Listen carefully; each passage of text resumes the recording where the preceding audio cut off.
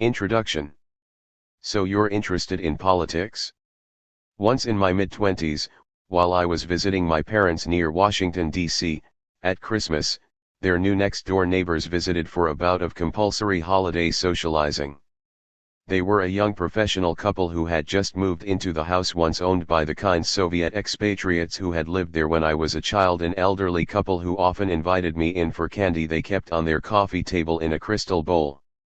They spoke heavily accented English, drove an odd little European car, and their living room, which smelled pleasantly of pipe smoke, was shaded by thick curtains and crowded with heavy wooden furniture. I never went further than their front sitting room, and I used to peer sometimes at their upstairs window, wondering at their secret lives upstairs. Later, when I was older, my parents mentioned the story the neighbors once told them about pre-communist wealth and emigrating from Ukraine, but what the details were, I never knew. These new neighbors, though, had neither the gravity nor the reticence of their predecessors.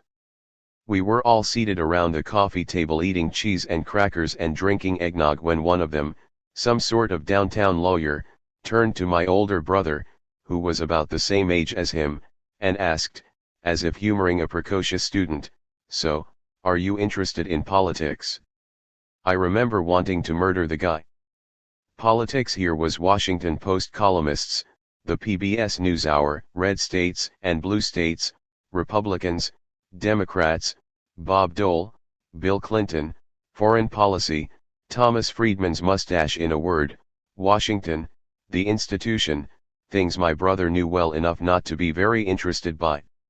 This was politics as a mark of taste and seriousness and a variety of media consumption habits, an absorbing game and a cocktail party conversation starter. This book explores how we learn to talk about political power and its uses in print, on television, and online. By focusing on the keywords of contemporary politics, especially as it is practiced in English in the United States, this book is meant to help readers trapped, literally or only figuratively, in the sorts of impotent discussions of governance, policy, or personalities that often pass for political discussion in print and television media and in living rooms across the country. Although it is organized alphabetically, it's not intended as a glossary of any particular political tendency, nor a handbook for activists, nor a collection of theoretical concepts. My hope is instead that these entries give readers some tools to decode the insidious vocabulary of political speech and media, in order to understand better what is hidden and communicated in those domains. It may help readers invested in a more forthright practice of politics find a usable vocabulary for doing so. And finally, it should offer a sense of the relief that comes from what I think of as motivated disgust. It's one thing to know that a piece of political commentary is repellent, but it's much more energizing to understand why. The chapters to follow are divided into 3 sections, which refer to 3 different but related definitions of this thing, politics. The first refers to politics as a sport and an industry, the thing apart from normal life known in the United States by the appropriate metaphor of the horse race. We call elections a horse race because they are a spectacle, the purpose of which is the pleasure we get from watching the contest. This pleasure comes from finding out who wins, but it also derives from our enjoyment of the elaborate stagecraft involved in putting on the show, part of which is the esoteric expertise that claims to divine the likely outcomes for anxious bettors and fans. Why a horse race, though, and not some other sport? Part of it is the gambling element. Both elections and horse races have stakes.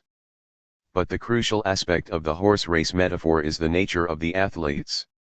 Most other games, like basketball or soccer, are things you can play, as well as watch. With horse races, all you can do is be a spectator. The creatures participating, after all, belong to a different species than you. So it is, or at least how it seems, with U.S. electoral politics. The next 2 sections treat politics as an embedded part of our actual lives, as the exercise of power to move and order human societies. Rather than politics as a profession, a show, or a cultivated interest, the stuff of cocktail parties, televised debates, or dating profiles you might skip past, this is the stuff you can't possibly avoid. Part 2, Structures, treats politics as the structures of power in any society, which is to say, the institutions, class formations, and collective identities that people mobilize within and against. Part 3, Movements, is about politics as a sphere of mass organization and conflict, aimed at wielding the power to transform society. This is politics as an activity, as something one conscientiously does in solidarity with, and in opposition to, other people and other movements. The inspiration for this linguistic mode of analysis is Keywords, a Vocabulary of Culture and Society, 1976, in which the Welsh literary critic Raymond Williams described keywords as key in a pair of related ways. In one sense, keywords are significant, they are binding words, containing and constraining certain forms of thought, organizing the common sense of a given place and time. Besides importance, then, this key metaphor refers to locking and unlocking the binds that certain meanings place us in. Certain other uses of particular keywords, Williams explained, seemed to me to open up issues and problems, of which we all needed to be very much more conscious. Here, Williams's keywords are key because examining them opens something up. Take, for example, his discussion of democracy, a word whose binding action is particularly stifling. It's a word that for most of the 20th century and all of the 21st has been nearly universally praised in different political systems, offering liberatory alibis to authoritarian communist states, people's democracies, or oligarchic or bureaucratic systems in the capitalist world. These days, democracy is often used as if it is synonymous with free markets and the formal procedures of elections. Opening democracy up, to reveal its buried radical history, its antagonistic uses, and the questions of political and economic power its conventional uses typically evade, would allow us to more easily distinguish clear distortions from more meaningful uses. Point 1. Language for Williams was a living vocabulary shaped by power and challenges to power, not a set of correct meanings that needed merely to be uncovered and set down. With political language, so shaped by its social context and partisan function, the instability and the motivated use of language is especially clear. As Williams explains, certain political concepts, their moment having passed into obsolescence, seem settled enough, we can more or less trust the authority of the dictionary for the meaning of Whig or Puritan or wobbly or scalawag. But other words, like democracy, conservative, liberal, or my parents' neighbor's politics, only seem self-evident. Their apparent obviousness, though, conceals a host of contradictions. We use them to quickly settle an argument, to identify a person or their ideas, or to simply suggest, without really having to defend, a whole set of meanings and values with which they are linked. Think, for example, of how easily we in the United States call certain states, and by extension, millions of their inhabitants, red or blue, and how many unspoken claims regarding culture, race, level of education, intelligence, history, geography, and economy, even the decency and worth of their people are implied in such language. In opening these words up, however, we can begin to see the contradictions their easy use serves to hide, and the interesting problems they raise. Certain other words, like intersectional, socialist, or materialist, are more obviously contentious indeed. These words are intended to start an argument. We refer to intersectional oppressians in order to say that the available vocabulary for describing and therefore, the routine ways of thinking about discrimination and abuse in workplaces and in the home is insufficient. Socialism means nothing if it is not part of an argument with capitalism, and what is materialism without its various antagonists, like idealism, abstraction, or, more recently, identity politics? Language depends, Williams insists, on the confidence with which we both wield ostensibly transparent concepts and stake claims to the more debatable ones. We call all sects but our own sectarian, he writes. One of the objectives of studying language, therefore, is to puncture this confidence by digging into the questions of literal meaning, but also of usage, of circulation and change over time that words and their complex history allow us to see. The purpose of this digging is not to arrive at a truer, more accurate meaning, but to understand how these words are used, and what they can show us about the culture through which they move. As Williams also reminds us, arguments about socialism and class and patriotism will not be settled merely by looking at the words. Yet the problems of inequality, class power, the state, and nationalism cannot be adequately thought through unless, he writes, we are conscious of the words as elements of the problems too. The words in this book are elements of the problems they raise in part because we can't and shouldn't avoid using some of them. In my previous book, Keywords, The New Language of Capitalism, I argued that the problem created by business vernacular was largely one of evasion. Words like entrepreneurship, innovation, flexibility, and human capital are ways of disguising and redefining labor, exploitation, and authority in the modern workplace. Economists and executives use human capital when what they really mean is labor, and they do so for reasons that the concept's history makes clear, by reframing individual workers' education, skills, and experience as their human capital. A firm also transfers more of the costs of developing these things to them, all the while undermining the sense of solidarity and dignity that comes from a collective identity as workers. And when your boss feels the need to remind themselves that you are human, this is never a good sign. While none of the words I discussed there were necessarily bad, their goodness or badness is a question of usage. They were words I felt it was often best to avoid, for reasons of clarity and common sense as well as political conviction. Why call something the sharing economy when you could just call it what it is, sharecropping or subleasing, but with a computer? These keywords are different. Some of the words to follow, like patriot, the self-designation of a political subculture usually best described as white supremacist, are shibboleths that tell us something useful about how the American hard right imagines itself and its work. But others, like socialism, intersectionality, materialist, liberal, class, ideology, and conservative, do name real, live things even if their meanings are complex and disputed. I will leave it to the reader to decide which of the following entries have meanings that might be retained or rescued, and which are just politics. It should go without saying, of course, that language is merely a tool.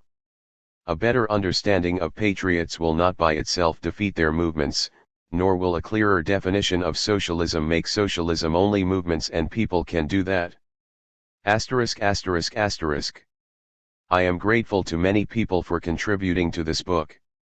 Laura Cohen, Louisa Leary, and Charlie Leary have been avid partners in political disgust, outrage, and too fleetingly, enthusiasm, over the last 2 years, and in Charlie's case, much longer. Many friends and readers have suggested their own bugbears to me, some of which have found their way into this book. My sincere thanks to John MacDonald, Brian Bowen, and everyone at Haymarket that has worked to bring this book into being.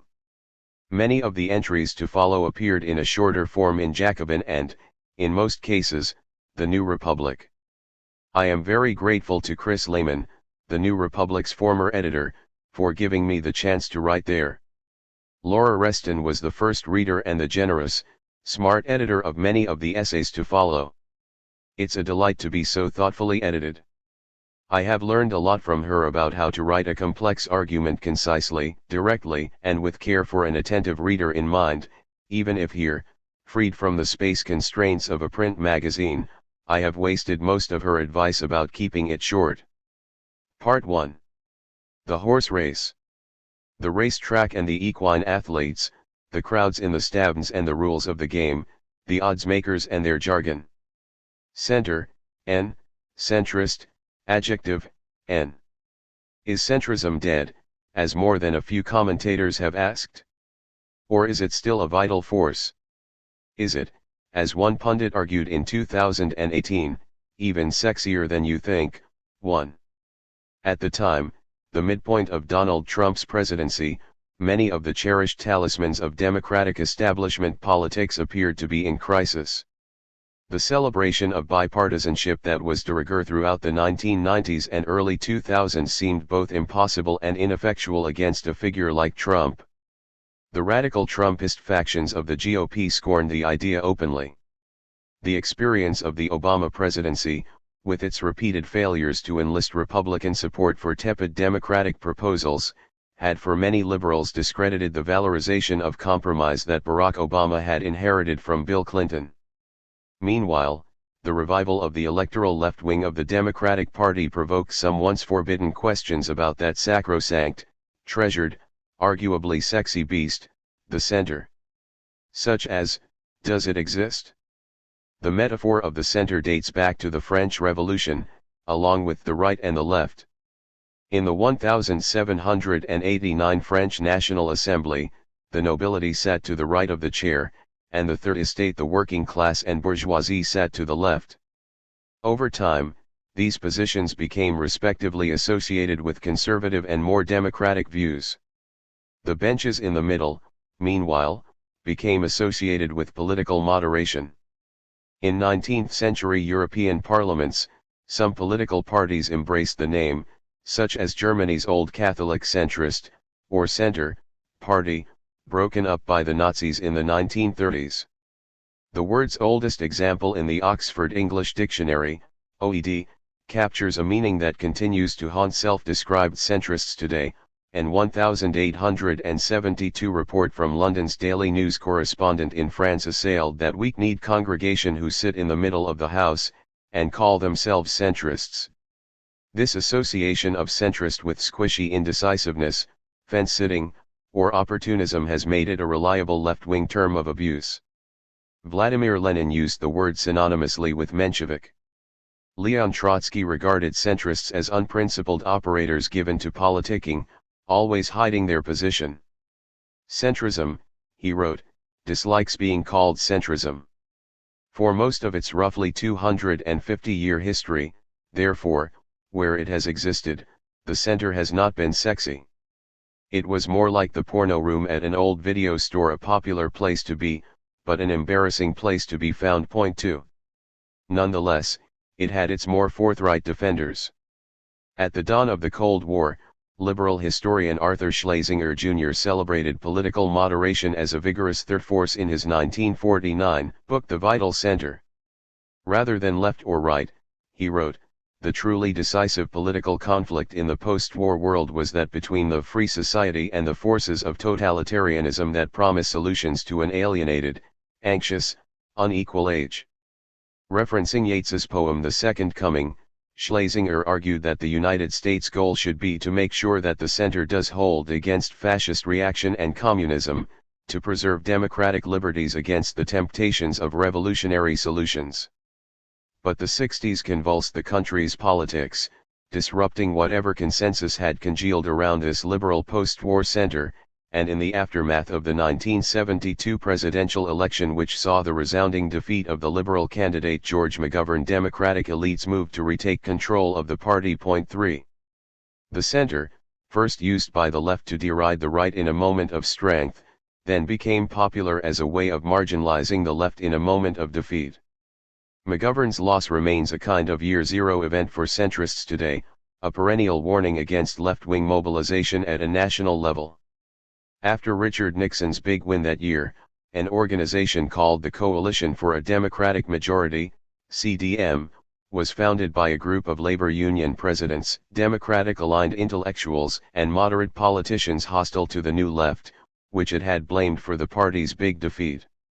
Defined by a deep hostility to communism and allied with those in the mainstream labor movement that shared this view, the CDM opposed itself to the New Left in an early manifesto co-authored by Norman Podhoretz, who would shortly become a prominent neoconservative.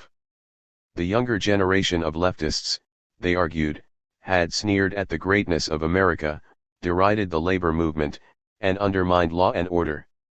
Taking aim at what some of its contemporary descendants might have called the far right and the woke left, the coalition styled itself as a defender of rank-and-file liberals and aimed to maneuver between two of the party's major power blocs. Our group feels very uncomfortable with either of the Georges, said co-founder Ben Wuttenberg, in a reference to McGovern, on the left, and the Alabama Dixiecrat George Wallace, on the right. By the late 1980s, though, Alabama's reactionary Georges were making their new home in the GOP, and Democrats chastened by Reaganism, which by then claimed erstwhile CDM codders turned Republicans like Podhoretz, Jeane Kirkpatrick, and Charles Krauthammer as leading ideologues embraced the label of centrist as a way of moving the party away from its perceived dependencies on constituencies like organized labor. Ironically, of course, it was labor that had played a leading part in starting this march to the center in the first place, proving that the center, rather than being a coherent position, shifts in ways that self-styled centrists are not always able to predict or control. But the centrist campaign inaugurated by the CDM could finally claim victory with the election of Bill Clinton in the 1992 presidential race. With Clinton's victory, it seemed, pragmatism was in the driver's seat and the era of big government was over. The center had held, but it was not quite the same center as 25 years before. In any case, we avoided the grisly fate foretold in that one Yeats stanza about passionate intensity that every liberal pundit seems to have memorized. Point 4. The perhaps obvious point of this history, which is routinely lost on professed American centrists, is that the center is a relative term. It's only defined by what it's in the center of. This is why radicals have routinely regarded it as an unreliable, even craven position. But while the center is made by the positions on its edges, it is routinely described as a stable, coherent place, a place for tradition and the average guy, as CDM co-founder James O'Hara had said, or where most voters are, as we are reliably told. Point 5. This makes centrism, as it's often used today, synonymous not exactly with moderation, but with popularity, or at least the perception of popularity. The consequence of this is that Donald Trump, Hillary Clinton, and Joe Biden are all, in the sense of mainstream popularity, in the center, if only because they all earned many votes in close elections.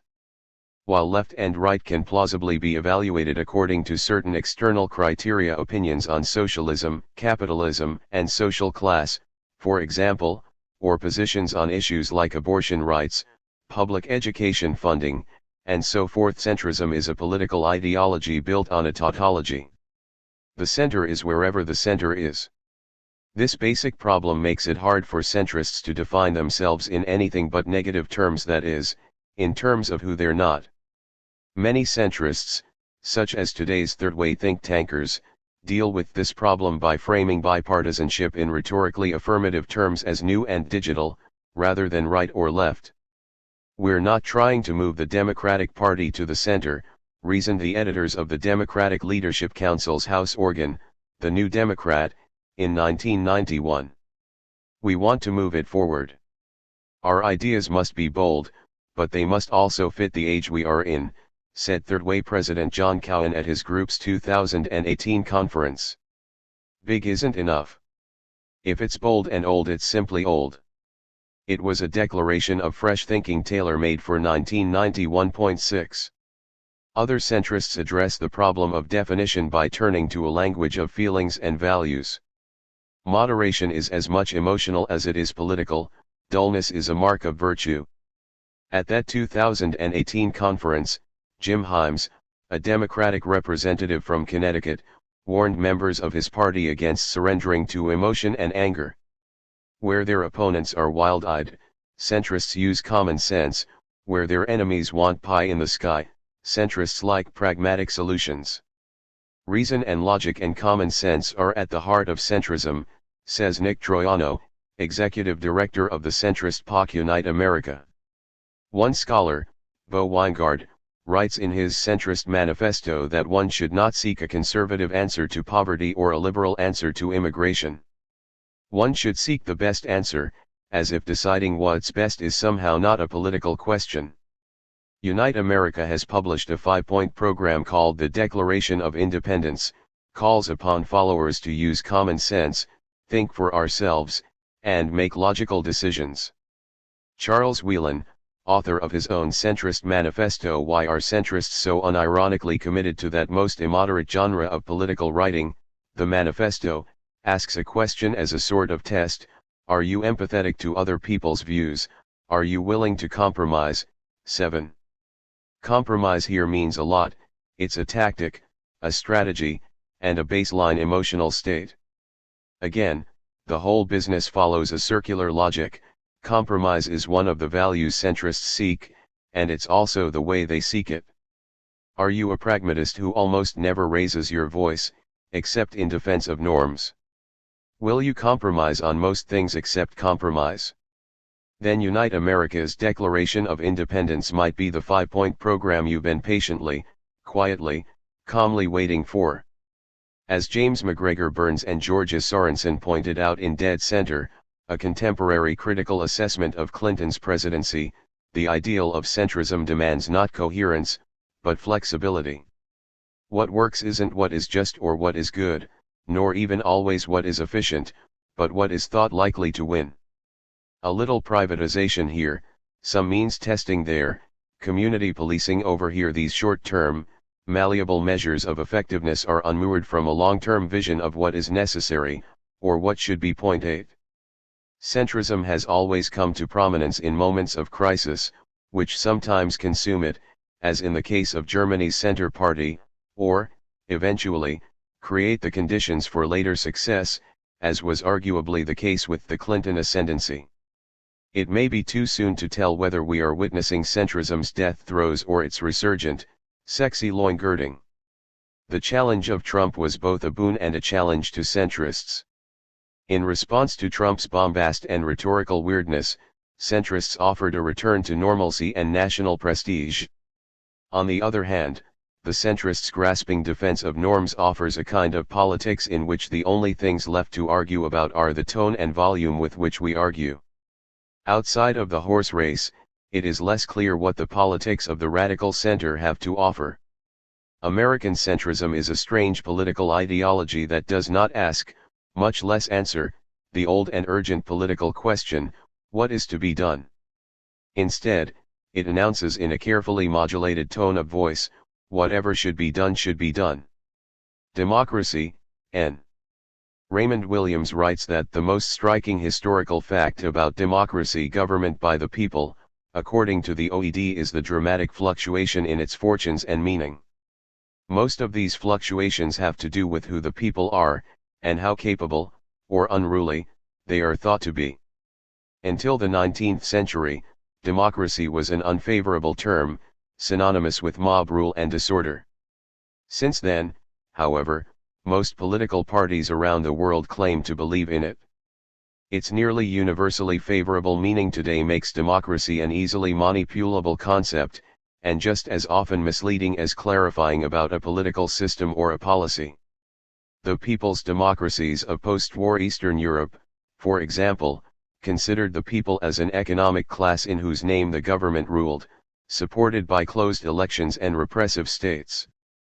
The anti-communist U.S. client states in the Americas of the same era, ruled by military cliques who orchestrated phony elections to demonstrate popular support, were totally dedicated to democracy, as Ronald Reagan notoriously said about the Guatemalan dictator General Efren Rios Montt in 1982.9, and the actually existing democracy of the 21st century United States, with a fairly free system of individual rights, to assembly, speech, and so forth, as long as your employer doesn't have a problem with how you exercise them, and the local police approve your permit, also maintains a massive prison network and an electoral system that is, even by a generous reading, unrepresentative and corrupted by moneyed interests.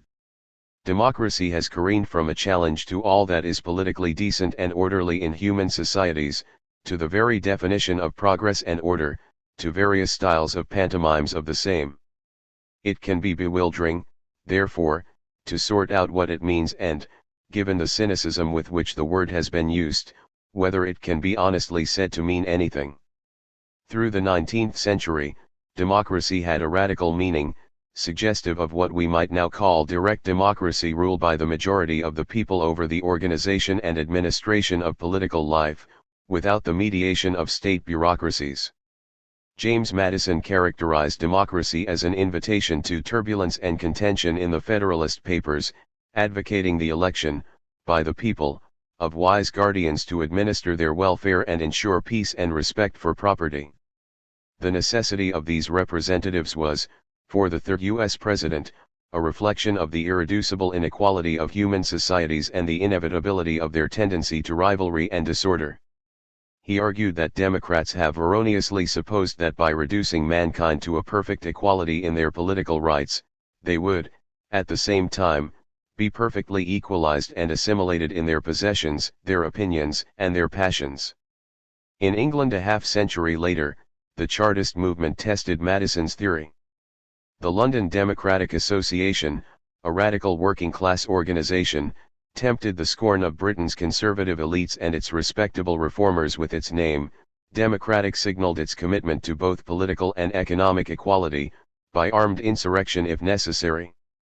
Heirs to both Thomas Paine and the French Jacobins, LDA members regarded the franchise and the rights of the citizen as inextricable from economic equality. The great object and aim of this association, read the founding charter, is the destruction of inequality, and the establishment of general happiness. Their methods, moreover, were made clear on the membership cards: he that hath no sword let him sell his garment and buy one 10. The socialist movement inherited the legacy of democracy's scandalous revolutionary meaning, which equated to popular power the rule of the people, a state, Williams writes, in which the interests of the majority of the people were paramount. Meanwhile, in the liberal tradition, democracy has often come to mean the institutions of representative government in a political state that protects free speech and guarantees open elections. Today, uses of the term swim in both these currents. Some, informed at least in part by the socialist variant of democracy, associate proper democratic government with the preservation of social and economic equality, against the threats to these posed by bigots and concentrated wealth. Others identify democracy with the legitimacy of the institutions of representative government.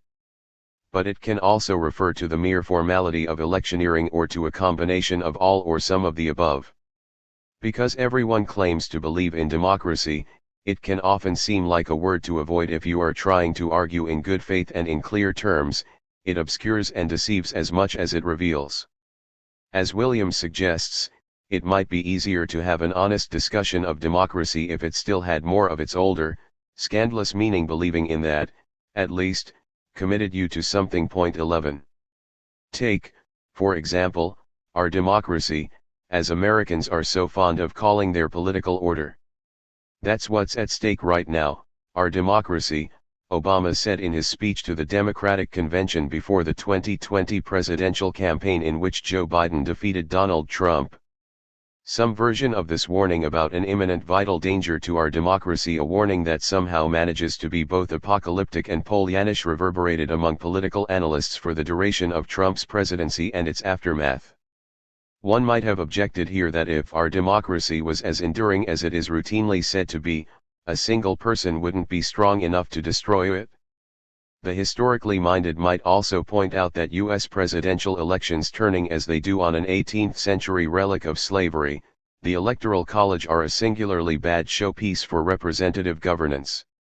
Grammarians might just take issue with that pronoun: whose democracy is this, exactly?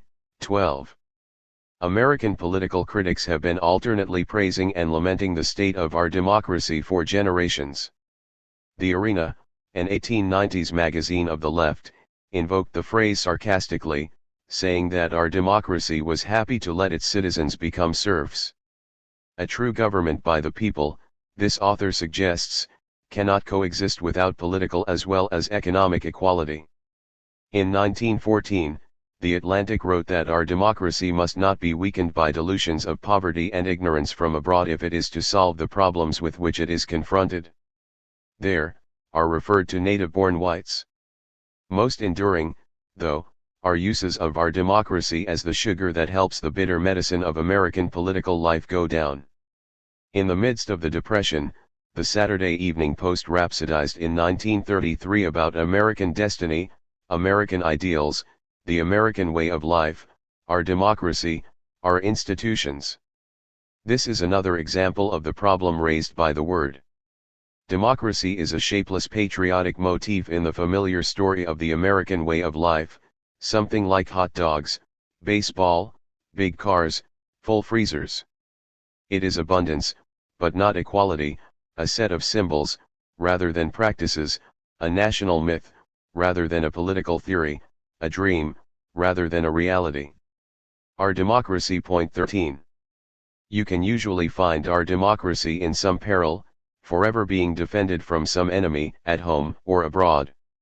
In the Depression and the Cold War, the dangers came largely from communism, and by the 1990s, with the red threat mostly subdued, our democracy became something only to be strengthened, usually against internal threats and often abstract ones, like voter apathy or partisanship. After the Trump ascendancy, it became a phrase used almost exclusively by liberals, often in the style of a patriotic moral abstraction. The campaign against Trump was a campaign, Biden said in accepting his party's nomination, to save our democracy from a catastrophe. But without grappling with all the ways in which our democracy is already a catastrophe, these words sound as vacuous as that Saturday Evening Post editorial. What would we be saving? The legislative gerrymandering, the broken voting machines, the long lines at the polls, the Byzantine registration procedures, the felon disenfranchisement, the obscene ad spending, the power of domestic security services, and all the legal means by which the governments of old Jim Crow states can suppress the black vote? Is it the continued existence of the Senate, an instrument of minority rule? Or the coterie of unelected legislators for life, better known as the Supreme Court? In 1845, one of the co-founders of the London Democratic Association, George Harney, spoke at a dinner commemorating the anniversary of the group's founding. He praised the LDA for its forthright commitment to its unwavering principles. They called things by their right names, he told his comrades. Point 14. In our own moment, very little talk of democracy can claim the same. Filibuster, N. In the summer of 1855, William Walker, a ruthless, ambitious, famously short Tennessean, invaded Nicaragua with a private militia. 13 months later, he declared himself president, reintroduced slavery, and proceeded to rule until the following spring. For a brief time he was, as one of his biographers put it, a 5'5" colossus across the isthmus, but he hated being called a filibuster. In February 2021, the Kentuckian Mitch McConnell, a 5'9" colossus across the U.S. Senate, argued that destroying the filibuster would drain comedy and consent from this body to a degree that would be unparalleled in living memory. 15 filibusters had changed over that span of time, but one can draw a fairly clear line from the one to the other. The Senate filibuster is a procedural quirk of the fact that Senate rules have no formal mechanism for closing debate on legislation. This means that debate can carry on in perpetuity until a supermajority of 60 senators votes to end it, making filibusters a potent weapon for legislative minorities to stymie votes on legislation supported by slimmer majorities. Often, when the Senate filibuster is in the news, people note the strange word's probable origins in a 17th-century Dutch word for freebooter, or pirate. Few go much further than this loose analogy between politicians' obstruction of Senate business and buccaneers' interruption of colonial maritime trade. Unflattering as this link may be, it isn't the word's most relevant history in the United States. In the 2 decades before the Civil War, private militias operating out of the slave South, but enjoying wide support elsewhere in the country, invaded nations in Latin America to conquer and establish new slave territory. Denounced as filibusteros by their would-be, Spanish-speaking subjects, and alternately praised and prosecuted as filibusters back home, they styled themselves as statesmen and manifest destiny freelancers. Some of the invaders set up nominally independent republics, such as Walker's Republic of Sonora, in northern Mexico, and his later Nicaraguan adventure. Others, like Narciso Lopez, a Venezuelan who twice invaded Cuba with support from Mississippi's governor, sought to annex new slave territories to the United States. None had much success. Walker was overthrown by a united Central American army and shot. Lopez was publicly garroted in Havana in 1851, after the quick failure of his second invasion. Filibuster, though, lived on as a synonym for any furtive attempt to defend the slave interest, and after the Civil War, white supremacy, by subverting legitimate political procedure. This, and not the Jolly Roger or Blackbeard's gold, is the legacy shared by our two diminutive mid-Southerners. This is not to say that Mitch McConnell is quite the same as William Walker or, say, Charles Eldridge, a Wisconsin Democrat who filibustered an 1871 bill to suppress the Ku Klux Klan, or the other anti-Reconstruction Democrats who, the following year, filibustered the first Civil Rights Act, or Richard Russell, a Georgia segregationist who filibustered anti-lynching laws in the 1950s, or Strom Thurmond, who spoke on the Senate floor for 24 hours in 1957 to interrupt the Second Civil Rights Act. But McConnell, whose recent accomplishments include filibustering a revised Voting Rights Act, is their descendant. By the turn of the 20th century, the old paramilitary sense of filibustering for slavery and empire had been mostly replaced by its new, parliamentary meaning, roughly synonymous with obstructing. But this was a gradual evolution, and not a wholesale change. While modern-day Democrats have used filibusters to obstruct conservative goals such as the privatization of Social Security in 2005, the heart and soul of the tactic has long been preserving or extending white rule. Walker has always been more well known in Central America, where he is buried and hated. But his legacy lives on in plain sight in his home country, where he's mostly forgotten. Exiling filibuster from our political vocabulary would be one way to start burying him here too. Folks, N.P.L.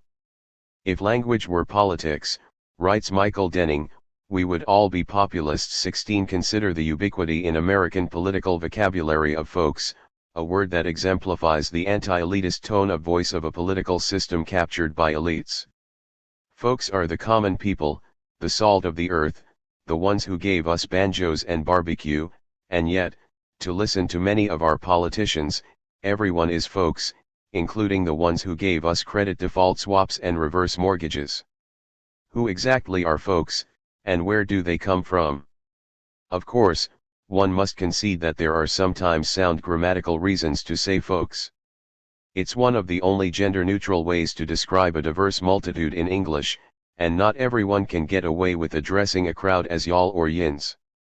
Folks has a region-neutral national flexibility its other American synonyms can't offer.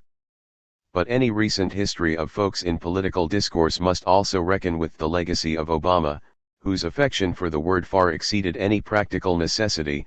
He used the word twice as often as any other president, according to a BuzzFeed analysis of his transcribed speeches. He used the word rather promiscuously, as well. When discussing his budget policy, the president spoke of folks in the top 1 or 2% as well as folks who can least afford to pay new taxes.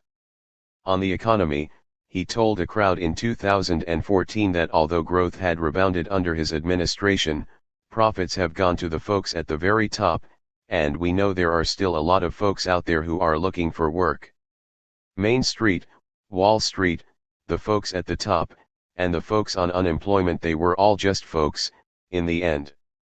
For Obama, folks conjured the kind of national, cross-party patriotic consensus that was, rhetorically at least, his persistent aspiration. Folks always seemed to be working together in a spirit of unity. This is why it sounded so perverse when, in a 2014 press conference about the Bush administration's interrogation techniques, the president notoriously acknowledged that we tortured some folks. He continued with a warning not to be too sanctimonious about the tough job that those folks, the CIA interrogators, now had done in Iraq after September 11. In straining to put the Bush years behind him, Obama had conflated victims and perpetrators. They, too, were all just folks. 17. Politicians claiming Obama's mantle have inherited his devotion to the word. Joe Biden often begins sentences with it, as he told an audience in Philadelphia in 2019, "Folks, I know some of the really smart folks say Democrats don't want to hear about unity. Such appeals to unity risk implying uniformity, a danger the S at the end is meant to avoid. The collective noun folk means the great mass as opposed to an individual. According to the OED, the plural folks reassures us of our heterogeneity. This combination of commonness and distinction dates back much further than the Obama presidency. In an 1844 short story, the social reformer Catherine Maria Sedgwick praised a poor Irish family who managed to keep a clean, decent house in a slum neighborhood. Everything had a becoming appearance, Sedgwick wrote, and it was evident they had lived like folks. In this old-fashioned phrase, to be like folks, or, more folksily, just or jess folks, was to be struggling, but respectable. It was the sort of rhetorical populism that acknowledges class inequality even as it suggests that good manners, a positive attitude, and clean bed sheets are keys to overcoming it. In the 20th century, the Great Depression spurred Americans to celebrate real folks, an idealized common people.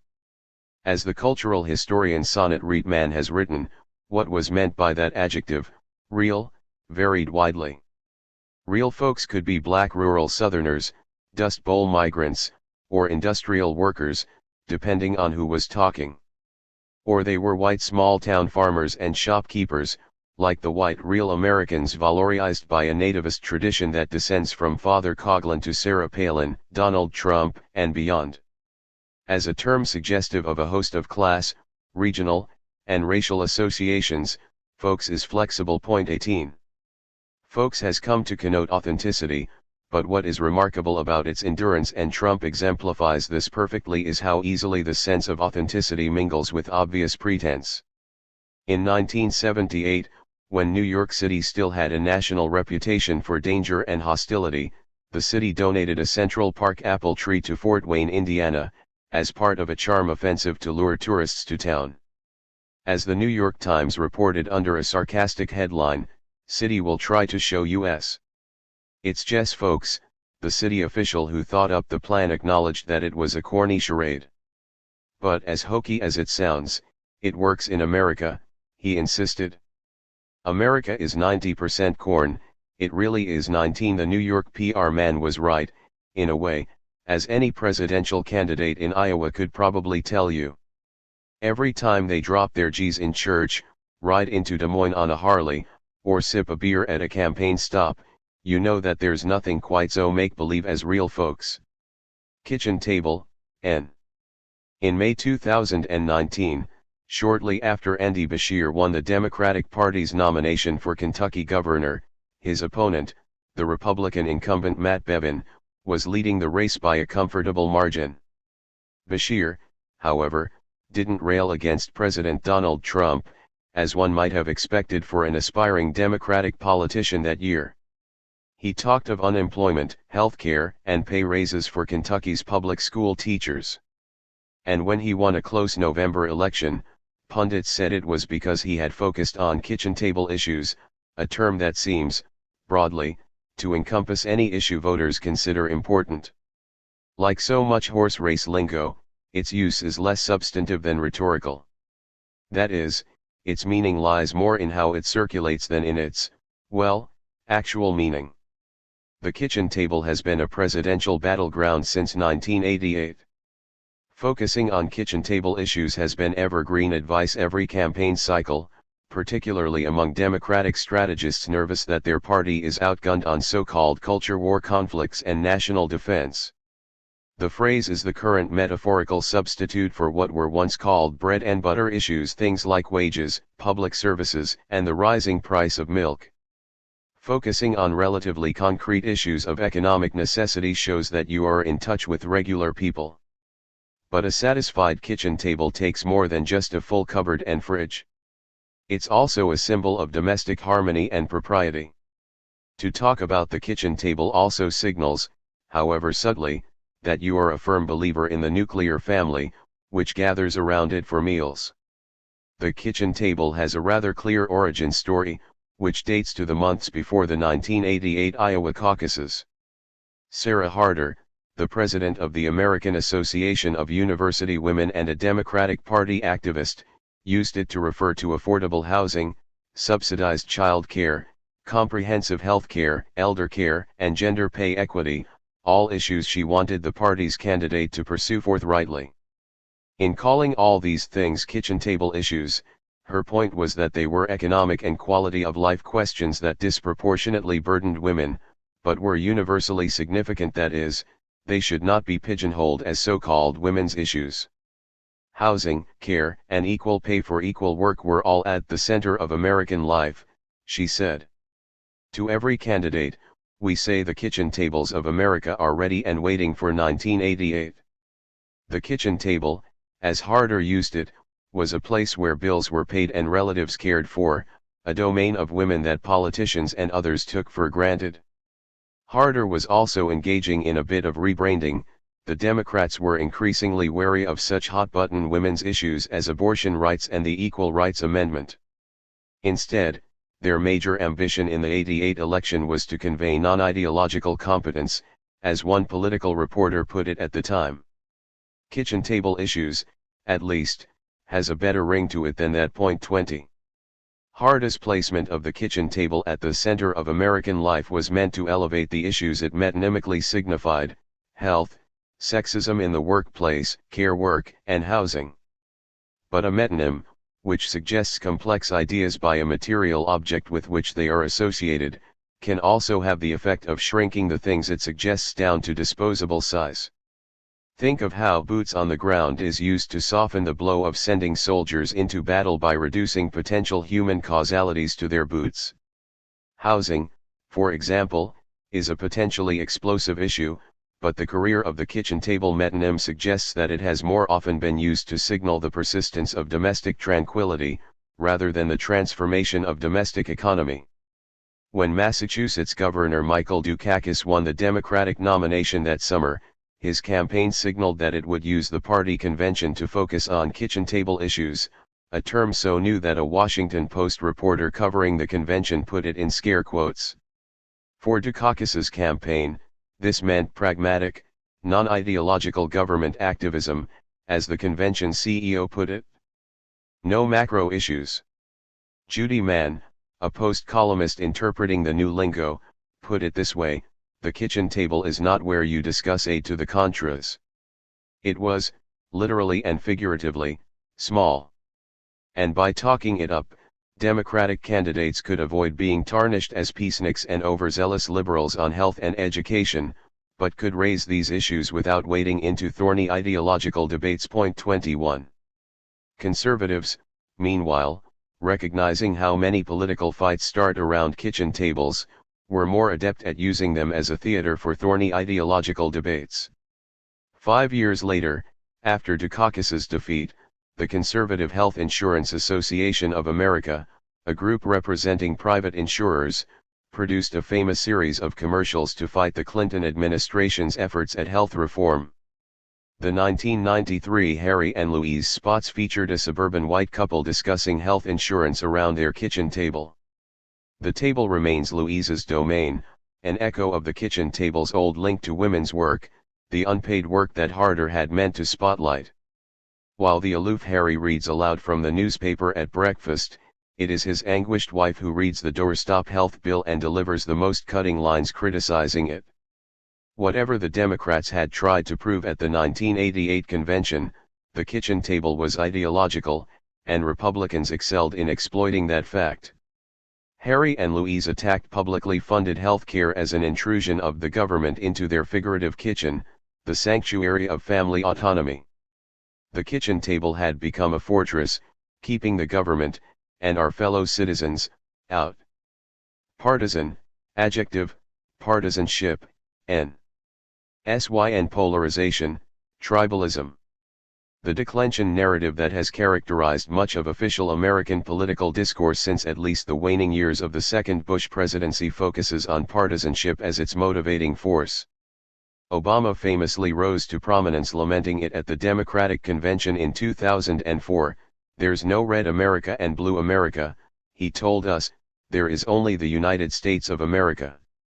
Polarization, a variety of partisanship, one that thrives in a two-party system, has likewise been on the march. "We have never been so polarized," pundits routinely say, with a historical horizon that usually extends no further than the most recent national election.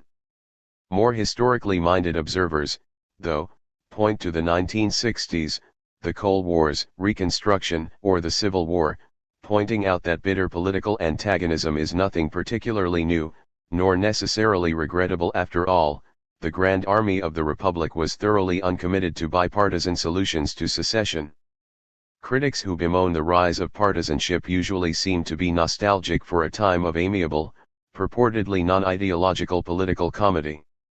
But partisanship is a contested and always ideological term. One meaning of the partisan, perhaps more familiar outside the United States, is that of an irregular soldier in a resistance movement. This meaning comes to us mostly from the history of the Second World War, when the Italian, Yugoslavian, or French anti-fascist partisan was an armed revolutionary. In the American political sphere, a partisan is a more negative character, the villain in the morality play of U.S. electoral politics. This is the fantasy of a dispassionate liberalism that views politics as a collaborative management of competing, but not antagonistic, interests. Closely linked to the ideal of the centrist politician, the bipartisan looks for technocratic solutions to social problems, debating with one's rivals in search of the soundest option. The partisan, though, merely wants to win, at the expense of someone else who must lose. Loyalty to one's party, the root of the word, after all, is the partisan's most deeply felt allegiance. And given the bipolar quality of U.S. party politics, loyalty to one party suggests contempt for the other. This is the familiar diagnosis of a problem that once appeared to be a solution. At mid-century, the Democratic and Republican parties were ideologically very similar. In 1950, the American Political Science Association complained that the Democratic and Republican parties were little more than loose associations of state and local organizations with very little national machinery and very little cohesion, more administrative conveniences than standard bearers for the left and right. Northern liberal Republicans could support civil rights, and Southern Democrats were its most vehement opponents. Richard Nixon's administration formed the Environmental Protection Agency in 1970, while Joe Biden cheered white resistance to court-ordered school desegregation, busing. As many historians and political analysts have observed, civil rights and white backlash to integration gradually broke up this ruling class détente. Southern Democrats defected to the Republican Party, along with conservative urban and suburban whites like Biden's constituents in Wilmington, Delaware. African Americans voted consistently for Democrats, and racist whites began to flee a party increasingly identified with advocacy and social programs for people they feared and despised. Like most potted histories, there is much about this one that rings true. There are two dominant, mutually hostile political parties in the country. And it's true that there are structural reasons that official U.S. politics tends to encourage a combination of hoary theatrics and dysfunctional inertia. Ezra Klein, a liberal pundit inclined to mourn the polarization of U.S. politics, acknowledges that a big part of the problem is that the United States simply isn't very democratic. It retains an electoral apparatus designed for an agrarian slave-holding society.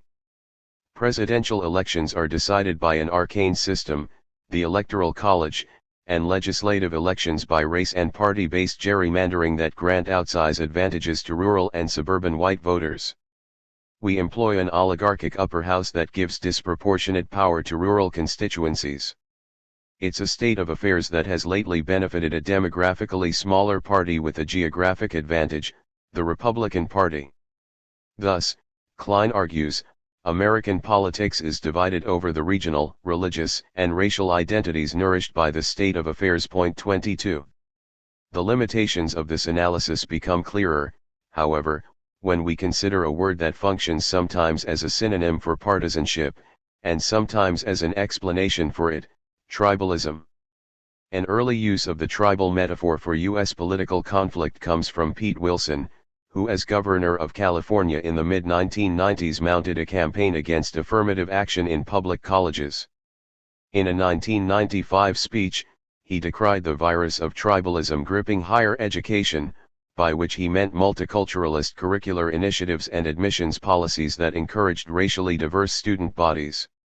It was the familiar racist critique of affirmative action policies, that, in seeking to redress historical discrimination against some non-white group, they actually generated racial animus against whites and engendered division where, presumably, peace and togetherness had previously reigned. Invoking a word so identified with Africans and Native Americans to make this point makes its bad faith especially obvious. Framing tribalism as a virus makes it even worse. The contagion metaphor for political partisanship is a clear sign of the tribalism concept's implicit xenophobia and the fatuousness of its claim of a biological explanation for political circumstances. The virus of tribalism, wrote the deep thinkers of The Economist in 1991, writing about civil war in Yugoslavia, risks becoming the AIDS of international politics, by which one can only guess they meant a serious disease one catches from poorer or more irresponsible countries. 23. The tribalism as contagion metaphor is also a consequence of the pseudoscientific trappings of much recent elite political commentary, where there has recently been a fashion for fabricating biological explanations for contemporary political phenomena. After Donald Trump's election in 2016, political commentators grieved the degradation of political discourse, its new anger and incivility. For NYU business professor Jonathan Haidt, tribalism was the hardwired clannishness of his students, a latent human instinct for caveman warfare just waiting to be activated. A funny thing happens when you take young human beings, fill those minds full of binary dimensions, he wrote. You turn on their ancient tribal circuits, preparing them for battle. Klein, otherwise clear in his diagnosis of the racial character of the American party system, similarly attributes partisanship to a group instinct supposedly inherent in our human brains. It is never clearly explained by these political paleontologists why, if this tribal mentality is really an evolutionary inheritance, any one generation more than others should manifest the symptoms so acutely, nor why something so short-lived and superficial as partisan electioneering should be enough to activate ancient tribal circuits. Never mind, to paraphrase the Simpsons' Principal Skinner, the point to remember is that it is, always, the children who are wrong. In her 2018 book, Political Tribes, Group Instinct and the Fate of Nations, Yale law professor Amy Chua describes tribalism as more than just a generational affliction.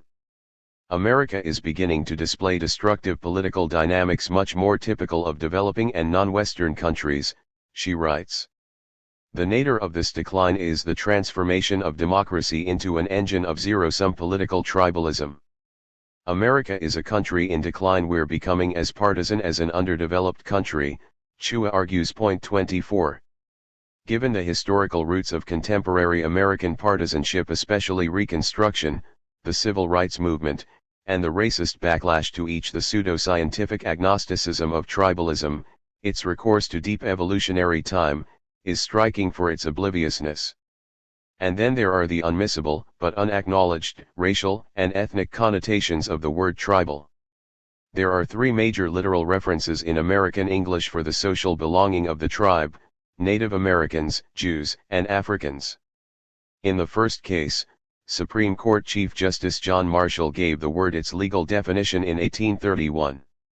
A native tribe, he wrote in a famous decision, is a domestic dependent nation under the power of the United States. As the Lenape scholar Joanne Barker writes, Marshall's definition of tribe is inextricable from backwardness. Tribes are the unruly social groups that preceded American civilization and were rightfully subdued by it. The sense of the word as it has often been attributed to American Jews, meanwhile, carries the anti-Semitic taint of conspiracy, the sense that loyalty to a transnational tribe would supersede the duty to one's own nation. In this case, the tribe sows division and treachery. Finally, in Anglophone Africa, tribe is often synonymous with ethnicity, yet it also marks linguistic and geographic disparities. But the word nation does the same thing, so what's the difference? One answer is that calling someone else's nation a tribe is a prerogative of conquest. As the Kenyan novelist Ngugi wa Thiong'o has summed it up, 30 million Yorubas are a tribe, but 4 million Danes are a nation. Describing group loyalties as tribal, especially when non-Africans use that label, marks them as crude and anachronistic, a characteristic, as Chua has it, of non-Western countries. 25. Critiques of tribalism in American politics are rife with talk of degeneration and the primitive. David Brooks, in an admiring commentary on Haid's essay, says we've regressed from a sophisticated moral ethos to a primitive one. 26 Implicit in these sorts of sweeping claims is a pop-Darwinist fascination with the tribe as our earliest, primitive being, which must be disciplined and suppressed by a higher-order civilization. The preoccupation with evolutionary psychology so widespread in contemporary nonfiction. Klein and Haid are two widely read offenders. Here is one feature of many mainstream liberal commentators' obsession with evaluating politics as an empirical endeavor, one which should be pursued rationally, dispassionately, logically.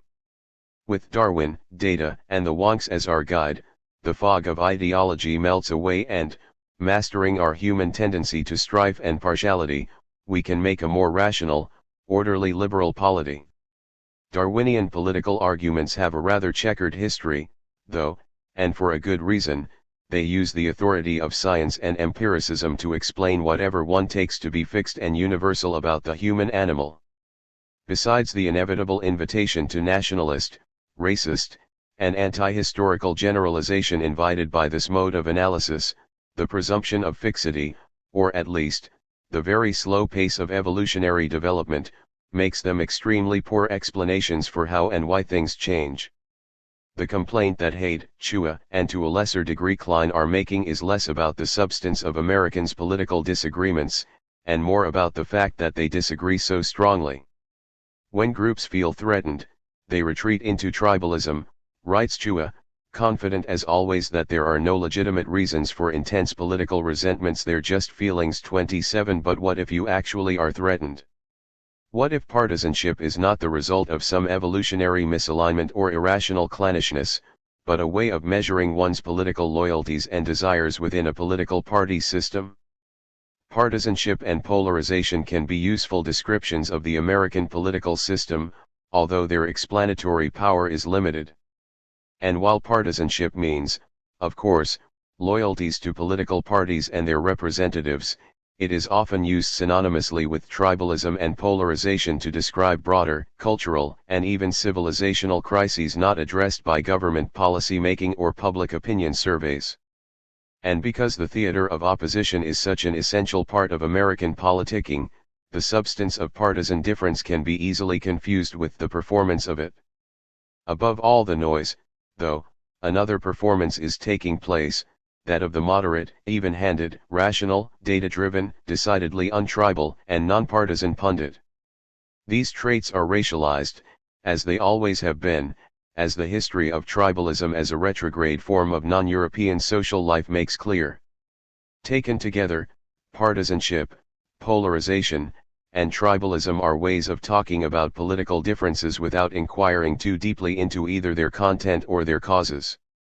They are also fragments of a political fantasy, of the possibility of democratic governance without disagreement, of a politics in which nobody raises their voice. Policy, N. If a mainstream pundit like David Brooks were actually alive in the Eisenhower era, rather than a mere artifact of it, we might have called him a meatball.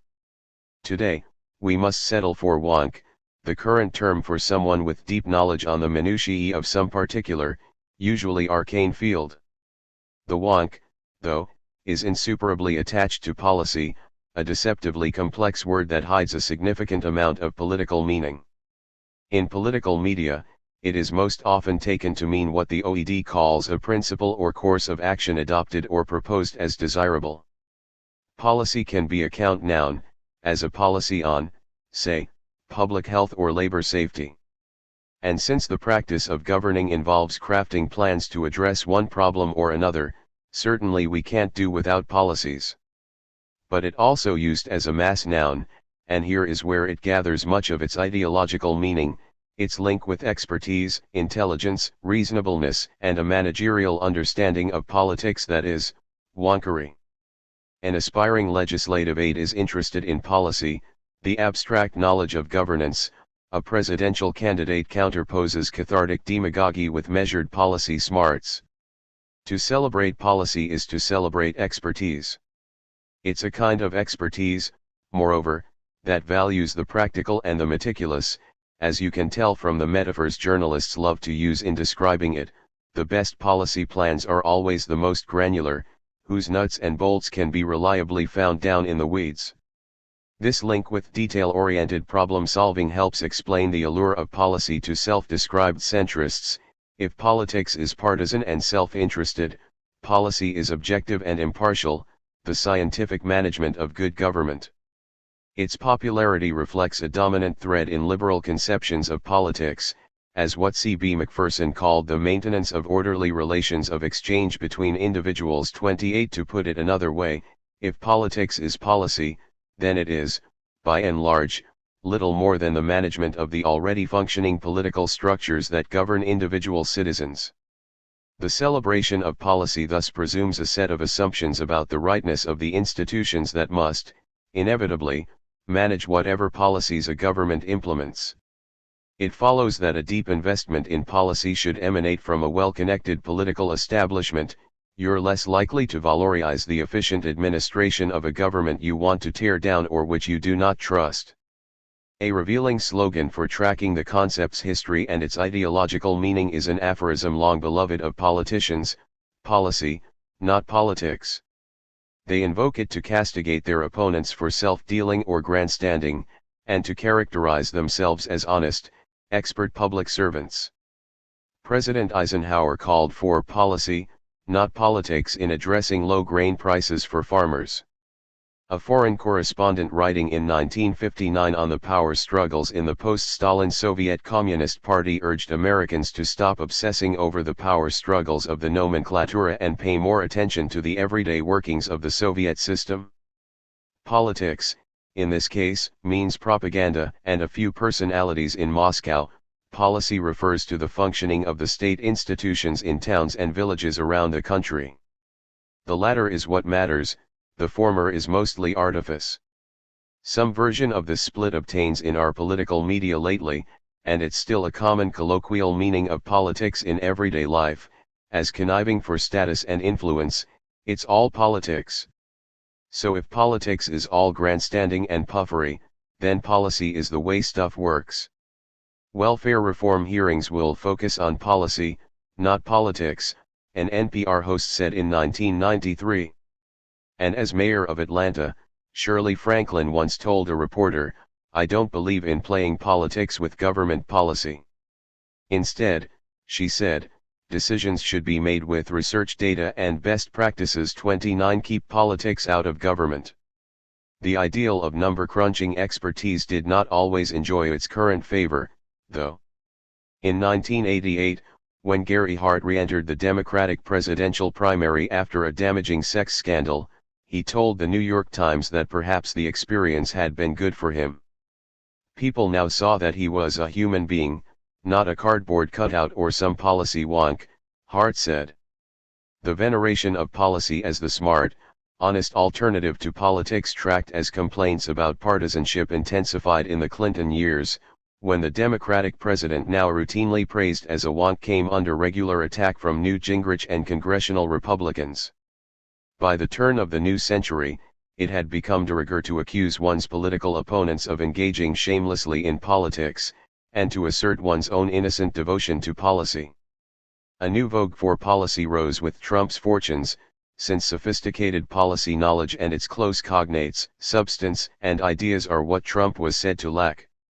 Its antagonistic link to Trump emphasizes another important feature of policy: it is often defined negatively, in terms of some bad thing that it isn't.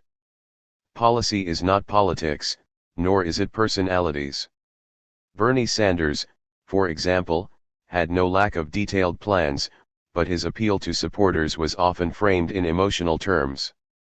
The Vermont senator had fans, guided by their passionate identification with Bernie, while Biden had supporters, driven by substance and reason. Despite the latter's forthrightly emotional appeal, Biden's campaign's signature theme was the restoration of the soul of America.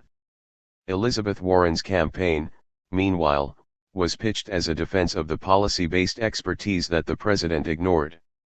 "In the age of tweet and Trump," wrote Robert Borisage in The Nation in 2019, "Warren is betting that voters want substance." 30, a risky bet, it turned out. To some extent, as Warren's experience may show, candidates must still work to escape the old meatball definition of the policy wonk as pedantic dullard, but it's much easier for white male candidates to play the role of expert without turning to cardboard. Paul Ryan, no one's idea of a charismatic personality, one effusive praise for policy smarts. Warren, meanwhile, regularly faced sexist criticism for a lack of warmth. Beyond the Trump era, establishment politicians have reason to worry about outsider candidates and the power they wield. That's why they exalt policy. It's something they can control, and habitually demean politics, which takes place on the messy terrain where most of us actually live, with our desires, resentments, sometimes our prejudices, and yes, even our feelings. Progressive, adjective, N. Defining the word progressive brings to mind that old saw about defining pornography: you just know it when you see it. Or so suggested Walter Mondale while stumping for Jimmy Carter at a rally in Syracuse in 1980, at a time when the president was taking heat from liberal critics who found him too conservative. Mondale reassured the crowd that he knows a progressive when he sees one, and Carter fit the bill. 31. In declining to be more specific, Mondale was faithful to the word's confusing history and its ambivalent political usage. A progressive, at the simplest level, is someone who favors significant political change. But so does everyone, or at least so claims everyone. For this reason, it is hard to grasp what a progressive could be without their antagonists, the conservative, someone who favors the preservation or revival of older institutions and ideas, or the radical, who stridently demands more urgent, far-reaching transformation. But its recent political meaning in the United States links it inextricably with one popular meaning of liberal, on the left, broadly speaking, of mainstream electoral politics. This is partly out of reluctance by Democratic politicians to use the word liberal, a label successfully disparaged for decades by the right. When Michael Dukakis called himself a liberal late in his failed 1988 campaign, his opponent George H.W. Bush impishly cheered. My opponent finally, after knocking me in the debate, called himself the Big L.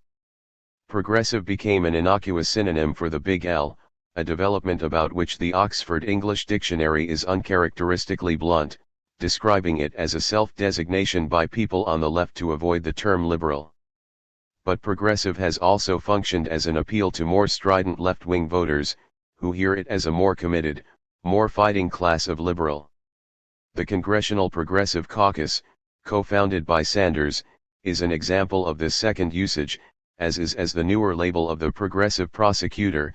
Whether a particular figure uses the term sincerely or cynically is, of course, a matter of interpretation.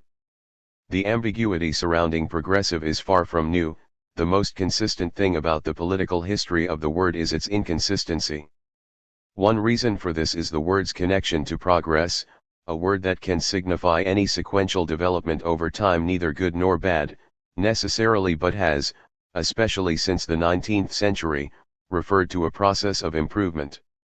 Progressive tenets have sheltered Theodore Roosevelt, who championed a progressive income tax while bringing progress to the Philippines, along with water-cured torture and concentration camps. The socialist Eugene Debs, who went to prison for protesting World War I, was a progressive, as was the bigoted Woodrow Wilson, who took the United States into World War I. Decades later, in 1948, the left-wing New Dealer Henry Wallace ran for president under the Progressive Party banner, advocating peace with the Soviet Union and increased social welfare. During the Popular Front era, when communists sought coalitions with the non-socialist left, progressive was one of the names given to this coalition. And so, both Frank Sinatra, a liberal Wallace supporter, and Joseph Stalin, leader of progressive mankind, said Pravda, credibly claimed the label around the same time. The 19th century meaning of progress as social and technological improvement is impossible to separate from words like civilization, and consequently from the history of imperialism, bringer of civilization to those without it, and the realization of a divinely ordained manifest destiny to move forward across a continent and, in the Philippines War, across the Pacific Ocean. More often than not, Progressives have assumed they could achieve these objectives through data, science, and institutional expertise. In the early 20th century, their veneration of administrative efficiency led them to support conservation, which was one progressive value, as well as eugenics, which was another. As Williams notes, progress in the 20th century still connotes improvement, but it has a more neutral meaning as well. To believe in progress commits you only to a vague belief in improvement over time. This makes progress, like reform, broadly appealing without being politically exacting. Progressive, then, is a muddled term, definable mostly by contrast with other labels, making it, Williams writes, more persuasive than a descriptive term. 32. Pundit, n. Nobody, especially pundits, wants to be a pundit. The pundit is a sap, a simpleton, a blowhard, and a straw man for media discussions of politics and politicians. Politicians of all stripes routinely denounce the pundits that have unwisely written off their campaigns, and the word is virtually synonymous, at least in American usage, with the talking head bloviating on cable television news. In the UK, the pundit is more harmlessly linked to sports commentary. Despite this universal derision, we are surrounded by pundits, at least if we read the opinion sections of major newspapers, watch cable TV, or listen to radio news. The pundits may lack respect, but they never lack for airtime and ink. They are a power center of a media-driven political establishment, intellectually credentialed echo chambers and sounding boards for politicians' policies and their brand images. Pundit derives from a Sanskrit word, usually romanized as Pandit, which identified a Hindu scholar or, more broadly, someone learned in philosophy, law, and religion. It entered the English language in the 19th century and is one of several words, derived from non-European languages and cultures, that British and American English speakers have long used to denote a class-bound, archaic, Byzantine, there's another one, system. Two others are Brahmin and Mandarin. A Brahmin is a member of the elite group in the caste system that traditionally organizes Hindus into four hierarchical groups. In his 1861 novel Elsie Venner, Oliver Wendell Holmes coined the social type of the Boston Brahmin, which he called the harmless, inoffensive, untitled aristocracy of New England, someone belonging to an economic and political elite that often prided itself on academic accomplishments. Mandarin, meanwhile, was a word for a government official in imperial China, one which also became used for the form of the Chinese language spoken by such educated people. The word was not used by Chinese officials for themselves, however, it's a derivation from the Portuguese Mandarim, which agents of the Portuguese Empire in East Asia derived from the Sanskrit and Malay words for the political officials they encountered in their other Asian colonies. The Malay word is menteri, and the Sanskrit, mantri. The OED suggests that the Portuguese may have added a D because of its similarity to their verb mandar, to order. As the Portuguese etymology of Mandarin makes explicitly clear, terms that are meant to evoke Asian hierarchy and tradition are inseparable from the European empires that named and exploited them. Pundit entered English through the British Empire in South Asia as a word closely linked to a kind of exotic, esoteric Indian wisdom. Before it became a derisive word for political experts, though, it was used for art and literary critics.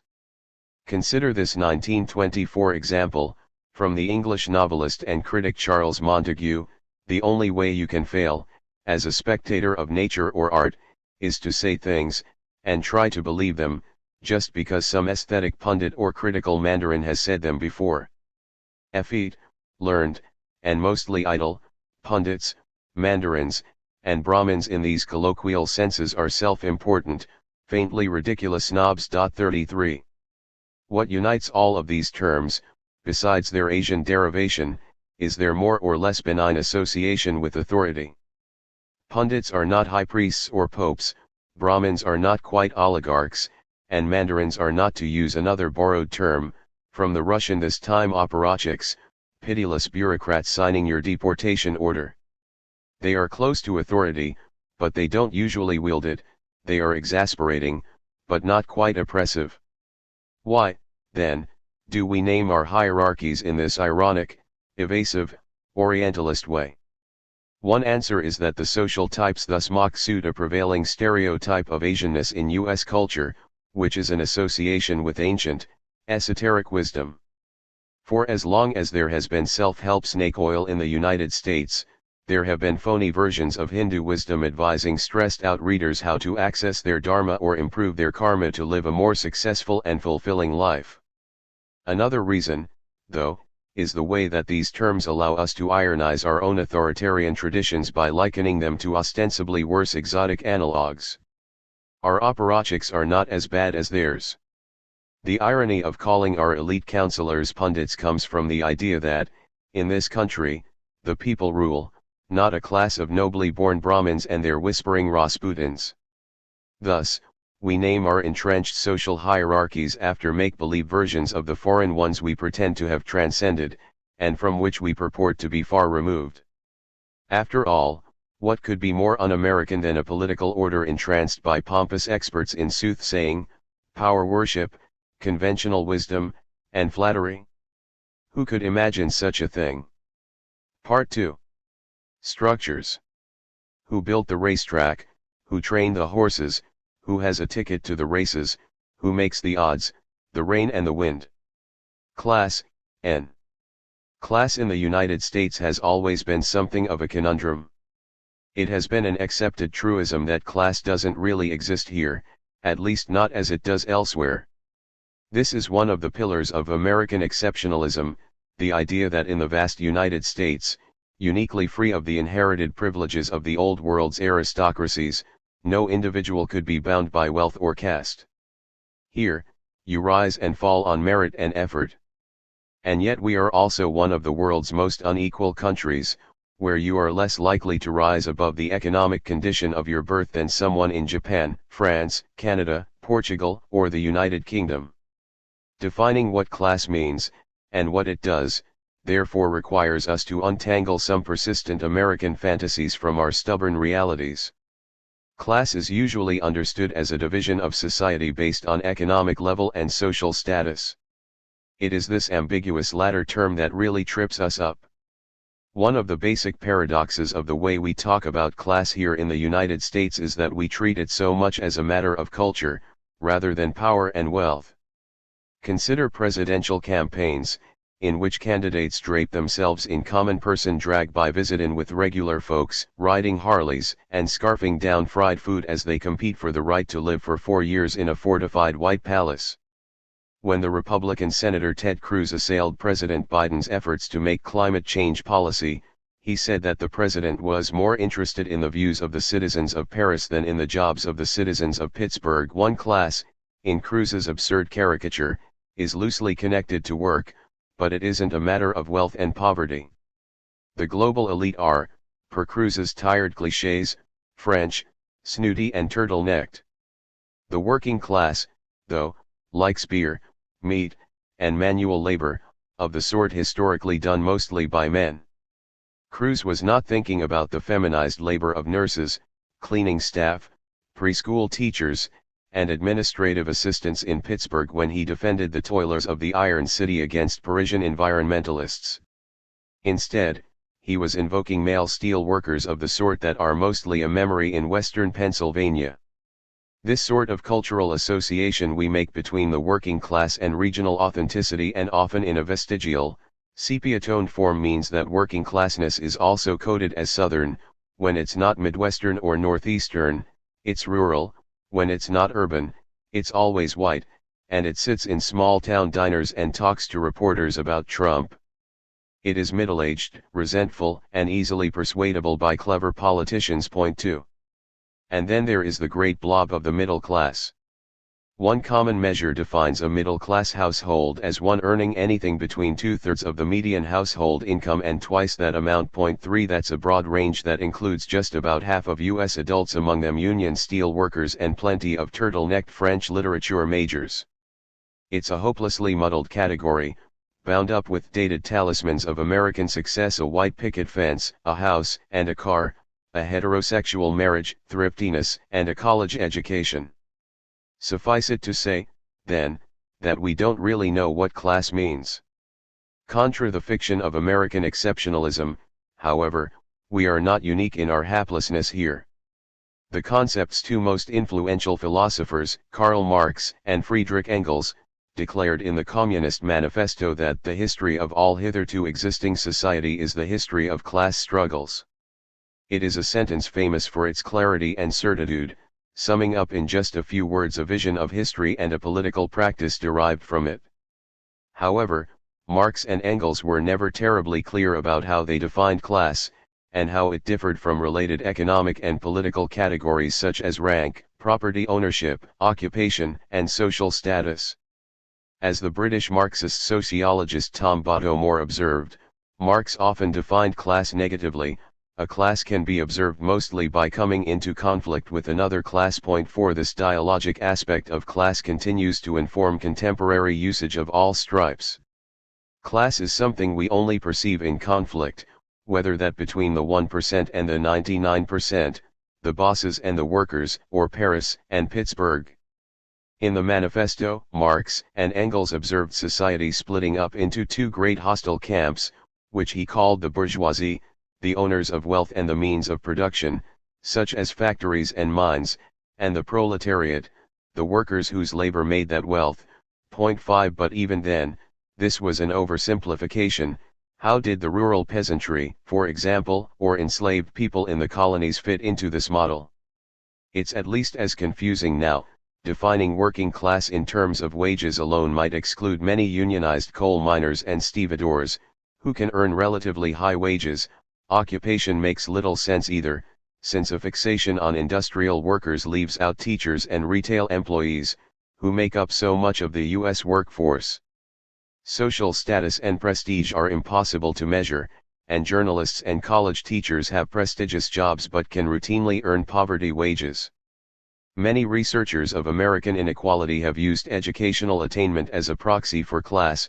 Working class adults are those without a college degree, a definition that seems to presume that working class students don't graduate from college, and that executives always do. In the 18th Brumaire of Louis Bonaparte, Marx turned to the conceptual and political problem that the peasantry represented in the binary model of two great camps.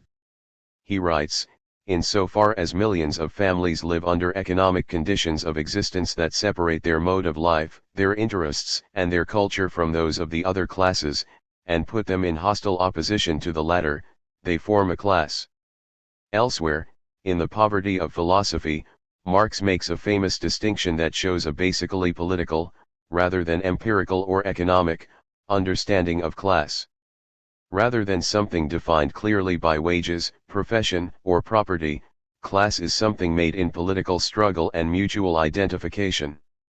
Economic conditions had in the first place transformed the mass of the people into workers, Marx explains.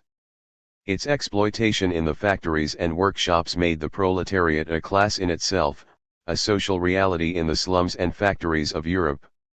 An economist might run some numbers about income distribution in 1847 Manchester and call this group of industrial laborers a class. But workers, wrote Marx, become aware of themselves as a group with shared interests only through political action. From a class in itself, the proletariat becomes a class for itself, a group conscious of its place in the economic system and aware of its need to unite as a working class movement. 6 The important point, at least for those interested in Marxist analysis of class, is that class is not an empirical or measurable social fact, or to whatever degree that it is, this is not what is most important about it. Marx describes class as a social category shaped by ambiguous, qualitative forces like culture, mode of life, and political self-identification as a member of an exploited productive group. Class is more than just an economic division of wealth and poverty, but also a set of allegiances. Put another way, class isn't just something you are, it is something you do and, crucially, something done to you. In our own moment, a factor that gives class a shifting, politically volatile meaning, particularly in the United States, is its intersection with race. The so-called white working class, object of much recent speculation, hand-wringing, and journalistic ethnography, forced itself into mainstream political discussion with the election of Trump in 2016. A common thesis emerged: many working-class whites voted Republican because they blamed their economic deprivation on non-white people. Besides its dubious implication that the Democratic Party stands for working-class solidarity, this argument always relied on a definition of working class just as ill-defined and arbitrary as Cruz's. Another problem is that these attempts to distinguish between class loyalties and racial ones assume that these are two separable identities, running on separate tracks. The whiteness of a male ex-steel worker in suburban Cleveland is shaped by his experience of job loss, home ownership, and social status. In other words, by all the things that also shape his economic position in an unequal society. The poverty of a black home health aide across town, likewise, cannot simply be cordoned off from her experience of racism in housing, policing, and pay. This is a point lost on some supposedly leftist writers who see woke corporations running anti-discrimination campaigns and conclude our grossly unequal society has nothing to do with racism or sexism. Class, this argument goes, is the product of the disparity of income and power at work and in property relations, and questions of racial or gender identity distract us from this primary, determining fact. When the scholar Adolph Reed writes that anti-racist political activism naturalizes the outcomes of capitalist market forces so long as they are equitable along racial, and other identitarian, lines, he describes race as phenomenological and narrow, a trans-historical abstraction, as he puts it, and a matter of appearances beneath which the broad bedrock of class stratification and market forces operate.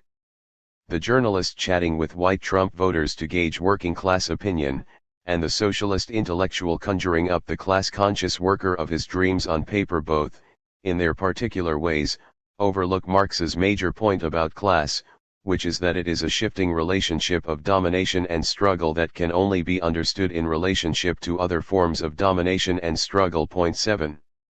Rather than the material stratum upon which other political loyalties inevitably rest, or as Peter Fraze puts it in a sharp critique, a universal solvent to launder all divisive social distinctions. Class today is an unstable personal identity and a political allegiance. Point 8. Part of this has to do with the economic conditions of the society we inhabit.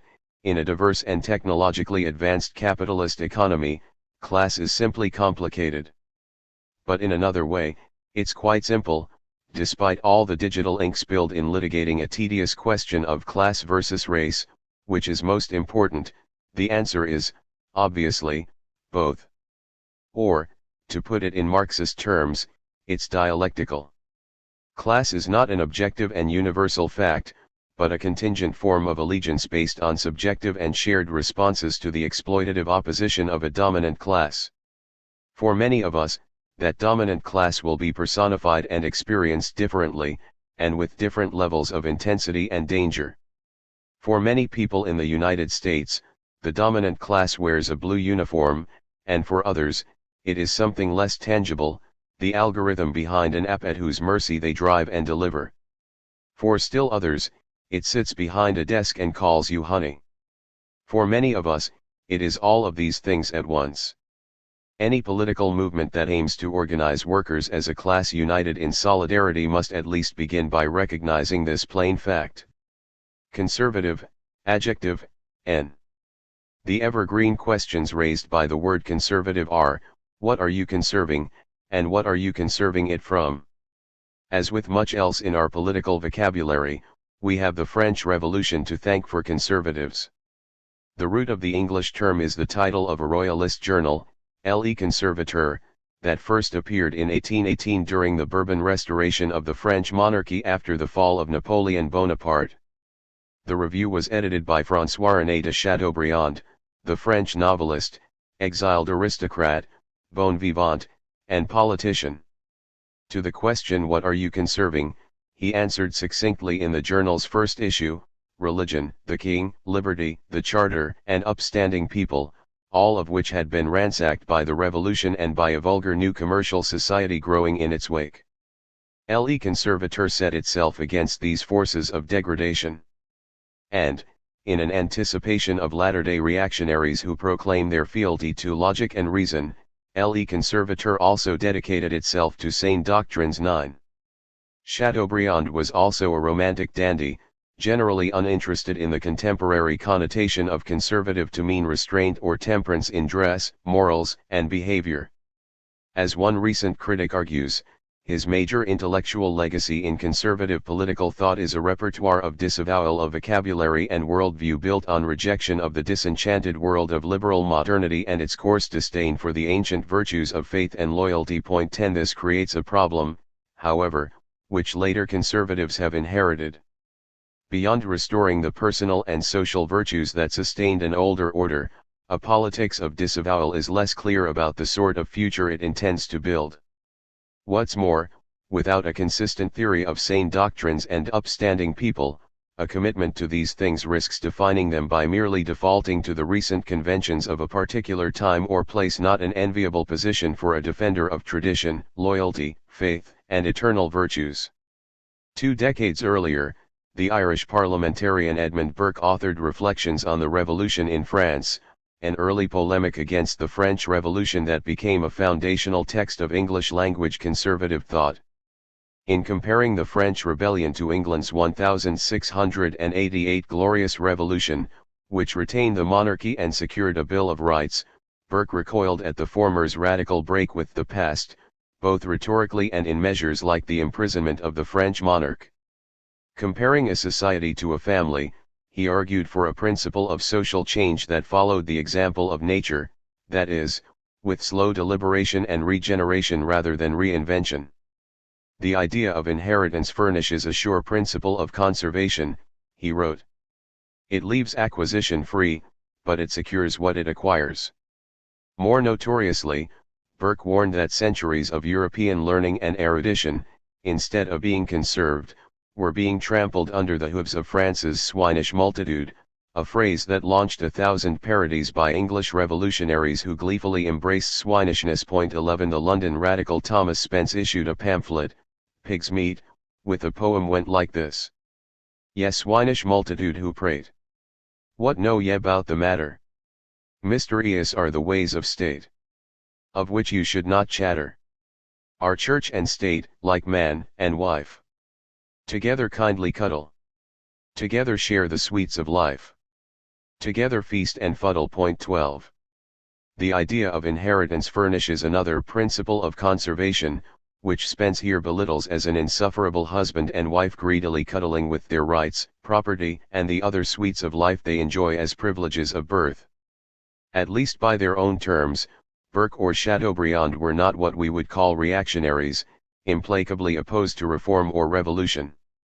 It was just that their notion of revolution adhered to that word's older and more literal meaning, the process of revolving back toward a superior order, rather than breaking with the past and leaping into the future, which is how we have used it since 1789. The backward-looking perspective of the verb conserve should therefore be distinguished from its synonym, preserve. To conserve something is to keep some worthy element of it intact, to preserve something is to keep it alive in close to its present state. These two anti-Jacobin writers were at pains to present themselves as conservative, rather than what you might call preservative critics of the Ancien regime. You preserve something that should otherwise die a natural death, like strawberries, or feudalism conserving, though, is done out of a selective appreciation for what should endure. This only brings us back to the original question, though, what should endure, and what is the principle by which one decides? To answer this question consistently, one would need to have a coherent theory of historical change and some principle of justice. Socialists, despite the sharp and often bitter differences among them, share a belief in class conflict and the necessity of common ownership of the means of production. Liberals are committed to the idea of individual liberty, as variable and as vague as that idea may be. But conservative, much like progressive, only names a highly variable attitude about historical change. Just as all manner of political programs can be justified as progressive, it is quite hard to identify a coherent theory of change or justice implicit in the idea of conservation. All it commits you to is, as no less an authority than William F. Buckley admitted, a particular disposition toward the past. The economist Friedrich Hayek took issue with this posture in an essay, Why I Am Not a Conservative. By its very nature, he wrote, conservatism cannot offer an alternative to the direction in which we are moving. It defines itself only against other political tendencies, he wrote, without offering a positive direction of its own. It has, for this reason, invariably been the fate of conservatism to be dragged along a path not of its own choosing.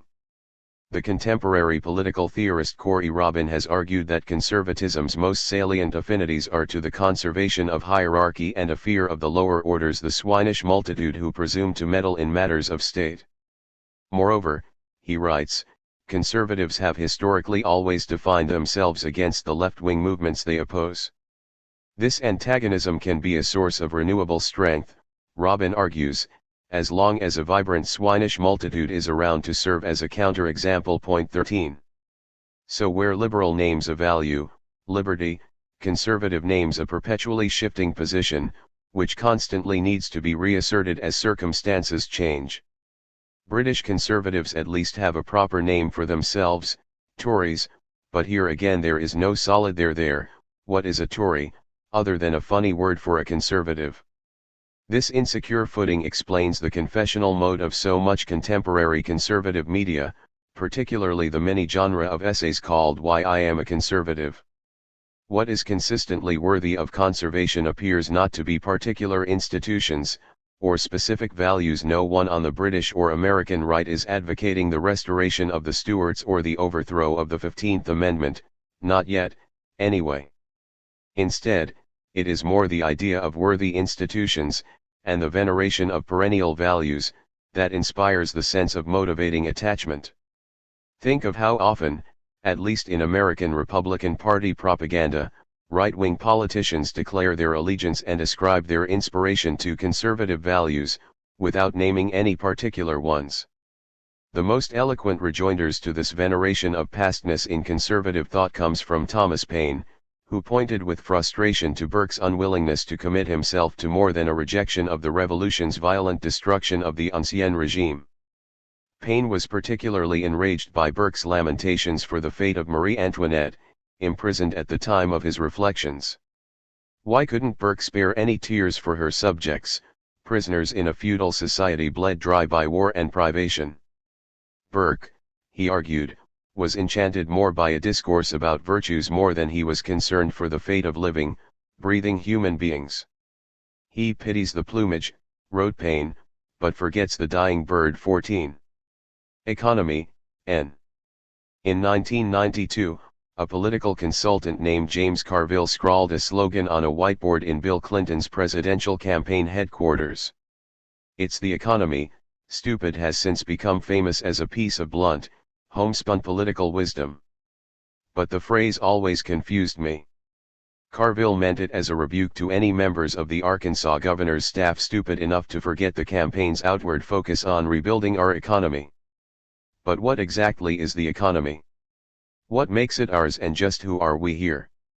A century ago, most voters, and plenty of economic thinkers, would have shared my perplexity, but for different reasons.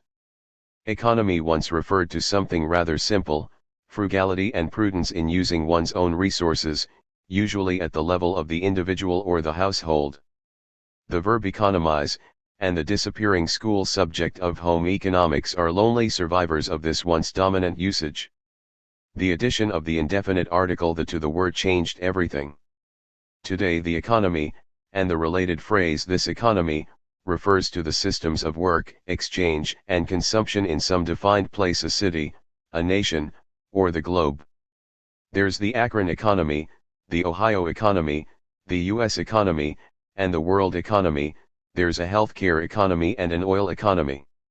Economy is a difficult word to define, since we use it so broadly, to describe how we work, what we buy, government policies we vote for or against, and the means by which we live, eat, study, get sick, and die. In other words, we use it for almost everything. Exactly when this great expansion took place is a question of scholarly debate.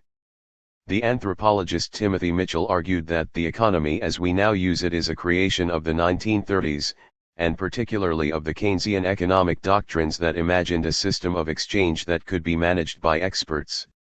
The invention of metrics like the gross domestic product helped create the novel concept of the national economy, a concept governments could see, measure, and manipulate. But language is hard to pin down neatly. The national economy, writes historian Timothy Schenck, also named the relationships between race, law, land, culture, psyche, and so much more. And as Quinn Slobodian writes, in the 19th century Europe's empire builders routinely talked about the world economy they were making. It would have looked quite different from a bank in London, the docks of Liverpool, or a rubber plantation in Malaysia, but the slippery versatility of the phrase cloaked those differences. This is still the power of the economy, unmodified, to conjure a host of political, racial, religious, and class meanings, the things otherwise named by words like work, unemployment, wages, purchasing power, job creation, and much more. The economy, though, tends to harmonize these things. As Clinton recognized, everyone imagines that they benefit one way or another from a strong economy. 15. This is the incantatory power of the economy. It's a convincing phantasm of something closely felt that, on its own, has very little substance. We know, at some level, that there is really no national economy, at least nothing neatly separable from all the other national economies out there.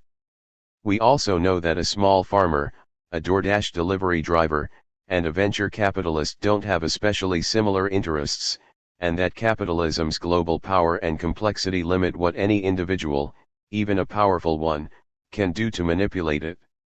We know this, but the economy lets us forget it. A sprawling monstrosity becomes a machine we can tinker with. We fix it, we pump dollars into it, and we rebuild it. It's a faceless specter, a humming or rickety machine, and a living thing, which we routinely describe as ailing, jittery, or stagnant, waiting to be nursed back to health. So when politicians style themselves as stewards of the economy, they perform a sleight of hand. As anyone with a job can tell you, your economy and your bosses aren't the same. When the U.S. presidential candidate Beto O'Rourke said, in 2019, that we should all get to participate in this economy, he described the economy almost like a baseball team where everybody gets a chance to hit. He seems not to realize that if you work a dangerous, insecure, low-paying job, your problem is precisely that you are participating in this economy. 16. Ideology, N. This is a word that has been debated endlessly and defined well and, far more often, badly. Williams's essay on the word in keywords remains a model of etymological and political clarity, unsurprising given that he was, along with contemporaries like the scholar Stuart Hall, instrumental in rethinking the relationships between culture, class, racial domination, and reactionary and revolutionary politics in the 1970s and 1980s, relationships that we call ideology. Simply put, the question they asked was the following: how can we explain a political and cultural situation in which members of dominated classes identify with their dominators, in whatever form they take? Margaret Thatcher, Ronald Reagan, George W. Bush, Rush Limbaugh, Donald Trump, or the Avengers franchise. The study of ideology became a way of answering these questions, but many uses of the word simply avoid them. In a newly politicized United States, one colloquial sense of the word roughly means political worldview. But because this is so easily equated to a partisan political identity in the horse race version of American politics where the Democratic ideology squares off against its opponent, the Republican ideology, it is necessary to review the concept again. Ideology enters English in the late 18th century as a loan from French, idéologie, a new word introduced in post-revolutionary France for the study of ideas. As Williams explains, its still pervasive modern political meaning was popularized shortly thereafter by Napoleon Bonaparte, who used it to mock his critics. Sir Walter Scott, in his biography of the French Emperor, said that ideology was the nickname Bonaparte gave to impractical ideas that could prevail with none save hot-brained boys and crazed enthusiasts. 17. This remains a common use of the term today, related to the horse race version above. In news media discussions of the courts, for example, ideology is counterposed to the law.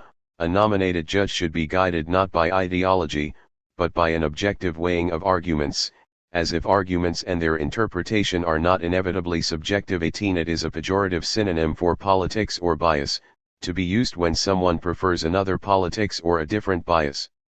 On the one hand, there is decency, common sense, and sound reason, all on the side of the speaker. On the other hand, there is ideology and its misleading band of hot-brained boys. 19. The pejorative sense of ideology as deception has also informed its use in Marxist literature and in the communist world. In the German ideology, Marx and Engels' spirited attack on the dreamy and muddled bourgeois philosophers of their day, they use the term to describe ideas and forms of expression that are unmoored from material, which is to say empirical and tangible reality. In ideology, they wrote, men and their circumstances appear upside down as in a camera obscura. In this topsy-turvy realm of shadows, the ideas of the ruling class mislead and deceive us. Some version of this treatment of ideology, as deceptive, upside-down ideas, survived in the form of Soviet cultural policy, where art and literature were tasked with putting things right side up, and making ideas that would shape communist reality. For some Marxists, there were determining economic circumstances, the base that were made by capitalist production, and there were the ideological, or superstructural, terms in which people perceive these determining realities. Most serious thinkers on the left today, however, reject the binary distinction in play here. Instead, ideology is a realm of representations that still has a real and tangible effect on the world, rather than a deception or dogma that simply obscures it. 20. A concise summary here is impossible, but two of the most critical figures in the development of a theory of ideology in the 20th century are the French communist philosopher Louis Althusser, and Hall, the Jamaican-born English cultural theorist. Althusser's 1969 definition of ideology takes aim at the long-standing belief, from Napoleon to Marx himself, in a hierarchy where the real and material reigns over the abstract and ideological. He puts it this way: ideology represents the imaginary relationship of individuals to their real conditions of existence. That is, ideology consists of our perception of our real conditions of existence, and yet it is part of them, as well. One cannot separate what happens at the factory, school, or prison from the way we learn to think about our place in each. In his famous example of the policeman hailing a pedestrian on the street, Althusser tried to put ideology into more concrete terms. A policeman calls us, shouting out, "Hey you," and we turn around. This is ideology at work. It's a somewhat odd example, given that Althusser's major point is that ideology is not an illusion or a sort of propaganda orchestrated by powerful people, but rather a mode of constituting people as subjects. In plainer terms, ideology is how we learn to live in the world. Sitting at a desk in school, or refusing to sit in a desk at school, when we know perfectly well that we are supposed to, going to work, or becoming a thief or a tramp, if we hate work, obeying our parents, and then rebelling against them, as we are expected to do. Whether we like it or not, we are subjects of the established order under which we live. The depressing, and perhaps confusing, conclusion: what thus seems to take place outside ideology in reality takes place in ideology. What really takes place in ideology seems therefore to take place outside it. 21. In The Toad in the Garden, a classic essay on Althusser, ideology, and working-class Thatcherism, Hall agrees, up to a point, no social practice exists outside of the domain of the semiotic, the practices and production of meaning, he writes. In other words, there is no way to imagine, as Marx sometimes seems to, that there is some objective, empirical reality insulated from the things we say, think, and write about it. Hall, though, brings us out of the philosophical fog of Althusser's universal theory of ideology and onto the more concrete political ground of what ideology can do. He observes elsewhere how many working-class people, especially in 1980s Britain, have a way of understanding their political reality in ways that disappoint Marxists. His critique of Marxism focuses here on the guarantees that it seems to offer, the assurance that ultimately, in what communists called the final instance, the revolution would resolve the contradictions of class society, overthrowing bourgeois rule and turning the upside-down camera obscura right side up again. Point 22 Grappling with ideology as a potent political force denies us the comfort of any such guarantees.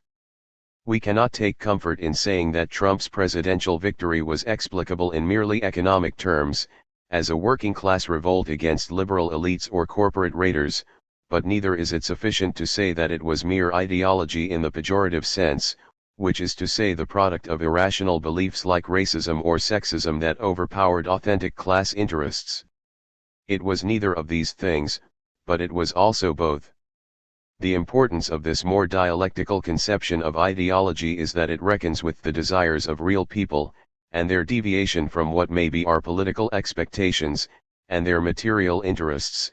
It also recognizes that our desires are never really all our own, but things made and disseminated to us by others. The disadvantage, of course, is that this understanding of ideology is much more complicated and much less satisfying than Napoleon's. In American vernacular English, and in the media in particular, ideology bears no sign of these developments in Marxist studies of culture and power. Needless to say, here, it still connotes an unexamined or irrational belief. Its main noun collocates, according to the corpus of contemporary American English, are religion, gender, and politics. Breaking these down further, we find ideology most often correlated with adjectives like Islamic, feminist, liberal, communist, and conservative. 23 What we can conclude is that first, ideology is almost always used to describe someone else's beliefs, rather than one's own. Second, it is used to infer that those beliefs are necessarily bad. Ideology, we seem to think, is for those other, extremist types. Our own views are just good common sense. If ideology is often still treated in this way as a deviant error, what the Marxist tradition tells us is that we are all sinners.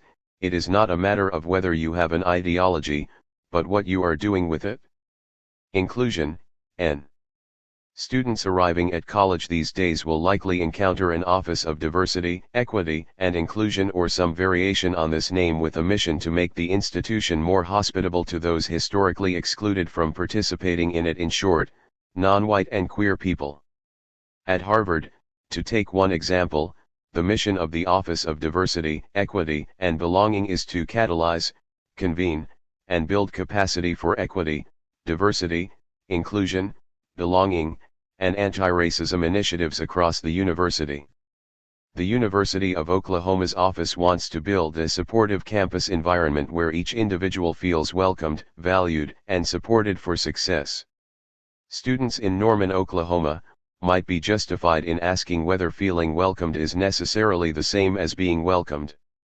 In Cambridge, they might wonder about the difference between catalyzing and convening. They might ask how much equity you could catalyze just by cutting tuition. 24. Inclusion is usually defined as the way you get diversity, the concept to which it's habitually bound. If diversity is a quantifiable metric of the racial breakdown of a given workplace, for example, inclusion is how you put it into practice, how you make it work. As a McKinsey report puts it, inclusion helps to ensure accountability among managers, equality and fairness of opportunity, and openness and freedom from bias and discrimination. 25 The airy academic sincerity of the Harvard Inclusion Office's mission statement and the McKinsey consultant's methodical specificity exemplify the peculiar range that inclusion manages to achieve. On the one hand, it is diversity's whimsical, unmeasurable sibling, a subjective matter of employees' and students' feelings and sense of belonging. And on the other, inclusion is a list of human resources policy proposals, none of which ever seem to involve a labor union, free tuition, or a robust grievance procedure. It almost makes you think that the point of inclusion initiatives spearheaded by managers is that they never have to end. Why, after all, would one expect them to ensure accountability for themselves? Here, the contrast with an older synonym, integration, is instructive. Integration, as a word and, at least, as an ideal, is opposed by segregation, inclusion, by the much less precise concept of exclusion. Integrating a segregated institution attacks its raison d'être, which in the United States was to monopolize power, prestige, and wealth for whites. Integrating it should, at least, again, in theory, change it from the ground up. Making an institution more inclusive, however, just means incorporating more people into it in its current form.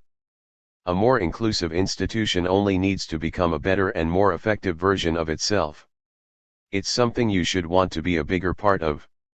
Surveying the literature of business and global development after the 1960s in their landmark The New Spirit of Capitalism, the scholars Luke Boltanski and Eve Chiapello find that the rise in popularity of exclusion accompanied the gradual disappearance of exploitation from economic and humanitarian literature on poverty and inequality.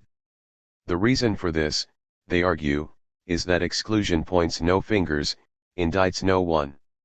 Exploitation is an action, something done to someone by another. Exclusion is a process that can be said to just happen. It permits identification of something negative without proceeding to level accusations, Boltanski and Chiapello write. The excluded are no one's victims 26 because it does not often identify a responsible party, or a clear cause of the inequality it seeks to remedy. Inclusion is an apolitical heir to integration. The implication is that participation by necessity yields fairness. It is exclusion from state and federal government, the professionate, and the executive suites, rather than those very things themselves, that disempowers. One of the more laughable examples of inclusion rhetoric is the story of Sally, a CIA support officer profiled in the agency's 2014 report Diversity and Inclusion at the CIA. Sally, a capsule biography tells us, exemplifies the unconventional life experience that the agency wants to include. No cosseted daughter of the American gentry, she found resilience in a childhood spent in a war zone, where she handled weapons and drove armored trucks before she turned 12. The only problem with this story, though, is that her school of hard knocks was 1970s Rhodesia. While the CIA neglects to mention what side young Sally fought on, we can presume from the accompanying picture that she fought on the side of white minority rule. When inclusion can seem to celebrate the last ruthless embers of white colonialism in southern Africa, it's outlived any usefulness it had. A question, for would-be CIA agents and others: do you really want to be included in this? 27. Intersectionality, N, intersectional, adjective. Intersectionality is a term that originated among the intellectual left, and which is sometimes derided as academic jargon or activist cant. In considering the term's function as a keyword, therefore, we have to consider not only what the word has meant, but how it is used and criticized as a keyword. The most well-known definition of intersectionality comes from a 1989 essay by the legal theorist Kimberly Crenshaw. Crenshaw was responding to the single-axis rubric of evaluating discrimination claims, the notion, in other words, that oppression occurs along a single axis of race, class, gender, or some other group identity. Citing a 1976 hiring discrimination case brought by a group of black women plaintiffs against General Motors, Crenshaw found that courts understood discrimination claims to emanate either from women or from black people, but not from black women.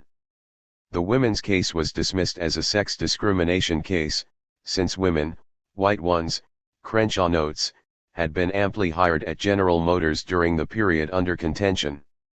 And because another race discrimination suit against GM was already moving through the courts, the court recommended this one be consolidated with it, so as to avoid redundant race discrimination claims against the same company. Black women, ruled the court, did not stand as a particular class worthy of discrete protection. Crenshaw illustrated the dilemma here with an oft-quoted analogy. Consider an analogy to traffic in an intersection, coming and going in all four directions. Discrimination, like traffic through an intersection, may flow in one direction, and it may flow in another. If an accident happens in an intersection, it can be caused by cars traveling from any number of directions and, sometimes, from all of them. Similarly, if a black woman is harmed because she is in the intersection, her injury could result from sex discrimination or race discrimination.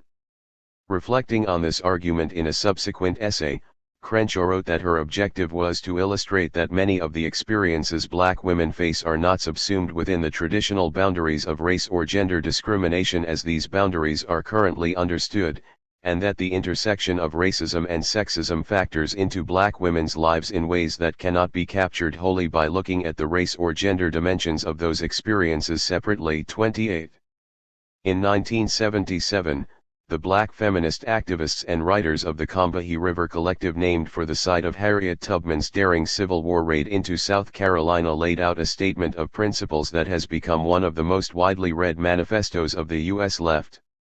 Its principal authors, Demita Frazier, Beverly Smith, and Barbara Smith, wrote, "Our politics initially sprang from the shared belief that black women are inherently valuable, that our liberation is a necessity not as an adjunct to somebody else's but because of our need as human persons for autonomy.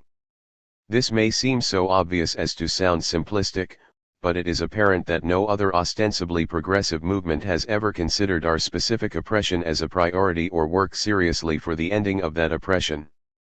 This focusing upon our own oppression is embodied in the concept of identity politics. We believe that the most profound and potentially most radical politics come directly out of our own identity, as opposed to working to end somebody else's oppression. In the case of black women, this is a particularly repugnant, dangerous, threatening, and therefore revolutionary concept because it is obvious from looking at all the political movements that have preceded us that anyone is more worthy of liberation than ourselves. We reject pedestals, queenhood, and walking 10 paces behind. To be recognized as human, levelly human, is enough. 29.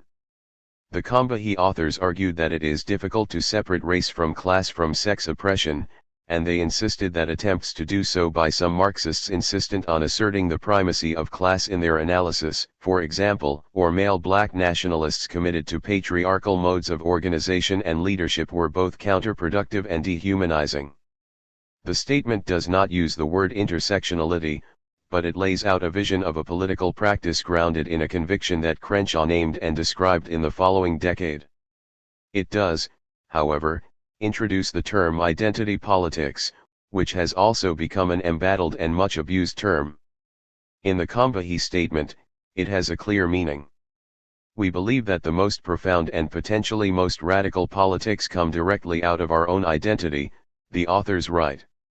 For some readers used to thinking of identity politics as a synonym for multiculturalism or as an enemy of materialism, it may be surprising to encounter it in this original form, as a response to what Marxists would call idealism. That is, these authors mean it as a rebuke to a political program based upon abstractions and theories unmoored from people's real conditions of existence, defined as they inevitably are by race, gender, sexuality, and workplace exploitation.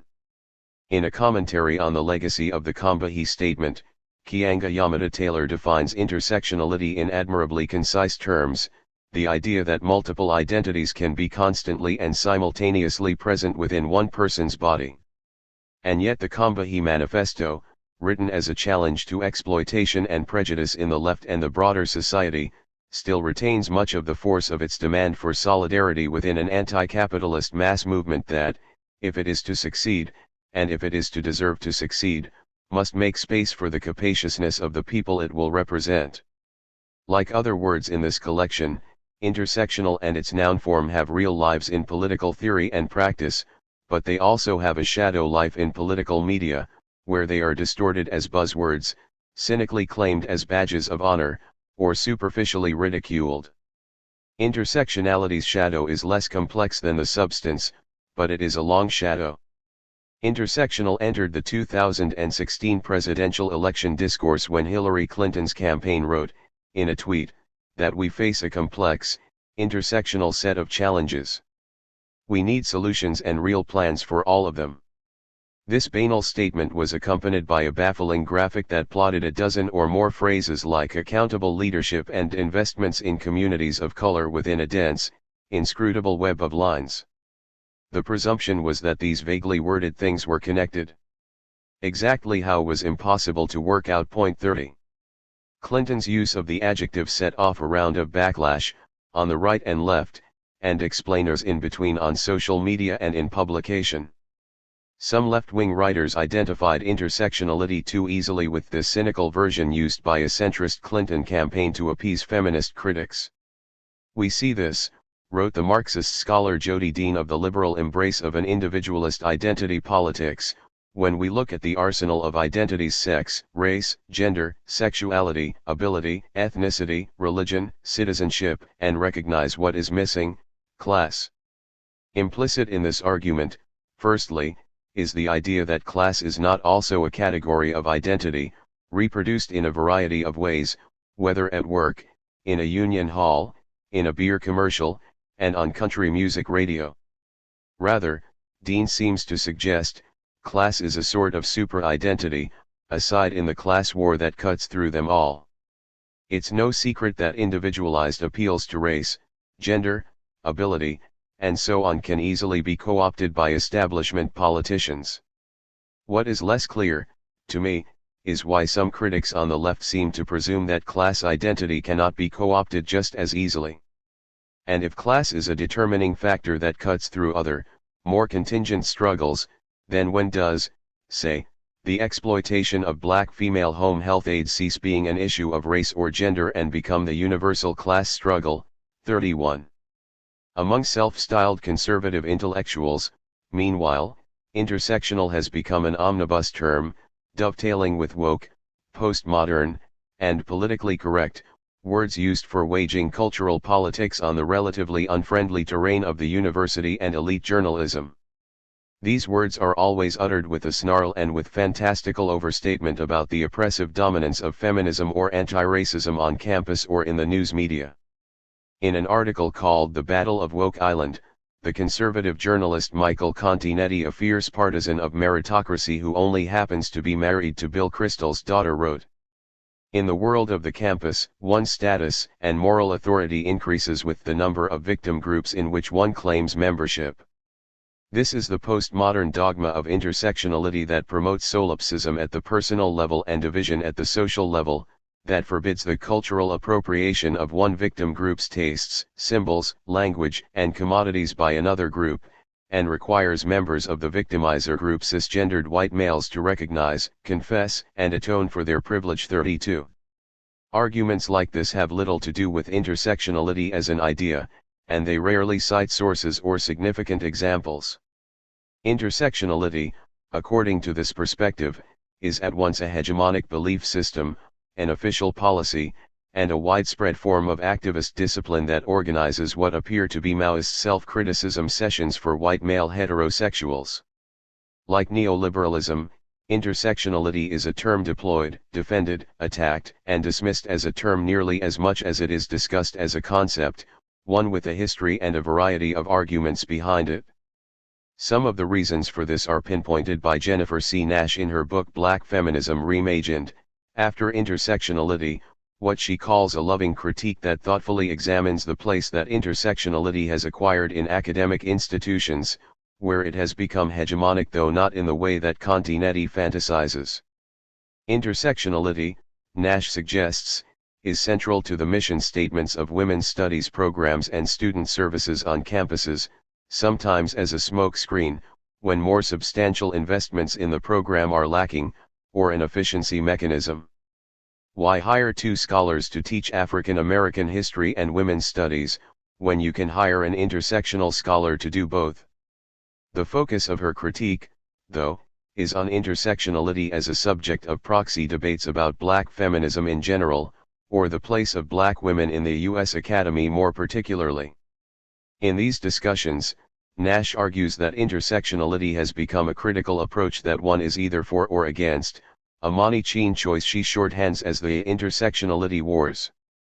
Rather than being a strategic orientation that one can think through or debate, with its own intellectual tradition, intersectionality becomes just a talisman, wielded opportunistically by institutions eager to trumpet their commitment to diversity, by black feminist scholars defending their embattled fields and colleagues, by conservative propagandists defending what they see as their lost prestige, or by politicians hand-waving at feminism. 33. One battlefield of these intersectionality wars is the debate over the idea's origins. Its authors are legion. Besides Crenshaw and the Combahee Statement's authors, scholars, and writers on the subject have credited the legal theorist Deborah King, the sociologist Patricia Hill Collins, and the Student Nonviolent Coordinating Committee militant Francis Beale with coining the concept. Others credit earlier progenitors like the journalist Ida B. Wells Barnett and the scholar Anna Julia Cooper. Cooper's 1892 classic A Voice from the South argued that black women, who had been excluded from the mainstream women's movement and marginalized in many organized movements against racism, were positioned to be forces for both. Origin stories may allow us to identify a theory's true meaning or its real author, and by doing so to define a tradition, assert it as a tradition, and proclaim its value. For Nash, this impulse to plant intersectionality's flag is a defensive response to the fact that it is a tradition largely defined by black women in politics, the legal profession, and the academy, where their contributions are regularly overlooked. It is notable, in this context, that the Combahee Statement opens with a gesture to, and a disavowal of, the clarity we usually ascribe to origins. There have always been black women activists, some known, like Sojourner Truth, Harriet Tubman, Frances E. W. Harper, Ida B. Wells Barnett, and Mary Church Terrell, and thousands upon thousands unknown who have had a shared awareness of how their sexual identity combined with their racial identity to make their whole life situation and the focus of their political struggles unique. Contemporary black feminism is the outgrowth of countless generations of personal sacrifice, militancy, and work by our mothers and sisters. 34. Any debate over intellectual origins at some point becomes conflated with prestige and authorship, with ideas of genius and originality and authenticity. The Combahee authors acknowledge that what they called identity politics was not a singular edifice, but a family tree with complex lines of descent, which could also be used in different ways for different ends, like most worthwhile ideas. The mothers and sisters of this line lived at different times, had different politics, claimed different political and religious faiths, and responded to evolving pressures and enemies. And many of them are unknown and forgotten. This strikes me as an admirably capacious way of thinking about an idea's transit. Rather than insisting on a singular meaning, and then brandishing it as a mark of virtue or belonging, the Combahee Statement treated identity politics and what would later be termed intersectionality as a principled commitment to solidarity against the forces of domination that structure the lived experience of the oppressed around the world. Liberal, adjective, N. Rather than a coherent political or economic program or philosophical tradition, liberalism is an array of often irreconcilable arguments about its close etymological relative, liberty. Its use over time is also marked by the various rhetorical uses, both pejorative and self-aggrandizing, to which its evolving meanings have been put. Given its fundamental elusiveness, liberalism's ambiguity reminds us that the meaning of a word ultimately lies in the ways it is used. In one of the many attempts made at a concise encyclopedia definition, the political theorist Maurice Cranston calls a liberal a man who believes in liberty. Since both words derive from the Latin root liberalis, of or relating to a free man, one could complain that this definition is almost tautological. Much depends, therefore, on how one understands the meaning of liberty, a word most recently popular in the United States with the political right, in part because of its connotation with privileges to be at liberty, to take liberties, to demand liberty from tyrannical government, to defend individual liberty from woke corporations, to attend Liberty University, etc. The liberty of humankind, wrote John Locke in his second treatise on civil government, is not to be subject to the inconstant, uncertain, unknown, arbitrary will of another man, a sense that accords with many modern uses of liberty, as freedom from unjust coercion by the state. One of the fundamental conflicts in the history of liberalism concerns the translation of this individualist political ideal of liberty into a market society, where most of us find ourselves under the arbitrary will of another person during working hours. 35. Liberal has also connoted open-minded and tolerant, characteristics of an individual mind or personality, since the 18th century. We use it this way now, in a way that obviously informs its political meanings, especially for self-described liberals. A liberal is appreciative of racial and religious diversity and skeptical of orthodox opinions. Along these lines, the OED tells us that the liberal favors social reform and a degree of state intervention in matters of economics and social justice, a meaning in line with popular understanding of liberal in U.S. politics. But another political definition, which accords with a more conservative understanding of the term, advocates individual rights with little state intervention.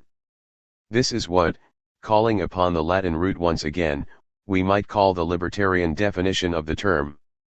While sharing the concept's basic orientation toward the individual as the basis of political life, the implications of these different definitions of liberalism, especially in matters relating to economic life, can be quite different.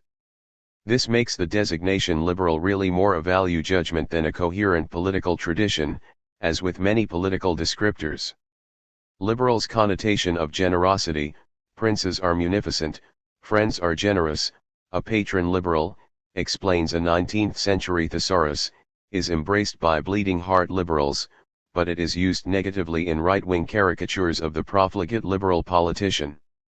Meanwhile, liberal in the sense of unrestrained when we describe a libertine's loose behavior or a trade agreement's liberalization of capital movement shadows the second, libertarian meaning, and has lent itself to classical liberal or neoliberal, right-wing modifications that celebrate individual property rights while also defending cultural traditions violated by the libertine. But here, too, the libertarian meaning generates its own contradictions, since liberal as unrestrained can be negatively repurposed as undisciplined as in left and right-wing mockery of the liberal as sentimental and soft-headed. 36. A sign of the word's imprecision can be seen in the use of the recently fashionable adjective illiberal. Whether one is describing campus radicals demonstrating too vigorously against university policies, nationalist politicians threatening their opposition, or left-wing politicians threatening to hold too many referendums, illiberal often seems to be a useful pundit's shorthand for that which I don't like. Its negative prefix, il-, calls to mind one of its definitions, ill-bred, an echo that, to my ear, heightens the anachronistic sound of the word and underscores the air of philosophical profundity its use is meant to suggest in the sorts of publications, the Financial Times, the New York Review of Books, Foreign Affairs, etc., where one encounters it. But it's not just my ear, derived from the Latin illiberalis, meaning sordid, illiberal has snobbery built into its etymology. So, in sum, liberal as a noun, modified by bleeding heart, classical, social, or some other adjective, or as an adjective, modifying democracy, connotes a tangle of sentiments and theories of liberty, all focused on the individual as the basis of just political life. The fundamental problem that surfaces in all of these uses of liberalism, though, is their relationship to work and ownership to the market, in other words. As Williams argues, the Marxist critique of liberalism has centered on this contradiction, between liberalism as a doctrine of political equality and liberalism as a market regime characterized by strong private property rights. His definition, that liberalism is a doctrine of possessive individualism, demands a more detailed discussion, as it allows us to untangle the threads above. Possessive individualism was coined by C.B. Macpherson, a Canadian socialist and political theorist who described it as the unifying idea of the long struggle for a more liberal state in England between the 17th and 19th centuries. A distinctive feature of human freedom came to be seen as self-possession. A free man was the proprietor of his own person, as Macpherson put it. Self-proprietorship is what makes man free and human, and the liberty of one self-possessing person must not be arbitrarily denied by another. In a society made of such individuals, politics becomes the medium by which individual proprietors peacefully regulate their claims with other self-proprietors. Political life, writes Macpherson, is a human contrivance for the protection of the individual's property in his person and goods, and, therefore, for the maintenance of orderly relations of exchange between individuals regarded as proprietors of themselves. 37. Possessive individualism therefore understands the freedom of the individual along the lines of the market. The freedom and humanity of a person depends on their freedom to pursue their own self-interest through relations with others, and without dependence upon others. A free person is their own self-proprietor, their own boss, you might say. As Macpherson argues, this takes a relatively recent European contrivance, private property and ownership, and treats it as a natural, universal trait, the basis of what it is to be human. It is a conceptual problem that becomes a serious political crisis, he writes, in the 20th century, as the rise of class societies and a working-class political movement throw into sharp relief the gap between metaphorical and literal ownership. If we are all proprietors of ourselves, in a class-stratified market society some people own a lot more of themselves than others, and many own very little. Macpherson does not condemn political liberalism tout court, nor the political liberties and institutions, freedom of speech, freedom from arbitrary detention, representative assemblies, and the like that it has granted. Nonetheless, he concludes, liberalism as possessive individualism remains incoherent, and in the long run unworkable, as a system guaranteeing the equality it professes. It requires two conditions to work: first, rights-bearing individuals must see themselves as equal, and second, there must be a broad cohesion of self-interests among them. This worked reasonably well so long as only propertied white men could vote or stand for office. Once the doctrine of political rights began to include unpropertied people, as it logically had to do on its own terms, the second condition foundered. And the failure of the second only underscored the frailty of the first. We don't all want, and we can't all receive, anything like the same things from the capitalist market, and we don't meet as equals there. This has long been the substance of many socialist critiques of liberalism, that it is a theory of political equality that fails to appreciate the practical dictatorship of capital. The boss's control over wages and the terms of employment give him the power to impose his will over both the material and political life of employees. Outside the workplace, goes this critique, the liberal vision of political society as a consortium of individual proprietors negotiating their differences by voting, legislating, and protesting overlooks the reality of social classes and conflict.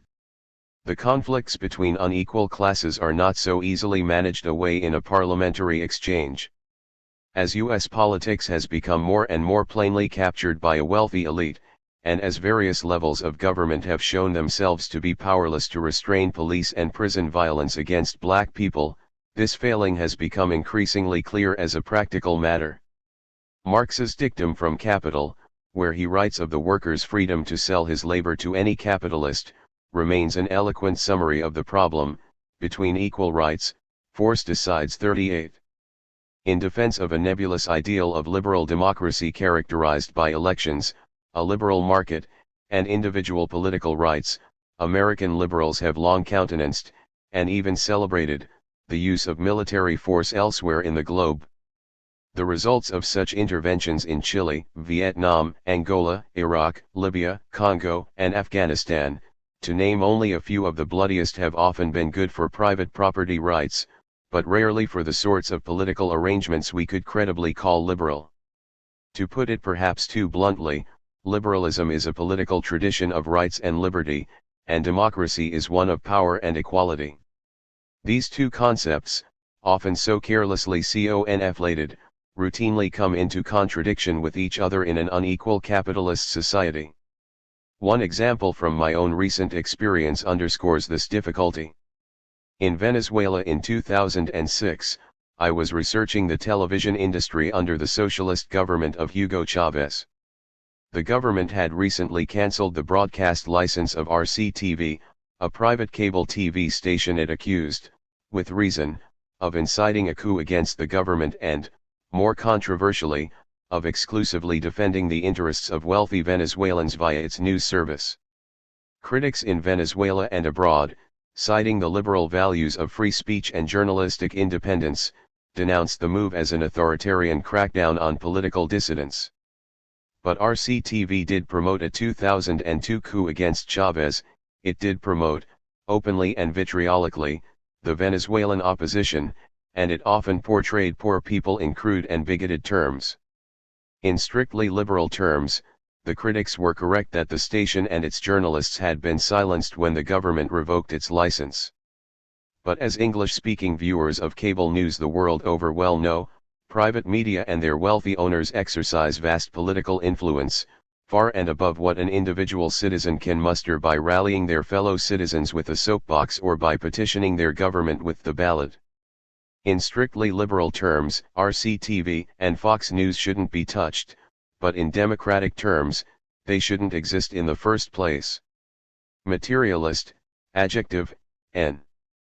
Materialism is a word whose meaning is particularly context-dependent. It can refer to an individual character trait with a common vernacular meaning or a philosophical concept with a complicated intellectual history. It is also an example of 20th-century communist jargon, where it was usually modified with an adjective, like dialectical, historical, or vulgar, and it describes a political position with some cachet on the contemporary intellectual left, where it is often used to signal one's devotion to class politics, and a political position for certain segments of the right, where it signifies a skepticism of religious thinking. The most common colloquial meaning of materialism refers to a preoccupation with money, status, or possessions, materialistic vanities. But materialism also belongs to the Marxist and socialist tradition through another, related philosophical meaning. This sense of materialism proposes, says the OED, that mental phenomena are nothing more than, or are wholly caused by, the operation of material or physical agencies. This sense has an important negative meaning, that is, it is best understood as a dispute with other philosophical categories, the spiritual or the ideal, in other words, those realms of human experience and belief that belong to the realm of abstract ideas rather than measurable material things. The difference between the material and the ideal is key to its Marxist meanings. In the German ideology, Marx and Engels described a materialist philosophical approach as one that ascends from earth to heaven, from people and the world they make as they are, to the ideas and philosophies that they create. The philosophers they deride as idealists descend from heaven to earth, viewing abstract principles and theories as the decisive agents in the world. The question of determination is critical here. Marx is arguing that material processes, human activities and forces of the natural world determine, or create the conditions for, the principles and theories by which people understand their world. 39. Other Marxists have framed the materialist perspective around other, related oppositions. Materialists emphasize universal processes and biological realities, while non-materialists focus on cultural and subjective ones. From such an opposition flows various assumptions about the value and utility of particular intellectual disciplines. This is one reason that Stalinist university policy overwhelmingly promoted technical and scientific fields, what Americans would today call STEM disciplines, over history, literature, and other humanistic subjects. Some contemporary leftists identify the material with the economy, that is, what takes place at work, in tax policy, and in trade. In other words, the important stuff.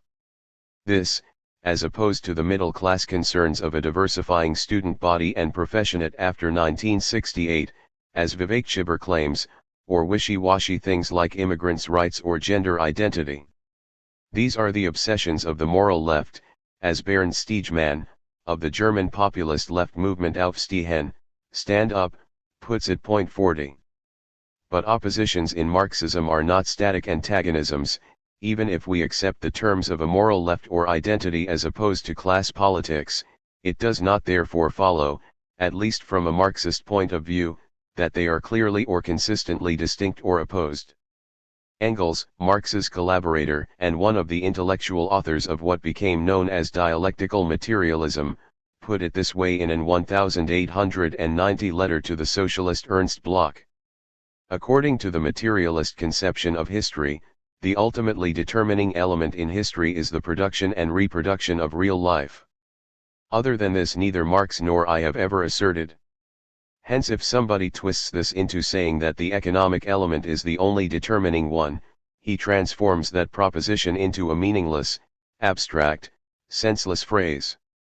The economic situation is the basis, but the various elements of the superstructure political forms of the class struggle and its results, to wit, constitutions established by the victorious class after a successful battle, etc., juridical forms, and even the reflexes of all these actual struggles in the brains of the participants, political, juristic, philosophical theories, religious views and their further development into systems of dogmas also exercise their influence upon the course of the historical struggles and in many cases preponderate in determining their form. 41.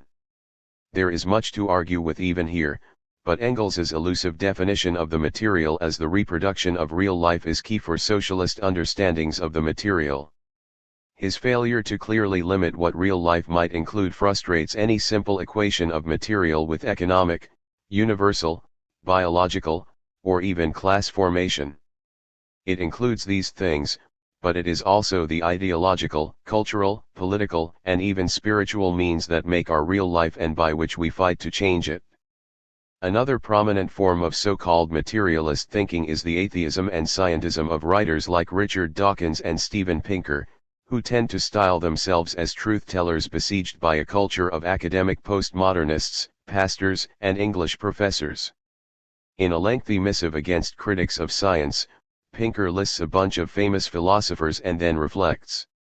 These thinkers Descartes, Spinoza, Hobbes, Locke, Hume, Rousseau, Leibniz, Kant, Smith are all the more remarkable for having crafted their ideas in the absence of formal theory and empirical data. The mathematical theories of information, computation, and games had yet to be invented. The words neuron, hormone, and gene meant nothing to them. When reading these thinkers, I often long to travel back in time and offer them some bit of 21st century freshman science that would fill a gap in their arguments or guide them around a stumbling block. 42. It's never explained what a lesson in hormones, delivered by a time-traveling Steven Pinker, would have done for Spinoza. In any case, I'm willing to bet Pinker's annual salary that he is not regularly reading these thinkers. But this sort of aimless pedantry typifies the new materialist polemic. As Jackson Lears described it in a cutting analysis of the many-genre, these popular writers' celebrations of science as a conquering foil to religious belief involves the redefinition of science from a method to a metaphysic, promising precise answers to age-old ultimate questions. In this view, science is a source of certainty rather than an experimental way of knowing, and the only knowledge worth having is the kind obtained by quantifiable measurement.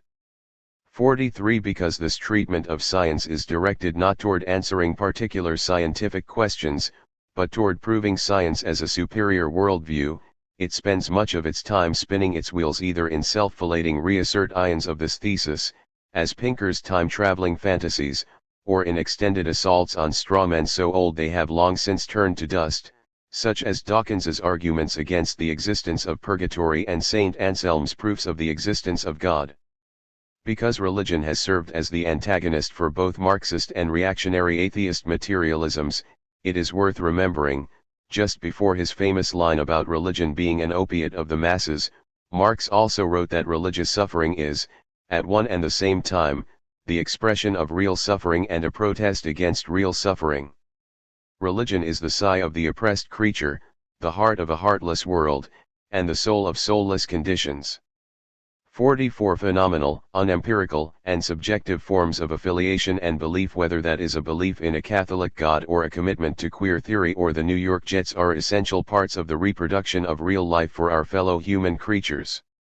Right-wingers' mobilization of racial and cultural grievances is part of the reproduction of real life for those who believe them, given how intensely, even violently, those passions are felt and acted upon. So is a woman's sense of bodily autonomy and a black teenager's fear of a police bullet, given how much these concerns can determine one's chances in life. And so is the minimum wage. For this is all material concerns are, tangible concerns about real life. Neoliberalism, N, Neoliberal, adjective.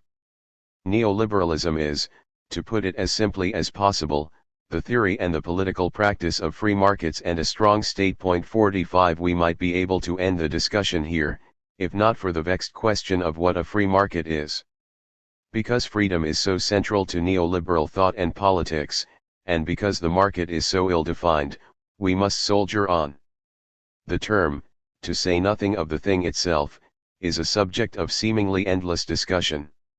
For some, neoliberalism is treated as an era, beginning with the early 1970s and deindustrialization in the global north, as an intellectual movement in conservative economics and political theory with pre-war origins, in which luminaries like Friedrich Hayek, Ludwig von Mises, Milton Friedman, and James Buchanan figure prominently, a kind of governance, marked by the deregulation of private industry and finance and the privatization of public goods, in which Margaret Thatcher and Ronald Reagan play starring roles, and their campaigns against inflation, public spending, organized labor, and nationalized industry in the early 1980s become pivotal dates. In some contexts, most often in the global south, it is used to emphasize the practice of state violence in the service of capital, in which the 1973 Chilean coup, which brought Augusto Pinochet to power and set off a decade of bloody right-wing autocracy across Latin America, offers an alternate start date. For others, inspired by Michel Foucault's theorization of the term, neoliberalism is a political rationality that has come to manage our national economies, governments, and our most intimate senses of self and society. Nearly every written treatment of neoliberalism begins, as this one has, with a lengthy preamble on definitions, what the word means, whether it means anything, and why its meaning is so unsettled. Part of this confusion has to do with the fact that only rarely do neoliberals actually claim to be neoliberals, leaving the concept to be defined by its critics. Socialism, a similarly contested concept, is easier to define because, at bottom, its various adherents proudly claim the title and therefore articulate their political allegiances and antagonisms. Another reason for the perpetual anguish about the word's meaning is that liberalism, the philosophy from which neoliberalism derives, is itself just as opaque. Neoliberalism can plausibly lay claim to authoritarian anti-communists like General Pinochet in Chile, charismatic populists like Trump in the United States, technocratic liberals like Tony Blair in Britain, or family values conservatives like George W. Bush in the US. But the fact of the concept's flexibility and ambiguity should not lead us to discard it as a useless epithet or piece of unrigorous jargon, as some critics urge. Socialists, conservatives, anarchists, and liberals, like neoliberals, can also occupy a wide range of political positions, and we haven't discarded those terms as useless. 46. Many of the scholarly arguments about neoliberalism turn on questions of history, how, or whether, to date neoliberalism as an era, and of politics, how neoliberal economic thought intersects with governance and power. Crucial to both of these questions is inevitably the issue of nomenclature, and in particular, that prefix, what is new about neoliberalism? In Europe, at least, the word neoliberalism was first used in the late 1930s to describe a revival of economic liberalism, a politics of strong private property rights and free trade capable of responding to the Great Depression.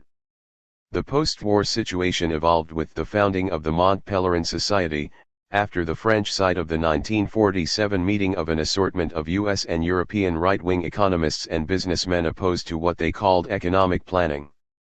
The intellectual history of neoliberalism dates to these decades, when Europe and the United States were governed by what the right-wing Austrian economists Friedrich Hayek and Ludwig von Mises insisted on calling collectivism, an umbrella term that, as neoliberalism sometimes does today, loosely named a dominant political economic zeitgeist to which its opponents attributed grave, even apocalyptic powers. In Planned Chaos, a strident 1947 polemic, Mises mentions the widespread popularity of the Tennessee Valley Authority, a triumph of New Deal infrastructure, as an example of the planning dogma he calls statolatry. The dogma that the state or the government is the embodiment of all that is good and beneficial and that the individuals are wretched underlings, exclusively intent upon inflicting harm upon one another and badly in need of a guardian, is almost unchallenged. It is taboo to question it in the slightest way. He who proclaims the godliness of the state and the infallibility of its priests, the bureaucrats, is considered as an impartial student of the social sciences. All those raising objections are branded as biased and narrow-minded. The supporters of the new religion of statolatry are no less fanatical and intolerant than were the Mohammedan conquerors of Africa and Spain. 47. Unemployment insurance, price regulation, the nationalization of industry and utilities, old age pensions, organized labor, central planning, even the popularity of the phrase social justice, all of these things were the instruments of a collectivist state trending towards statolatry. They were leading Europe and the US down what Hayek, in a best-selling 1944 book, famously called The Road to Serfdom 48.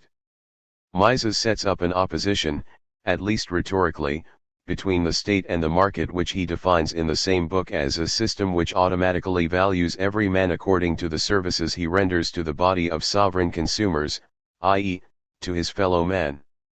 As critics like the economic historian Philip Morosky have argued, though, while this libertarian duality between market and government might be a motif in neoliberal ideology, it is a misleading representation of neoliberalism's practice.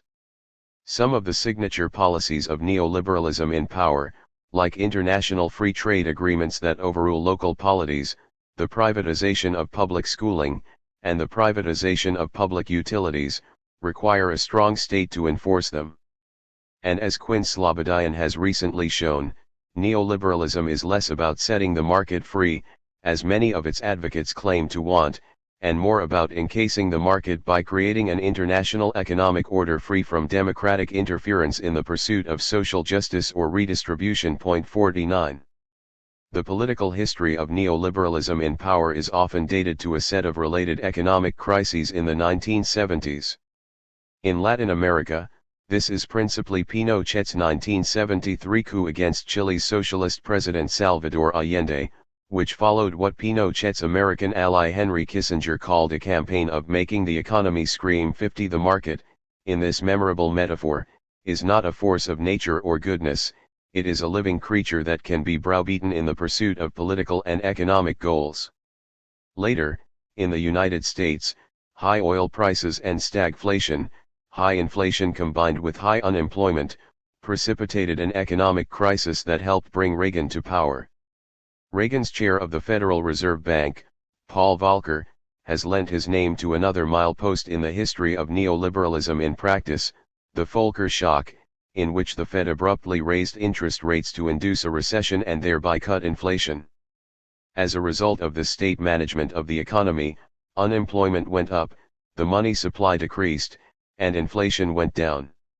Meanwhile, high interest rates discouraged borrowing for productive investment. Unable any longer to derive healthy returns from manufacturing, investment went elsewhere, principally to new financial instruments that would come over the next 3 decades to assert a greater role in the economy. Although it has always been used sparingly by some of its theoretical proponents, until the aftermath of the 2007 financial crisis, neoliberalism was a word known in English mostly as a pejorative within a small corner of the intellectual left, where it was used to describe the conditions of economic and political life that gained special traction in the 1980s.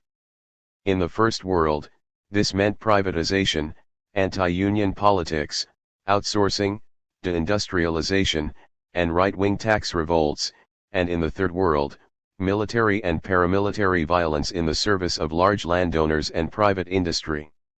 In Latin America, neoliberalism also meant the Washington Consensus of the 1990s, the US-backed policy program of privatization of publicly owned industries, the liberalization of trade, i.e., the removal of tariffs and subsidies to support domestic industry, tax cuts, and cross-border competition to lower labor costs. But, as Morosky insists, it has also meant the military and police violence that is necessary to secure these things, not the retreat of the state from the market. Given the variation in practice above, Dieter Plehwe and Slobodian have argued recently that neoliberalism should not be thought of as a coherent policy program or orthodoxy. Rather, they write, what unites neoliberals are their objectives. The major one, they argue, is safeguarding what neoliberals call a competitive order and exposing humanity ever more to the compulsions of adjustment according to the price mechanism. The competitive order refers to a system of private property and unorganized wage labor directed by what Hayek called price signals. These are the metaphorical signals sent by the price a product or service can successfully command in a capitalist market. No individual can set these prices or consistently predict them, and so for Hayek, relying upon the compulsions of price signals is a way of liberating humanity from the compulsions of planners or governments that presume to set this order themselves. The price system is disparate, decentralized, and impersonal.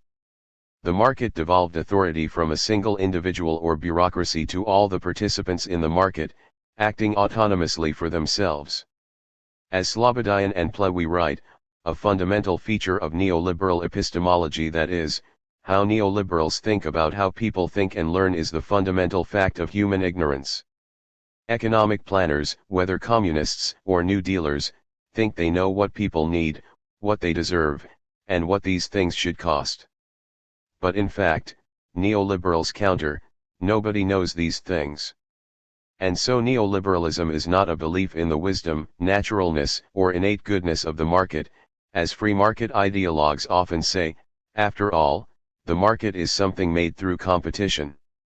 And because it is made through competition, it can only be secured by political regimes whose job it is to enforce competition, and to eliminate threats to it from organized labor, wage regulations, or other social justice measures.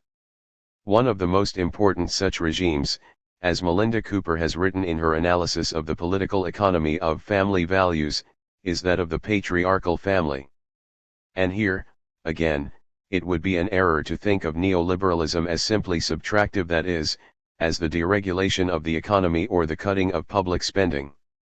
Neoliberals take plenty of things away: well-stocked libraries, subsidized school lunches, clean drinking water, but students must continue to go to school, and children must eat, somehow. These responsibilities are devolved to the private family, which is then enforced as the fundamental unit of society. Families take on education debt, they assume the time and expense to care for the ill and the elderly, and families, in particular mothers, are charged with the responsibility to rear and care for young people. All these measures are, moreover, packaged as liberty. Neoliberalism gives you the freedom to educate your children the way you want to, the freedom to harvest your own human capital by pursuing post-secondary education or job training, and the freedom to choose your own doctor and private health insurance.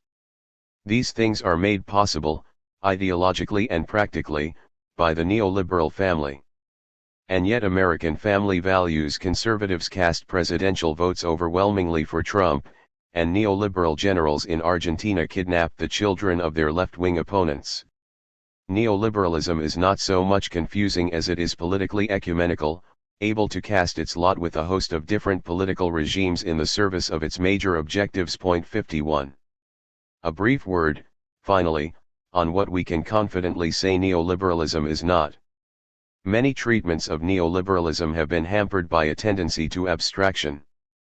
The term is thus often either mistreated as a Delphic key for explaining all the miseries of contemporary life, or dismissed as a meaningless piece of jargon good only for obfuscating them. Less inquisitive critics, like the magazine pundit Jonathan Chait, see neoliberal as a mean insult hurled by leftists against self-described liberals. Others, like Klein, call it a general preference for market mechanisms over state interventions. Klein's error is a common one, which comes from taking literally the propaganda of thinkers like Mises, who claim a libertarian hostility to the state, and politicians of the Reaganite right, who claim to despise big government. Neoliberals do not, in fact, advocate the retreat of the state from the market imagined, here, as some sort of naturally occurring phenomenon that pre-existed the state. In fact, as we have seen, avowed neoliberals see the market as a productive yet unpredictable behemoth that must be secured against those who aim to subdue it in the service of popular ends. 52. Klein adds a second definition: neoliberalism is what happens when capitalism mutates from an economic system to a governing and even moral philosophy. This exemplifies another pitfall of neoliberalism as a term. It is often used when capitalism would suffice. Capitalism has never not had a moral philosophy, just ask Karl Marx, and if you don't believe him, Benjamin Franklin, and it is unclear when Klein fancies it enjoyed its peaceful seclusion from government. We end with these bad definitions, firstly, because they are so common. More importantly, however, in order to avoid the analytical and political dead end of nostalgia, it is important for neoliberalism's critics to sort out what is not new about it. Regarding neoliberalism as a unique sort of moral calamity or perversion of what came before may lead us to romanticize an earlier time, such as in the New Deal-era United States, when social democracy was made to accommodate Jim Crow, or in Western Europe, when it held much of the globe under imperial dictatorships. Sorting out what neoliberalism is and is not can easily become a rather useless scholastic exercise, and one can make any of the arguments sketched above while calling the economic system in question capitalism. The value of neoliberalism therefore has little to do with whether one uses it or not. But trying to understand it requires one to think through its history, which is to say, the history of the inequality, privation, indebtedness, and economic desperation in which most of us now live. These are abetted by an economic philosophy and a political practice devoted to enforcing economic competition, whether through monetary policy, military violence, governmental deregulation, labor discipline, and ideologies like the cult of the nuclear family and fealty to this imaginary, powerful thing we still call the free market. Call it whatever you like. Racism, N. Racist, adjective, systemic racism, N. Race is a social and political category of identity and power, too complex and wide-ranging to summarize neatly here. Racism and racist, as they are used, or avoided, in mainstream U.S. political discourse for individuals, institutions, and policies that are racially bigoted or discriminatory, is my subject here. The Trump presidency, if it accomplished nothing else, at least began to embarrass news organizations out of using the labored euphemisms that have long typified mainstream media coverage of racism. Racially tinged, for example, was a metaphorical construction that gave racism a color, one that seemed to subtly shade a politician's remarks. In this sense, racially tinged ironically and regretfully seems to imagine a metaphorically pure whiteness to which some unpleasant tinge has been applied. Similar phrases like racially charged were examples of a news media straining to appear even-handed and objective, even at the risk of misrepresentation. It created the impression that racism was a pure matter of opinion, subject to no reasonable consensus, or else a historical artifact, recognizable only in its most vicious examples or in isolated charges and tinges. At other times, racism was disembodied even further, deprived even of its tinge to become simply race. One 1999 New York Times report on black New York police officers, for example, said that the notorious police shooting of Amadou Diallo raised issues of race in policing. 53. In a 2019 update to the Associated Press style book, The Lexical Handbook for Reporters and Editors, the AP urged reporters to avoid these feckless circumlocutions. Do not use racially charged or similar terms as euphemisms for racist or racism when the latter terms are truly applicable, the guide now advises. It goes on, if racist is not the appropriate term, give careful thought to how best to describe the situation. Alternatives include racially divisive, racially sensitive, or in some cases, simply racial. One might quibble with racial and racially divisive, but here, at least, the AP makes a distinction between merely observing racial difference, a tinge or a charge, and making a reasoned judgment about it. The context for the AP's decision was the challenge to the news media of the president's penchant for saying things that were clearly racist, and in particular, for saying them in crude ways that exceeded the conventions of polite racial discourse.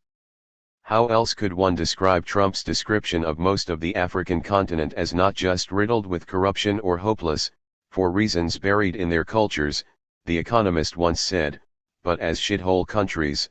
54 After the 2020 murder of George Floyd in Minneapolis, which was captured on video and denounced in weeks of protest nationwide, some desire for rhetorical frankness seemed to inform coverage of the case and others like it. This desire did not, however, necessarily lead to sound results. In a video that circulated on social media 2 weeks after Floyd's death, some white celebrities gathered to take responsibility for racism, as they put it. As a mawkish piano theme twinkled in the background, the actors delivered pained confessions of their past indifference to every not-so-funny joke, of the times they explained away police brutality, and for other everyday offenses. The video directed viewers to the website of an organization, I Take Responsibility, that offered this account of itself: we cannot sit idle while systemic racism and police brutality continue throughout our country. Racism is personal, it is local, and every situation needs to be identified, recognized, and addressed. The video was painfully obtuse, as its many critics pointed out, but do-gooding celebrity self-regard would not be particularly notable were it not for the irony of it all. The video was an object lesson in what systemic racism is not: individual acts of racial malice or carelessness by particular people, for which they can atone, through rituals of public confession like this video. A few months later, an NPR report on remote education during the COVID pandemic observed how one black student in Oregon relished the time away from his classroom. The radio host introduced the segment by saying that in Portland's public schools, some black students face harsher discipline, bias in the classroom, and systemic racism. It was a confusing framing, suggesting as it does that harsher discipline and bias in the classroom were something other than systemic racism. The main subject of the segment, an 8th grade boy in Portland, reported feeling happier and more focused at home because, the reporter said, he no longer had to worry about bias and systemic racism at school. When we describe racism as systemic, we are supposed to be making a distinction between bigoted attitudes by individuals such as an individual teacher meting out more suspensions to black students and the routine workings of a society constructed on racist foundations. Instances of bigotry and bias on school property are, of course, an example of the workings of systemic racism, but if Portland's schools are systemically racist, then presumably the student in question would have to worry at home, as well. The system doesn't magically end at the student's front door, in other words. Point 55. The NPR report seemed indicative of a journalist reaching for, but not finding, a political vocabulary to describe the specific racist effects she was describing. More cynical, however, is the way in which the phrase systemic racism has been used by politicians, foundations, and corporations in the spring and summer of 2020, after the protests that followed Floyd's death. The CEO of Taco Bell announced that we have a lot of work to do to combat systemic racism in America. The weapons manufacturer that makes tasers, of all things, wants to fight systemic inequity, racism, and injustice, and George W. Bush asked, with all the hopeful innocence of someone who had not recently been president, how do we end systemic racism? 56 Remarkably, systemic racism is flexible enough to mean both itself the routine workings of a racist political and economic system and its opposite, individual racism. By invoking a system without naming one, it remains abstract enough to find an audience among those, like the corporate and political chieftains above, who are charged with evading controversy by saying as little as possible. In this way, the phrase systemic racism has more in common with the euphemistic issues of race than it may seem. The relevant unasked questions are these: what is the system? Whom does it benefit? Whom does it exploit? Systemic racism has various synonyms, most notably institutional racism, the phrase made famous by Charles V. Hamilton and Kwame Ture, then known as Stokely Carmichael, in their 1967 book Black Power. Racism is both overt and covert, they write. It takes two closely related forms: individual whites acting against individual blacks, and acts by the total white community against the black community. We call these individual racism and institutional racism. The second type, they argue, is often less overt, and consequently receives less attention, than the first. But both are destructive. When a black family moves into a home in a white neighborhood and is stoned, burned or rooted out, they are victims of an overt act of individual racism which many people will condemn at least in words.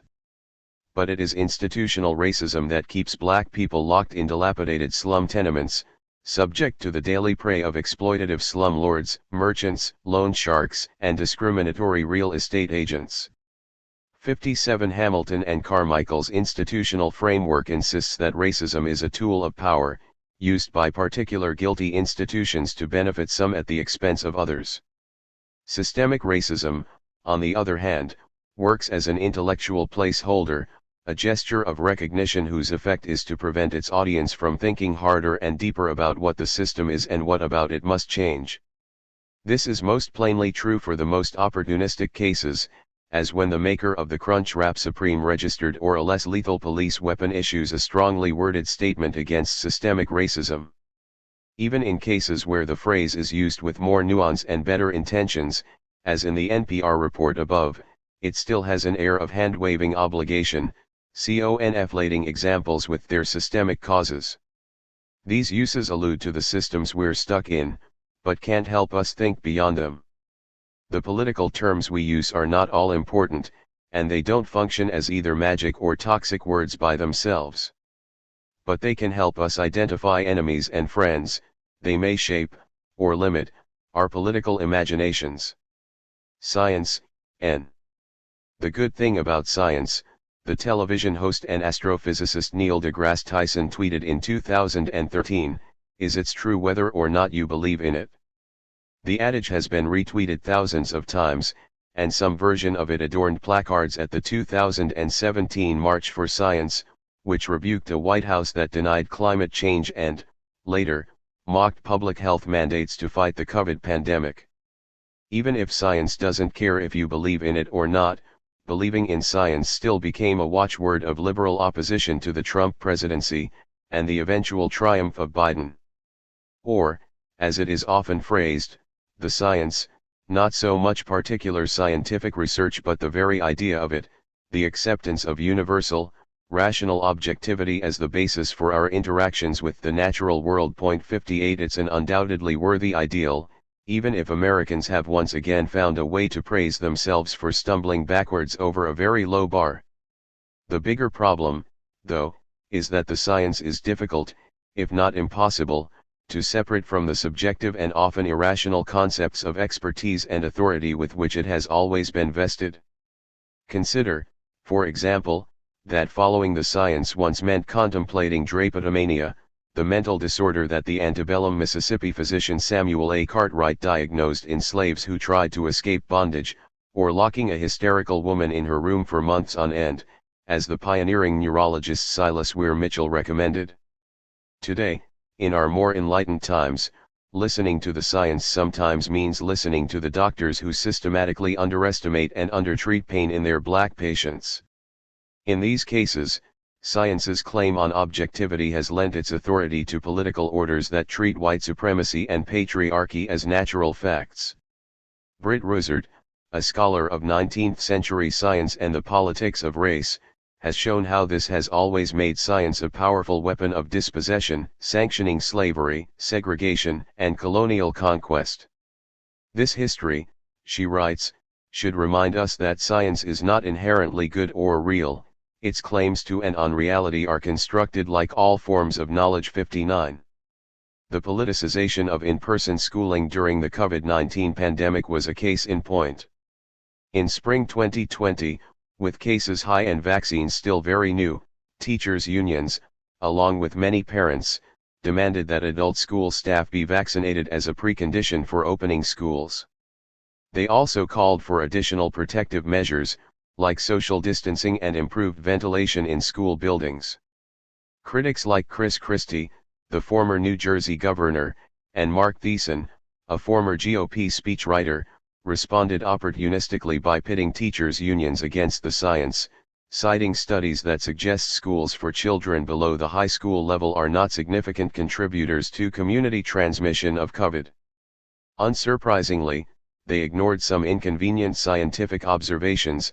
The CDC also recommended social distancing, masking, and regular testing, but no amount of scientific evidence for the importance of such measures is likely to summon the public funding necessary to actually implement them. 60.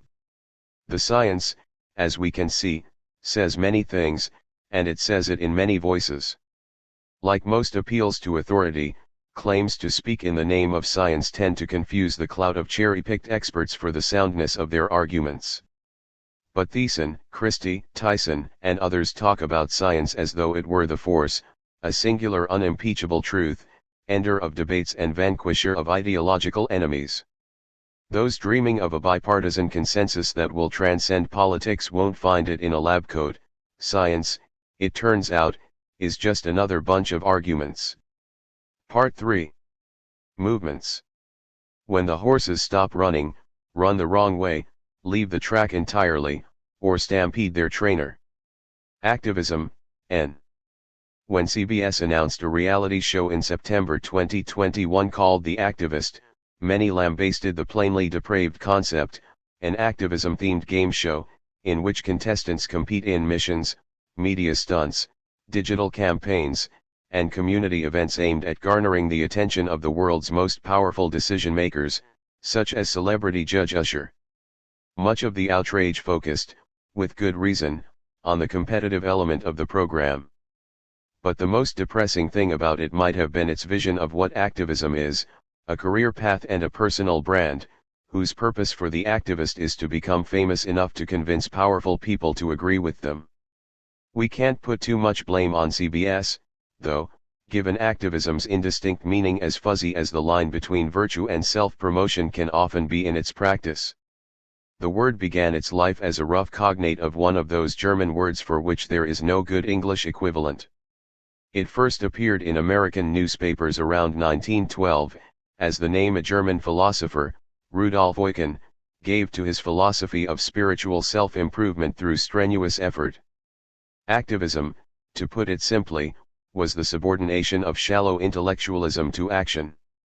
Vague at the time, this philosophy is justifiably obscure now, but there's something of Eucken's notion of a Protestant spiritual workout regimen in the farcical competition for the title of America's Next Top Activist.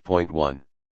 We use activism now to name something we lack a better word for, that strange phenomenon of citizens, in a politically disaffected, hyper-mediated consumer society, voluntarily devoting time and effort to serve a political cause on behalf of themselves and others only because they care a great deal about it.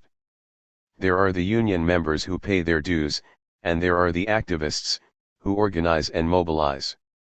There are those who show up to demonstrations and there are those who show up to all of them. What else are you supposed to call these people? Protester doesn't convey the appropriate sense of leadership. An organizer could be a freedom fighter, but it could also be a pocket calendar, militant.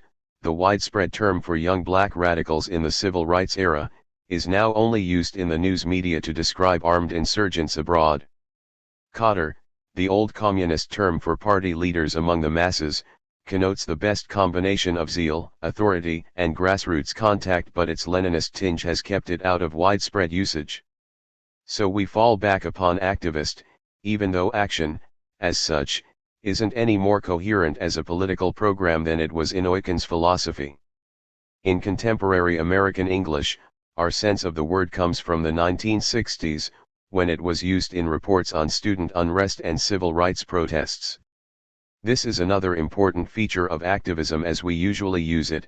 Activists are often framed generationally, both as young people and to mark a contrast to earlier generations.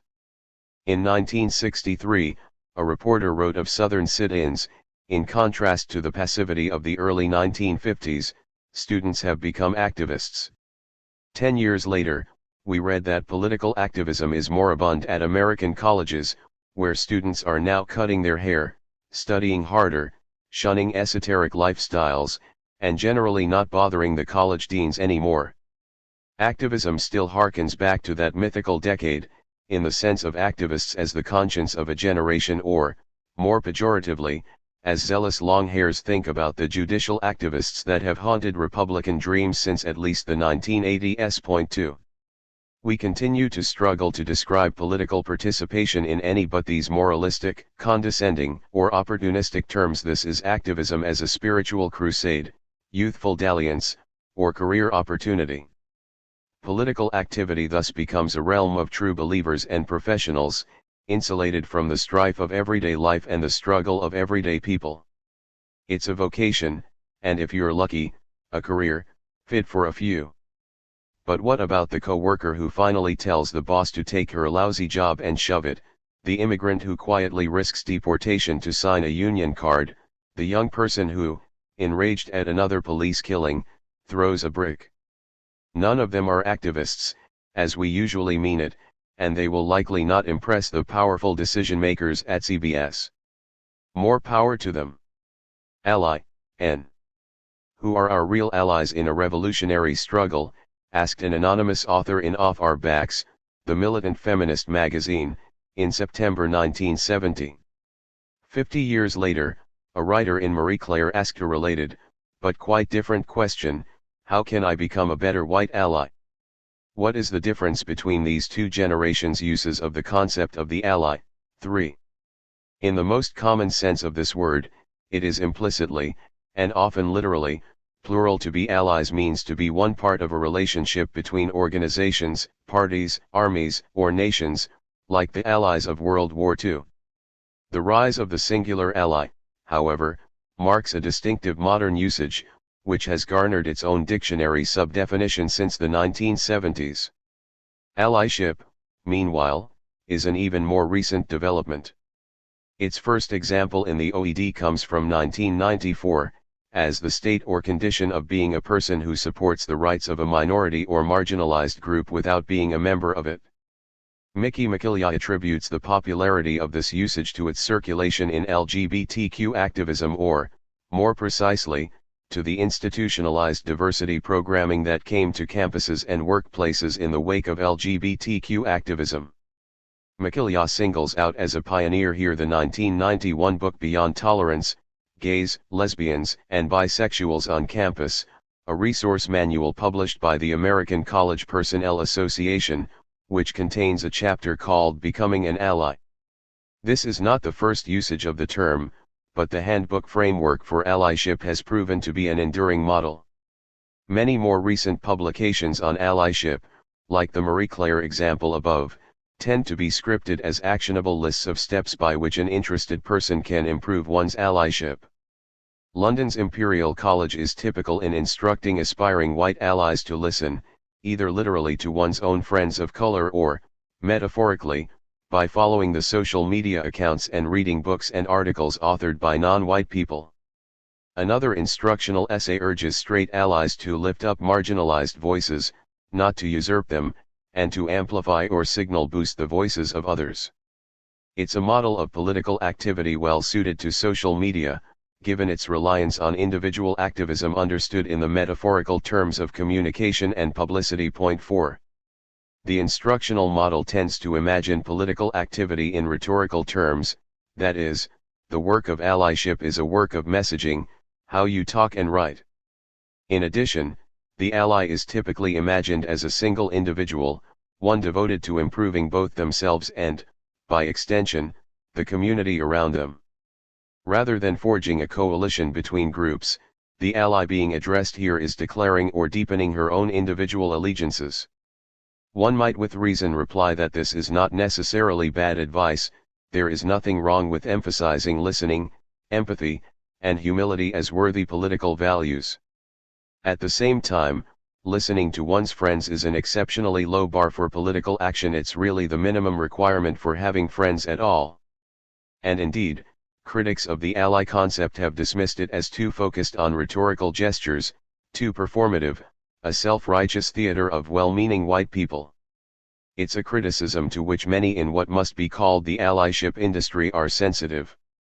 Allies for Change, a Michigan organization that runs anti-racism workshops for universities and nonprofits, offered a program in early 2021 focused on moving from talk to action, although one of the action goals, claiming and embodying an anti-racist identity, sounds suspiciously like talk.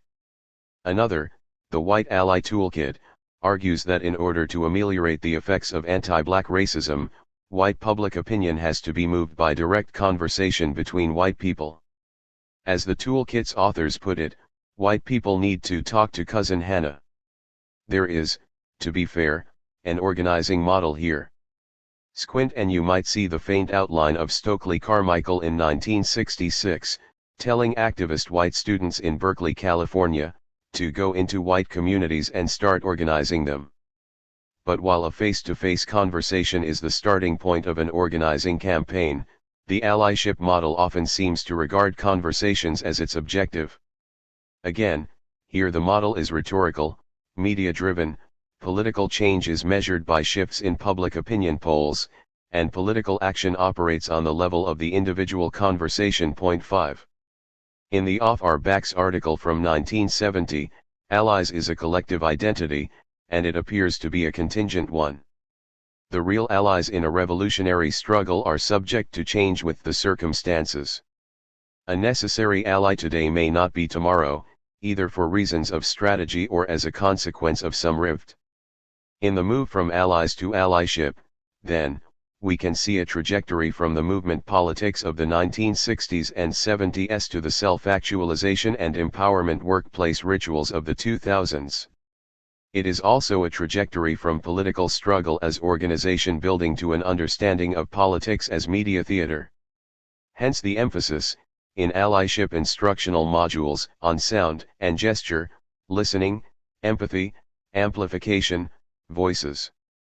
Although the concept of the ally we have traced here has earned its own, relatively recent Oxford definition, there is nothing intrinsically new, and certainly nothing bad, about the concept of aligning oneself with an identity you don't directly share. White abolitionists in antebellum America were allies in this sense, as are Teamsters who will not cross someone else's picket line, or suburban homemakers who refuse to buy non-union grapes in support of farm workers in the 1970s. Allyship is best compared with solidarity, our best word for the practice of making and nurturing allegiances based on principle and common interest. Solidarity, though, is a thing that you do and you can only do it on behalf of another. An ally, most of the time, is a thing you are, a feature of an individual person's character. As such, it is too easy to do it mostly for yourself. Equity, N. Equity is a word that has launched 1,000 cartoon explainers, all purporting to show that equality, the ineffective prescription of sameness, is out, and equity, or fairness, is in. It's a widespread truism in progressive nonprofits and philanthropists, and in the federal government, where President Biden signed an executive order early in his presidency to advance the cause of racial equity in the government ranks. Equity and equality are etymological twins turned bitter rivals, like a liberal policy wonks Romulus and Remus. Like so many legendary sibling rivalries, though, the ostensibly sharp differences between these two are less straightforward than they appear. Point 6. A widely distributed equity cartoon by an artist, Angus Maguire, shows three people of different heights standing on identical crates to watch a baseball game from beyond the outfield wall. Point 7. The two tallest spectators gaze contentedly over the fence, while the shortest kid slumps in dejection, his nose still buried in the fence lumber. This is meant to illustrate equality, since everyone, tall or short, has been given the same crate. The second frame, depicting equity, shows the short kid exuberant, now watching the game easily on top of two crates, one more than his taller companions. A few preliminary questions: what is the middle kid even doing here? What is the baseball stadium supposed to represent in this allegory? And who are all the paying spectators in the grandstand? What's their deal? This cartoon's meaning derives from its unexamined assumption that equality means sameness, ameliorative action applied without regard to individual differences. Equity, says one critic in an approving commentary on Maguire's cartoon, is not about everybody getting the same thing, as equality presumably is. It's about everybody getting what they need in order to improve the quality of their situation. Words being subjective things, equality well might mean this to some people, but all the same, it is a definition of equality that echoes decades of conservative bootstrapping rhetoric against the welfare state. Instead of focusing on equality of outcomes, said the conservative budget hawk Paul Ryan during the Obama years, we should be focusing on equality of opportunity. 8 Ryan marks the difference as one between earned merit and unearned mooching. This difference between an enforced uniformity of social benefits, regardless of one's abilities and needs, and a level playing field that allows everyone to begin at the same place is essentially the distinction being parsed in the graphic between equality and equity, where inefficient homogeneous outcomes are opposed to fairer, individualized opportunities. Nonetheless, equity is a bugbear for some on the right, who treat it as a synonym for racial quotas or as a creature of wokeness, a piece of newfangled jargon meant to flatter liberal whites. 9 Neither claim holds much water, though, since the White House's current definition of equity, as the consistent and systematic fair, just, and impartial treatment of all individuals, sounds a lot like a perfectly valid definition of equality, at least according to my dictionary. The biggest question that the popularity of equity raises is what we mean by equality. It's a word rarely defined by those who use it, who presumably reason that its meaning is self-evident. In American history, its vexed and unsettled definition, especially in the context of racism and civil rights after the Civil War, has meant it is often modified by some adjective or another. Civic equality and political equality have referred to equal rights before the law and in government, the demands of the generations after slavery's abolition. Social equality, especially in the late 19th century, was often invoked negatively by white supremacists as a concise formulation of their fears. It was the vague, menacing humbug, as the feminist Anna Julia Cooper called it, that they used to allude darkly to the presumed evils integration in politics, housing, and social life, miscegenation, barbarism writ large that would result from the first two forms of equality. 10. So, to venture a definition, equality is the equal right, but also an equal chance, to live, breathe, and work in peace and freedom regardless of one's class, race, religion, and gender identity. Partisans of equity seem to presume that equality means de jure or legal equality, only a consequence, perhaps, of some Americans' tendency to regard equality and equity as nouns only modified by racial or gender. Interestingly, inequality remains dominant as the description of what equity and equality both intend to correct. Inequity is far less common. One might rightly point out, then, that policies insisting upon gender or racial equality in hiring, real estate, or lending have so often failed to achieve their intended results. A generous reading of the equity/equality feud would therefore note that equity emphasizes the social and economic contexts that shape and reinforce any situation of injustice. But there is no particular reason why a doctrine of political equality cannot make the same point. In the equality-equity rivalry, therefore, equality is framed as incremental and juridical, while equity is broad and systemic. As the White House says, equity requires a systematic approach to embedding fairness in decision-making processes. But as we can see in a later chapter, the meaning of systemic has been degraded in common usage to become a synonym for merely widespread, rather than radical.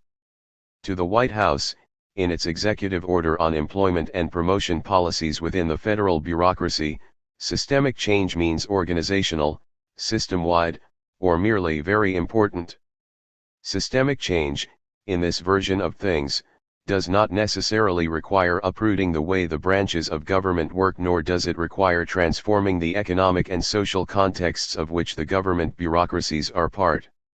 This is not even really a criticism of the White House, either, who comes here looking for systemic change. The fact that so many powerful institutions and politicians appear to prefer equity as the fair alternative to equality's prescriptive sameness is a warning sign that it is in fact the more tentative and anodyne concept.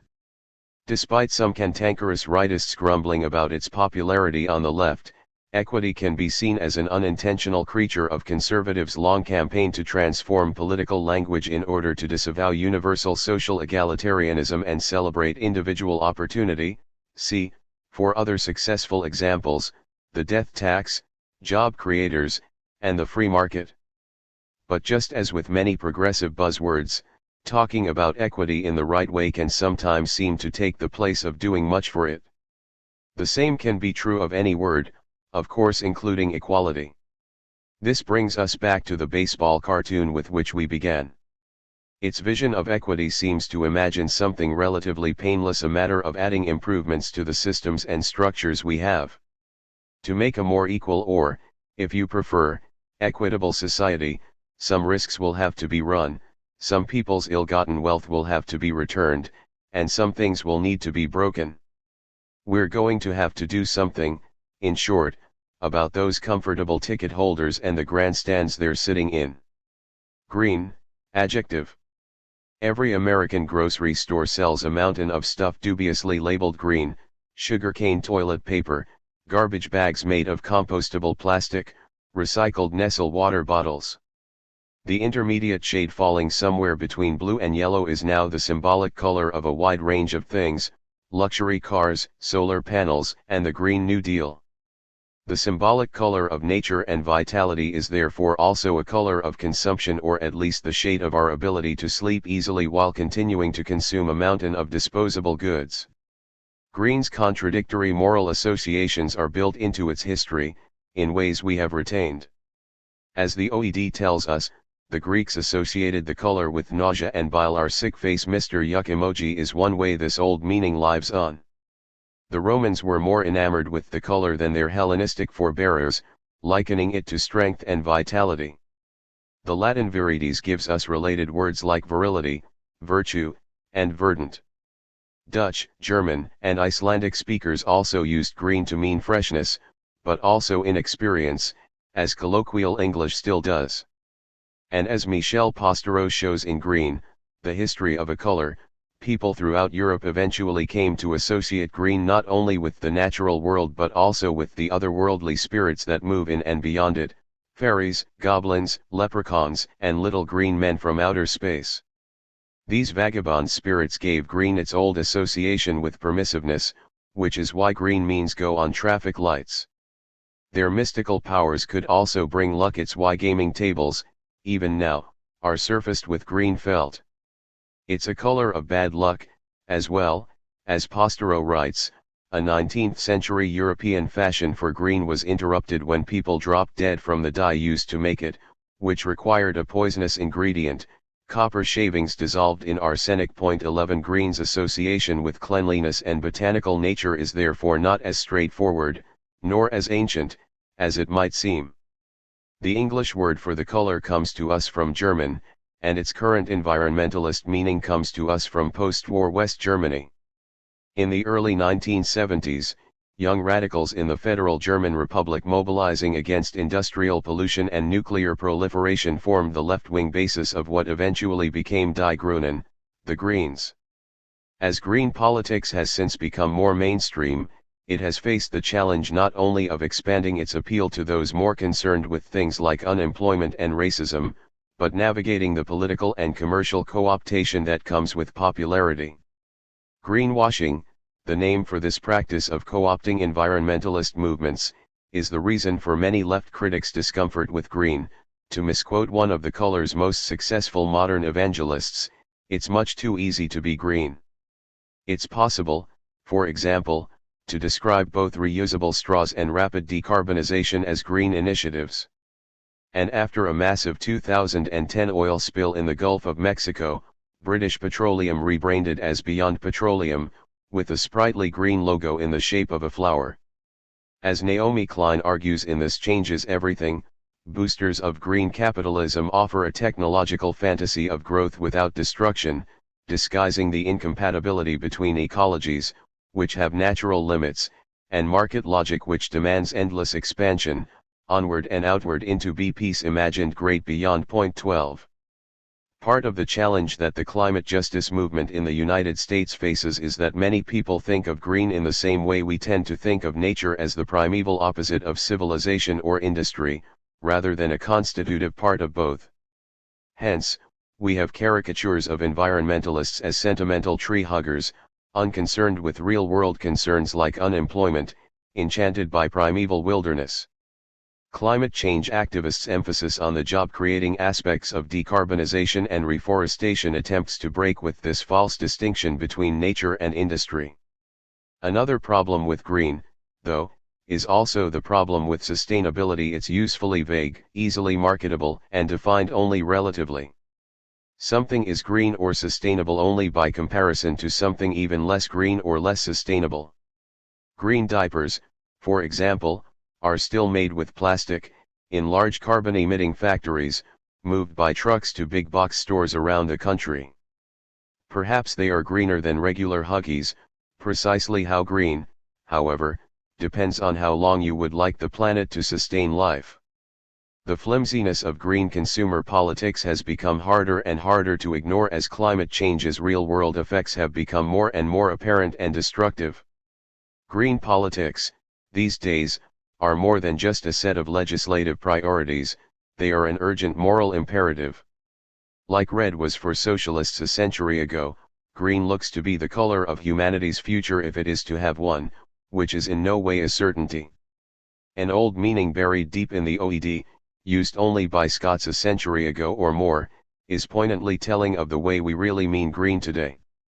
It was a verb, to green, they used to say in Scotland, is to desperately yearn for something still out of reach. Nonviolence, nonviolent, adjective. Syn peaceful. Nonviolence casts a large shadow over any mass movement in the United States today, because of its association with the direct action tactics championed by Dr. Martin Luther King Jr. during the Civil Rights Movement. It is a shadow not because its legacy is regrettable, although political nonviolence has always been more controversial than its sacralization in post-war U.S. political culture would suggest. It is rather because the term nonviolent is so routinely misapplied, and so often conflated with a very different synonym, peaceful. This means that many invocations of political nonviolence have the effect of obscuring or misrepresenting the movements they aim to illuminate. Nonviolent direct action, King wrote in his eloquent 1963 Tactical Manifesto, Letter from Birmingham Jail, was designed to create such a crisis and establish such creative tension that a community that has constantly refused to negotiate is forced to confront the issue. King was in Birmingham's lockup for violating a court order against public civil rights demonstrations in the city, and his letter was a reply to a group of moderate ministers who criticized his defiance of the city's authorities as untimely and needlessly disruptive. The Birmingham Southern Christian Leadership Conference had organized a boycott of downtown shops during one of the year's busiest shopping seasons. The intention, King wrote, was to provoke enough tension that the movement's opponents would be forced to negotiate. The point of his own disobedience of the court's order was precisely to be disruptive, to cause commotion and tension. For this reason, King himself called his method nonviolent direct action, rarely using the phrase peaceful protest. When he did, as in a 1962 statement in Albany, Georgia, co-authored by King and 3 others, it was mostly for rhetorical purposes, to emphasize how violent were the racist town authorities he confronted. Point 13. Many invocations of King's legacy overlook the tactical calculation of nonviolent action and treat it as a purely moral affair, a consequence of the depoliticization of the civil rights struggle in popular American memory of this period. After another wave of demonstrations against police brutality in May 2020, they were routinely praised in the press to the degree that they were peaceful protests. Former President Barack Obama, for example, praised the folks who are willing, in a peaceful, disciplined way, to be out there making a difference. Making what kind of difference? In what, and for whom? To answer these questions would require a political understanding of the two sides in the struggle, and to do that would require, at the very least, for the president to say the word police. But more on that below. New York's police commissioner, Dermot Shea, praised his officers for working tirelessly to protect those who are peacefully protesting, as if demonstrators and cops were suddenly close colleagues in a shared enterprise. The peaceful protests that Obama and Shea praised came on the heels of a tense week of demonstrations in the Twin Cities, which featured property destruction and the burning of a police precinct on one side, and police batons, tear gas, rubber bullets, and mandatory curfews on the other. So what made some of the demonstrations in New York, Washington, and elsewhere peaceful? They were peaceful, to these observers, to the extent that no windows were broken or Dollar Trees looted. Can peace really refer to the absence of violence against inanimate objects? Fraternal Order of Police President Patrick Yose thinks so, arguing that property damage cannot even be called protest. Protesters do not injure cops or set fires, rioters do. Another journalist, German Lopez, voiced the schoolboy version of the civil rights movement that prevails in so much mainstream media coverage of protest campaigns, and which draws a bright line between violence and peace. Lopez argued that violent protests set the goals of the movement back. But what is violent? Lopez's definition is hardly illuminating. For the purposes of this article, violent protest and riots means when protesters became violent. A violent protest, apparently, is a protest that is violent. And a peaceful one, therefore, is not a violent one, at least according to the journalists and police officials who typically weigh in decisively on such things. Lopez cited a 2015 political science study that attempted to measure the white backlash to the riots that followed King's 1968 assassination. White voters' negative reactions to these uprisings in black communities fueled the rise of tough-on-crime politicians whose policies perpetuated some of the problems that protesters in the 60s stood against, Lopez wrote, and that demonstrators today are now protesting 14. We can only guess, but cannot empirically know, of course, whether suburban white voters would not have mounted a backlash against a black struggle that took their taste in demonstration tactics more attentively into account, nor can we assume that what has happened before must necessarily happen again. In any case, by treating protest as primarily a variable in measurable voting preferences, Lopez treats it as a case before public opinion, in particular, white public opinion. Protest is not supposed to disturb it. Another definition of a violent protest is a protest that the police say is a violent protest. Or, as one Detroit protester told me sarcastically, a peaceful protest is when no one throws a water bottle, a reference to a weapon that was reportedly hurled at Washington, D.C., riot police armed with rubber bullets and gas.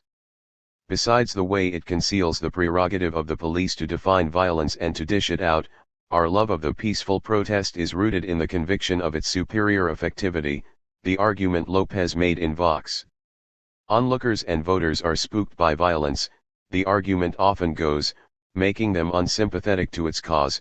Riots are irrational spasms, not a true revolution, wrote the New York Times columnist Ross Douthat, that noted expert on the art of true revolution. Ilhan Omar, the liberal congresswoman whose district includes Minneapolis, argued that every single fire set ablaze, every single store that is looted, every time our community finds itself in danger, it is time that people are not spending talking about getting justice for George Floyd. 15. One can't prove negatives.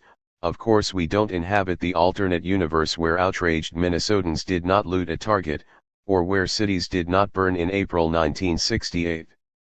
But it is hard to imagine a scenario in which large numbers of people were talking about Floyd, weeks and months after his death, without the fires that consumed a police precinct in Minneapolis, along with most of the country's attention.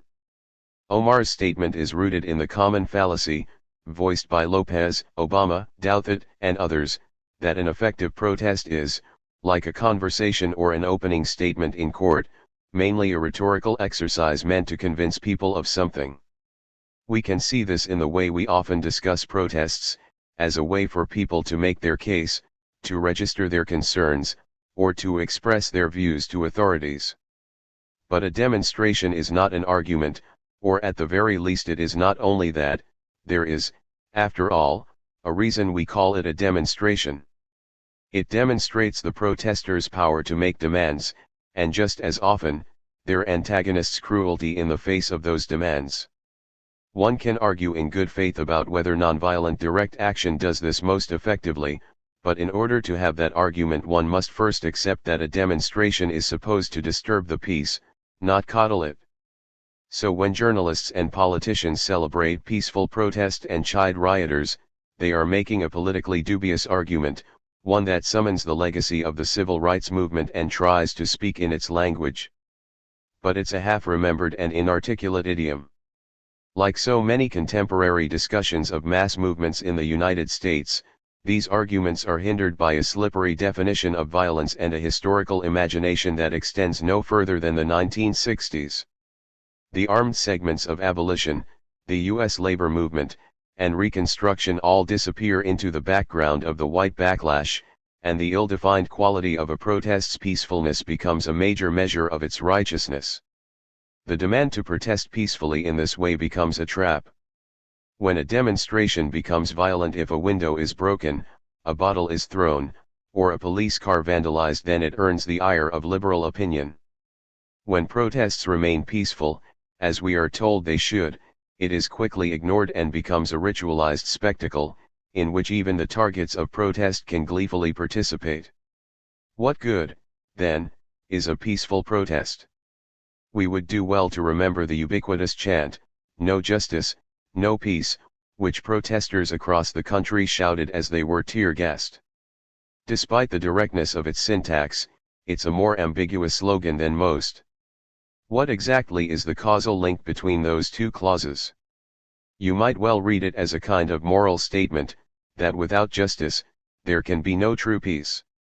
This is true enough, but only if you remember that it's also a warning: until justice is served, don't expect any peace. Patriot, N. In a commercial released online a few weeks before a hotly contested January 2021 Senate election in Georgia, two aides briefed their boss, the GOP Texas Representative Dan Crenshaw. Crenshaw is a former soldier known for his trademark eye patch and desperate, cringe-worthy machismo.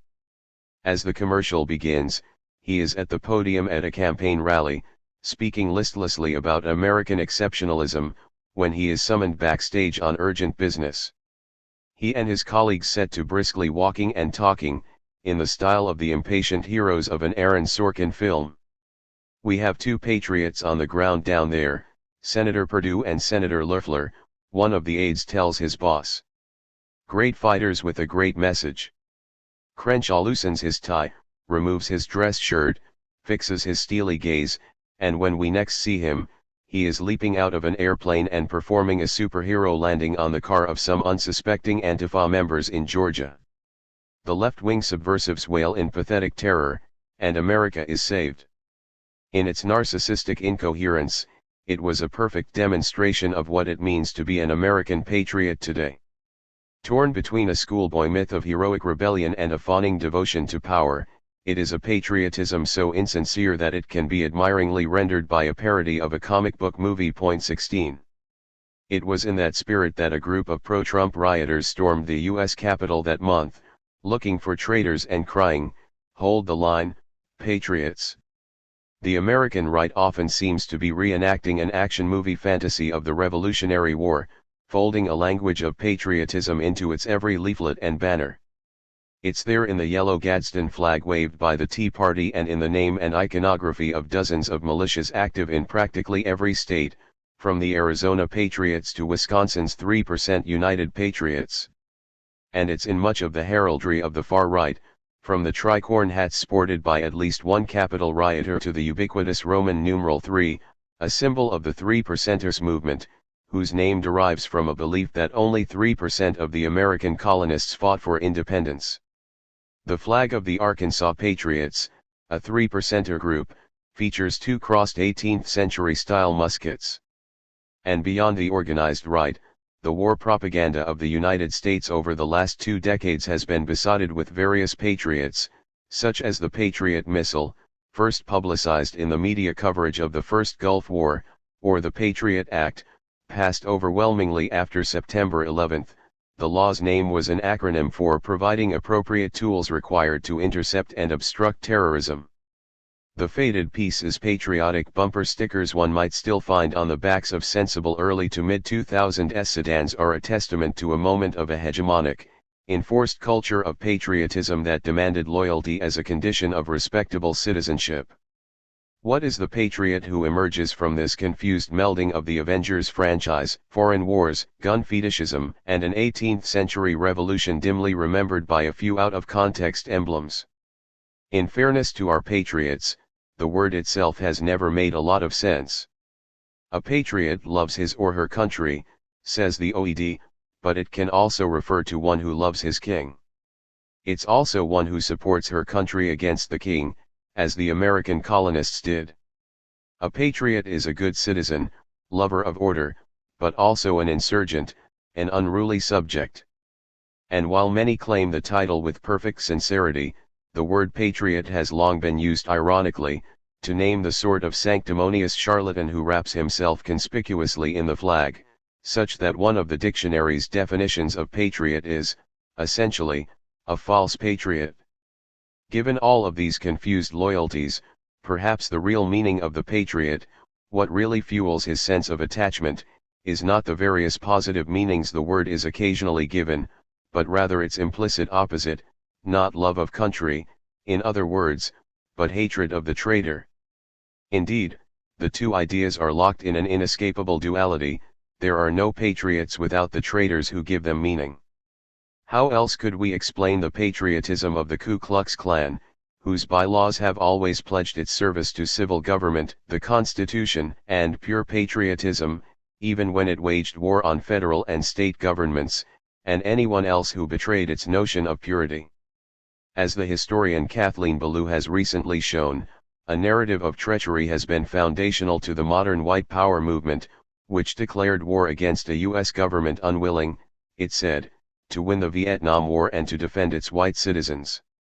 Whatever their explicit political convictions, open white supremacy or some combination of gun rights and anti-tax zealotry or QAnon delirium, what appears to nourish the self-styled militant patriots on the American right today is an endless sense of betrayal and a bottomless well of self-righteousness, which is a toxic, often ridiculous, always dangerous combination. The Arkansas Patriots, for one, style themselves as revolutionaries resisting an illegitimate government, and they brandish pro-police flags and attend demonstrations in battle regalia to provide security, they claim.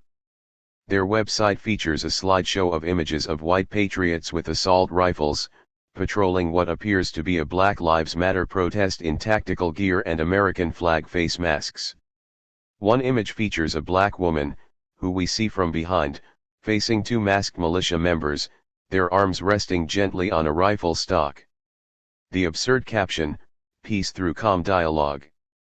Clowns they are, but our history offers plenty of examples of dangerous clowns, and ridiculous as our current crop of patriots are, their real capacities for violence may still be ahead of us. 17.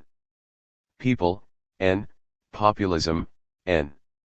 The first three words of the first sentence of the preamble to the U.S. Constitution are quoted so often in political speeches, slogans, and protest signs that it may seem that their meaning and significance is self-evident. It is therefore easy to forget that the Constitution never addresses who, exactly, we the people are. The struggles of 2.5 centuries over who counts among this group the people whose rights may not be abridged, who have dignity and power have clarified things, but only in part. Does the people now include non-citizens? Undocumented immigrants? Minors? Prisoners? These questions remain unanswered. There is a grammatical problem here. For starters, the American people are, never is, a grammatically plural construction that nevertheless speaks and acts as a single thing. The political problem, of defining this first-person plural and containing the multitudes that make it up, is not unique to the United States, or to English. The French revolutionaries who overthrew their king and declared that sovereignty resided in Le Peuple fought bitterly over who that word included, and who it didn't. People's republics identified the people with the working class, in whose name and interest these governments have claimed to rule. And in Spanish, el pueblo is especially ambiguous. It can literally mean the people, but it is also the word for a town. You might use it to describe a rural village and an urban neighborhood, or you might use it for your compatriots in an immigrant enclave far from home. It can mean the nation as a whole, or a part of it, in whose name one political party acts, against another, which also claims to defend el pueblo. El pueblo is malleable and unstable, rather than the static, settled uniformity of the politicians. American people, el pueblo mexicano or peruano is always politicized, always something to fight over, and for. This makes sense in nations formed out of violent dispossession, revolution, and republican idealism, forged out of ethnic and racial communities crossed, violently and often arbitrarily, by unstable national borders. Places like the United States, in other words. But we tend not to hear all that in the American people, one of the most ponderous cliches of U.S. politics. The American people demand this or value that, they are hurting, tired, or angry. They are great. But they are also bitterly divided, as candidates and pundits regularly lament. The American people speak with one voice, except when they disdain or scream at each other in various different ones. There is little new that can therefore be said about the American people. The phrase summons a lazy, false consensus, a sterile, mass-produced patriotism long since drained of any of the revolutionary energies that ever animated we the people. Which is why, during his 2020 campaign for president, one of Bernie Sanders's most significant turns of phrase was perhaps easy to miss, his consistent use of the phrase "our people" to name that seemingly impossible thing, a national American community based on anything other than shallow ballgame rituals or bleeding chauvinism. We can, he wrote in a typical usage before the New Hampshire primary in February 2020, transform this country so that it works for all of our people. 18 Our people, with its implied sense of caretaking, suggests shared obligations and shortcomings. The country doesn't currently work for our people. And like the Spanish pueblo, it's also conditional. Some people are not always our people, no matter what their passport says. This is the sort of rhetorical move that certain high-minded critics denounce as populism, demagogic, unreasonable, inviting conflict by acknowledging that it exists. The Economist sniffs in one editorial that one must never trust politicians who speak of the people. It's a sign, the editors say, that a politician is dishonest, partisan, and disrespectful of constitutional processes. It marks the user out not as a Democrat, they write, but as a scoundrel. One wonders what we are meant to do about the scoundrels who drafted the Constitution. 19. Populist entered the English language in 1891, when, as the oft-told story goes, the Kansas Democrat David Overmyer needed a convenient term to identify members of the New People's Party, an agrarian reform movement that demanded a secret ballot, public ownership of railroads, and an 8-hour workday. The movement had surged to prominence in Kansas earlier that year, but it lacked a name for its partisans. The well-read Overmyer proposed populist, from populus, the Latin root of people. The first populists were unusual in that they actually referred to themselves this way. The word lives on today mostly, though not exclusively, as a term laced with suspicion. As critics regularly point out, however, populism doesn't really mean anything, or at least nothing consistent. Sometimes, populist is a rhetorical term of abuse, in which ostensibly level-headed centrists portray their opponents on the left and the right as radical, lawless, irrational, or enthralled to a mob. The generic term populist still retains some of the old contempt for the untutored hayseed that characterized respectable opinion on the People's Party. 20 And this much has remained relatively consistent. In the United States, at least, the populist is the voice of the hinterland, wherever that is taken to be. This territory is no longer the prairies or the frontier, but the rural South, West, and Rust Belt. Despite all the differences in topography and economy, they occupy similar symbolic territory. In political journalism, populist is often a euphemism, useful when far-right or white supremacists seem too judgmental for reporters anxious to appear neutral. When, For example, USA Today reported on the so-called alt-right, the neo-fascist movement that briefly surged in the aftermath of Trump's 2016 election victory. The paper characterized it hesitantly as populist and white nationalist, without explaining what these two categories meant, or how they differed. It has become a promiscuous way to categorize almost any challenge to established political parties, as varied as that of Trump or George Wallace in the United States, Viktor Orban in Hungary, and Hugo Chavez in Venezuela. Besides Trump, in American political commentary, Sanders in 2016, Ralph Nader in 2000, and Ross Perot in 1992 were all called populist. These figures all have very different political views and styles, and if all that unites them is a shared anger at an elite, again defined differently in each case, then the category does not have much explanatory power. The promiscuity with which news organizations use the word is one indication of the relatively narrow range of mainstream national politics in the United States, such that anyone deviating from this consensus may be conveniently called a populist, someone who resides, in politics as in geography, somewhere out there, out on the fringes, where madness reigns and no one can get The Economist.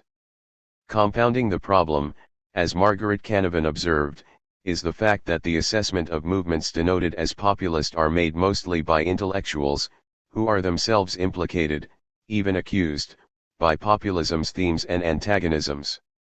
This means that the concept is always shaped, perhaps more than most, by the class biases of its conceptualizers. Popular notions of populism might therefore be distorted by some by their fear of the grassroots and the appalling things that might crawl out of them, as Canavan puts it. They can also be gauzily romanticized out of an exaggerated reverence for the virtuous common folk. Point 21. With that warning in mind, a reasonable definition might go like this: populists act in the name of ordinary people, who are usually defined in national terms, against an exploitative elite. Movements described as populist also view the government as an institution driven not by consensus and deal-making but by conflict between these two factions, the people and the elite. Further, the definition of the people as national has often lent itself, as in the People's Party, to a nativist suspicion of the foreigner. Those who describe populism as intrinsically dangerous regard its emphasis on conflict as anti-pluralist, and they tend to frame the people's anger at the elite as a phantasm conjured by the populist would-be autocrat. The appeal to a broadly defined people collapses the distinctions in a diverse society, write Darren Acemoglu and James Robinson, an economist and a political scientist who see in populism an exclusionary strategy for building a coalition of the discontented. The people is indeed a rhetorical fiction, whose identification papers over differences and rivalries. But left out of such analyses, which tend to focus on the tenor of populist discourse, is a more fundamental political question. That is, what if the people are right to be discontented? Could it be that the elite sometimes really are vampiric idlers? When the People's Party 1892 platform observed that from the same prolific womb of governmental injustice we breed the two great classes, tramps and millionaires, did they not have a point? 22. A fundamental problem with historical discussions of populism, writes Robert Jansen, a scholar of Latin American populism, is that scholars tend to treat populism as a thing.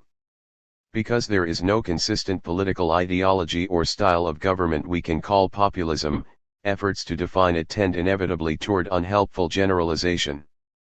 Populism, writes Jensen, is not an entity, but a practice. It sets out to organize ordinarily marginalized people in a publicly visible and contentious political action against an elite. Populism is something you do, not a thing that you are. Point 23. Thinking about populism, as Jansen suggests, as a set of practices rather than an ideology, helps give this frustratingly imprecise concept a bit more coherence.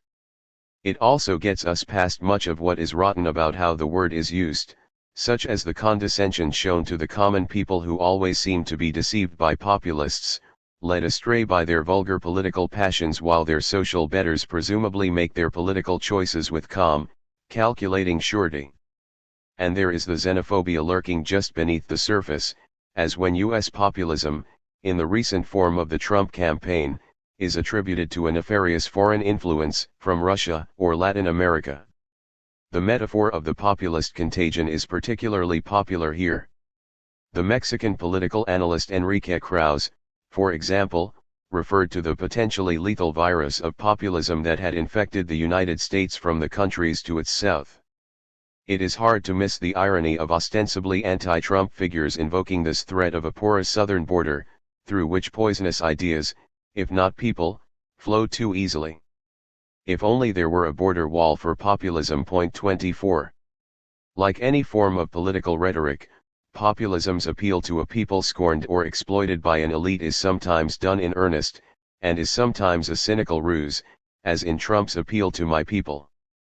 Sometimes the corrupt elite can be said to exist, and in other cases the exploitative class is little more than a paranoid conspiracy. These questions will always need to be asked for specific cases, however. Populism is not a thing, but a practice. Radical, adjective. To be a radical, radicals have long said, means to go to the root of things. At the root of the word radical, then, is its biological meaning. Deriving from the Latin radicalis, root, it first referred to the roots of a plant or the core vital functions of any other organism. Its more common political meaning refers to social transformations, or a desire for them, that are so far-reaching and unorthodox that the heart of an old system is challenged, its foundations exposed and overturned. The political meanings of radical date in English to the revolutions of the late 18th and early 19th century. English movements for universal suffrage and parliamentary reform were typically attributed to radicals, and in 1820 the English poet Percy Shelley lambasted Europe's reactionary monarchs as radical butchers. In the United States, radicalism as a political descriptor was linked to the anti-slavery movement and especially to Reconstruction's radical Republicans, the faction of the anti-slavery party most committed to wholesale reconstruction of the post-Civil War South. In 1869, Lydia Maria Child, the former abolitionist turned radical Republican, denounced her more moderate colleagues who, she said, were too willing to appease the former plantation elite. They were selling out their abolitionist soul by turning away from the struggle for racial equality in the old Confederacy. Radicalism in the political sense is therefore a metaphor of depth. The available non-botanical synonyms for root, core, heart, foundation, soul make this clear.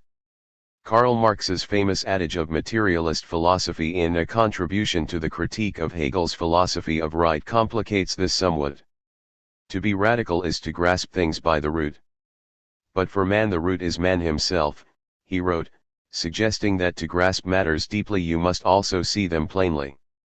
What is hidden in the depths must be upturned and made visible. 25 In the last years of the Civil War, an anonymous author in William Lloyd Garrison's Liberator, the famous anti-slavery periodical, wrote a short exegesis of a then fashionable word that circulated in anti-slavery circles as the mark of implacable hostility to slavery.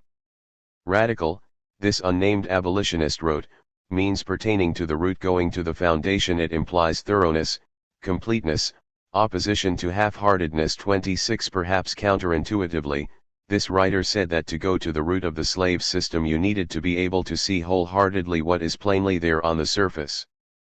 The always active relationship between surface and depth in the radicalism metaphor raises a political question that radicals have always faced, in real and quite non-metaphorical ways.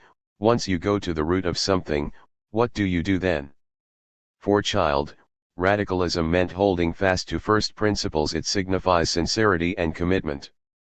It has also meant to disdain complacency, to lay the axe to the root, as John the Baptist describes the Christian God's radical work of renewal, clearing out the old to make way for the new. For non-radicals, of course, this impulse to destroy the rotten roots may seem like fanaticism. This difference speaks to the innate tension, in the word and in radical practices through the years, between going to the roots and tearing them out. Given its political connotations of faithfulness, persistence, and occasionally, destruction, it is appropriate that radical has more or less kept its meaning for centuries.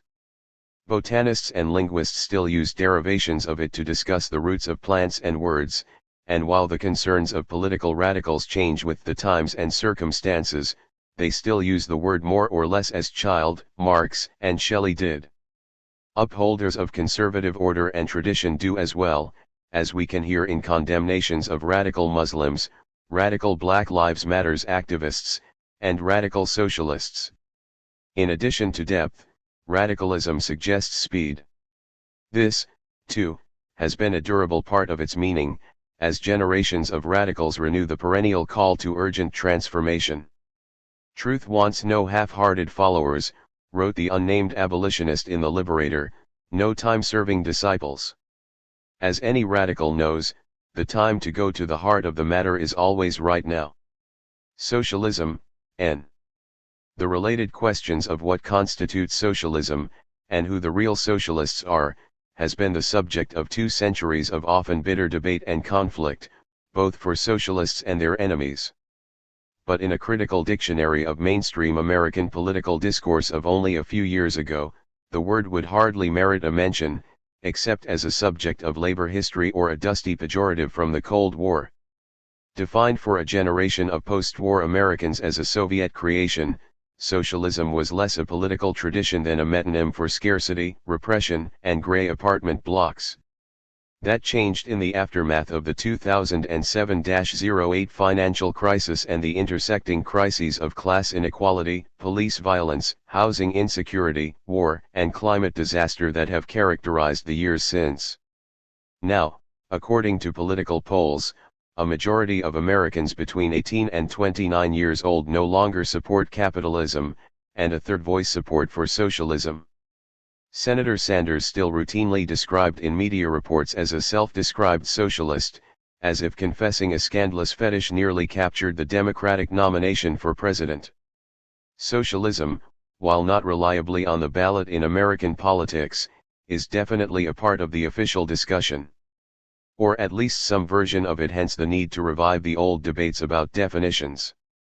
In Keywords, Williams explains that much of the definitional troubles that have always shadowed socialism derive from its vague referent. What does it mean to be a partisan of the social? Answers have tended to follow 2 different, sometimes antagonistic tracks. One names the social compact of liberalism, the set of mutual obligations and rights in a society that aspires to distribute liberty. The objective, here, is to make the social order function more justly and efficiently, for the mutual benefit of all citizens. The heirs of this socialism are European social democratic parties, like Britain's Labour Party or the French Socialist Party.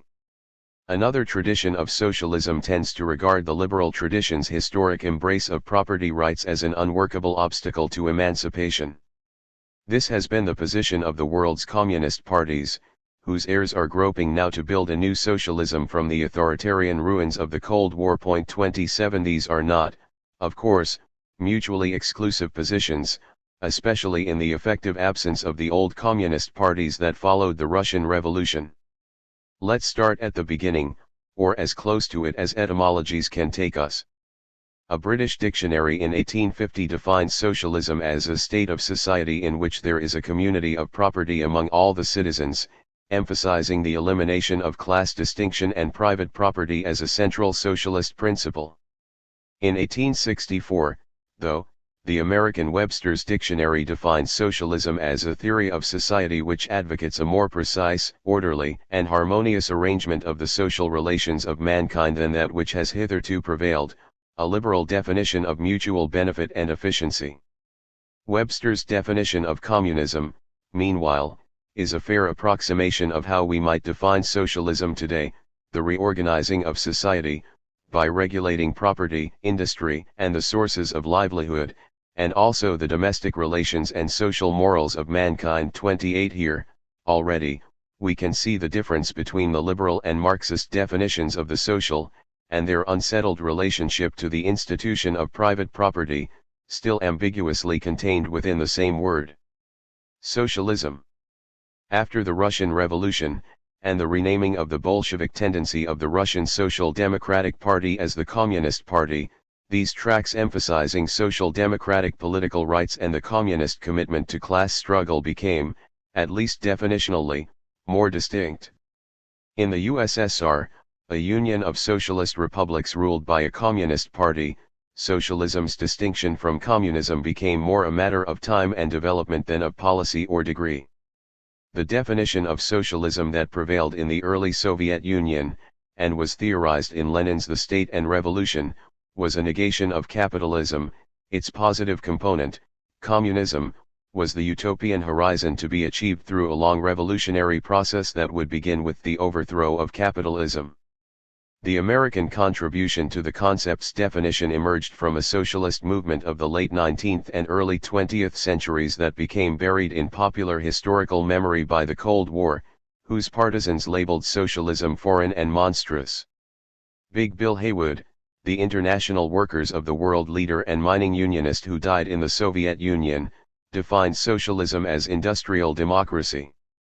This he defined as the collective ownership of the means of production and its management by a government of workers, in order to establish and conduct the great social institutions required by civilized humanity. 29 In Haywood's ideal, we see an example of the liberal and socialist ideals of harmony, efficiency, and class struggle intersecting in a relationship of mutual benefit.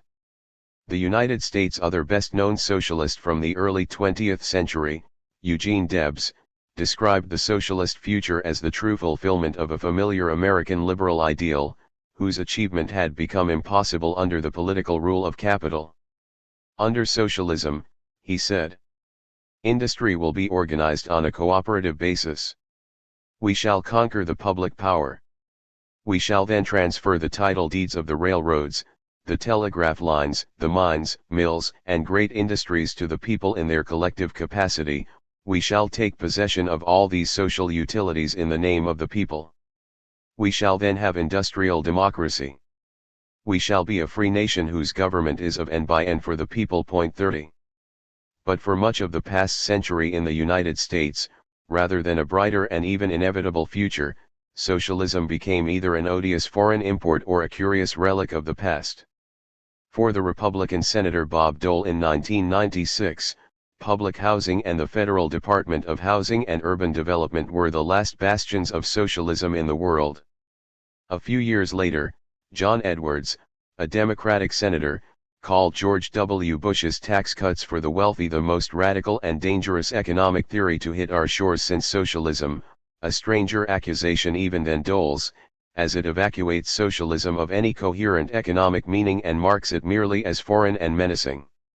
Used in this way as a slur, with no connection to evidence or policy, socialism floated as a signifier of, mostly, right-wing paranoia. 31. In the United States today, the revival of socialism as a borderline respectable political identity is often ascribed to the intensification of economic inequality in the country since the mid-2000s. True enough. And one popular rejoinder from figures from the right flank of the Democratic Party has therefore been to oppose socialism as a narrowly economic critique of American inequality, one which overlooks or sidelines civil rights, gender equality and identity, and other political movements often loosely and misleadingly termed identity politics. The distinction between these categories is often quite arbitrary, though, and entertaining a debate on the primacy of one or the other can only sow confusion and discord, which is why, of course, figures on the right keep bringing it up. How, for example, can one talk seriously of gender equality without enforcing economic measures like pay equality, free child care, and proper compensation in the so-called caring professions of teaching and nursing, staffed so disproportionately by women? Or take seriously a program of racial equality that fails to address the catastrophic losses in black family wealth after the 2007-08 foreclosure crisis, or the profiteering prison industry that preys on black victims of police injustice?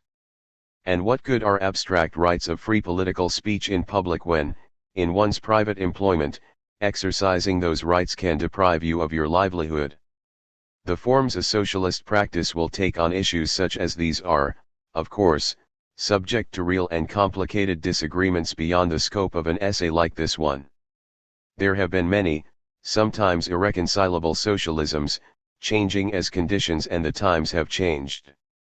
Socialism as a political practice cannot be separated from the question of liberal political rights, nor that of class struggle, and it is not reducible to either one, either.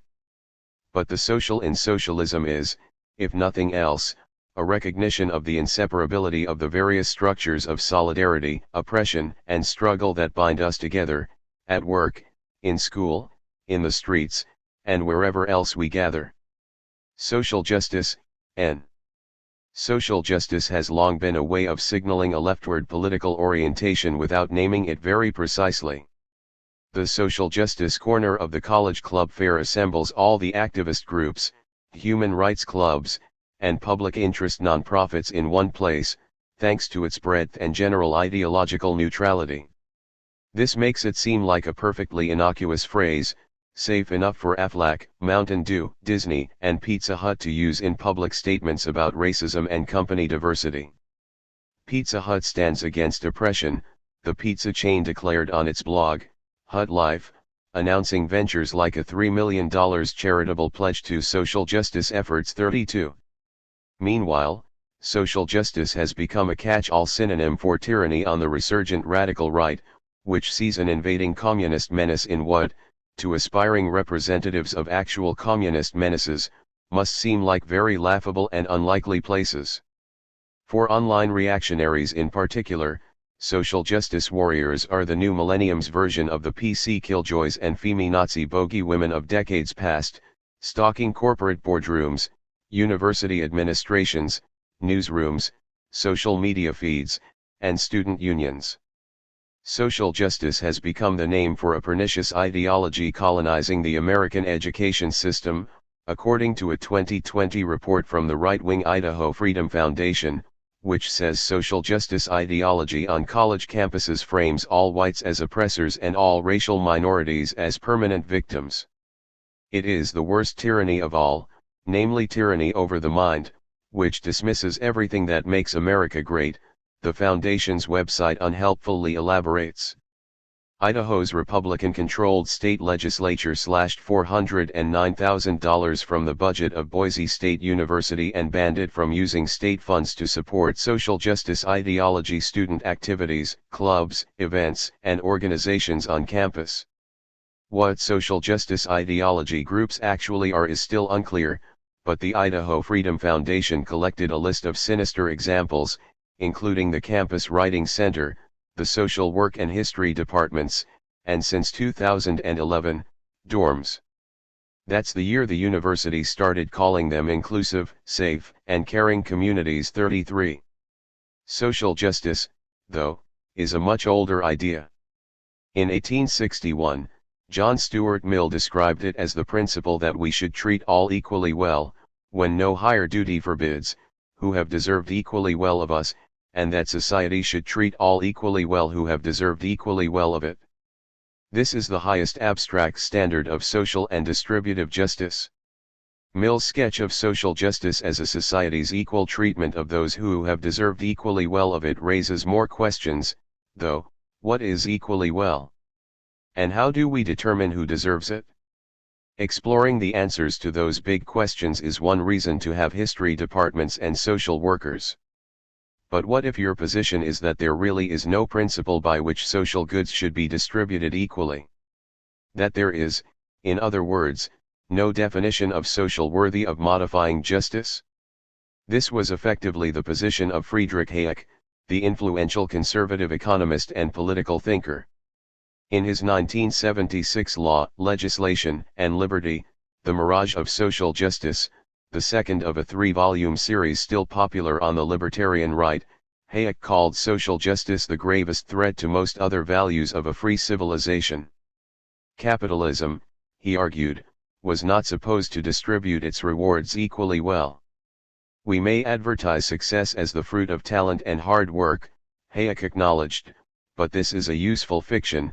The free market is unplanned and unplannable, a spontaneous order, whose complexity and size far exceeds the ability of any individual or government's ability to plan it. Who, he asked, would you demand justice from? Asking the market to deliver it is, at best, impossible, and more darkly, an invitation for Soviet central planning. 34. For many others on the right today, social justice is read as implicitly, and covertly, coercive. It is a coded term for a creeping state socialism. To detect the red menace thus doubly hidden requires a truly penetrating intelligence. As one endowed scholar at the Heritage Foundation wrote, social justice suggests the common good, and the common good becomes an excuse for total state control, since it requires an organizing common authority to enforce it. This means that social justice has become a synonym for progressive, and progressive in practice means socialist or heading towards socialism. 35 On the left, the political theorist Wendy Brown defines the adjective social in social justice as the places where we, as individuals or as a nation, practice or fail to practice justice, decency, civility, and care beyond the codes of market instrumentalism and familialism. 36 To defend the social on such terms may seem like a desperately defensive action. But Brown makes a convincing link between the high priests and princes of neoliberal thought, people like Hayek and Britain's Margaret Thatcher, in her examples, whose hostility to social justice, and to the principle of care beyond the market, has lent itself in practice to the degraded meanness embedded in much of conservative politics, where legislative censors, think tank bores, and Twitter trolls gin up outrage about the words inclusive, caring, and the common good.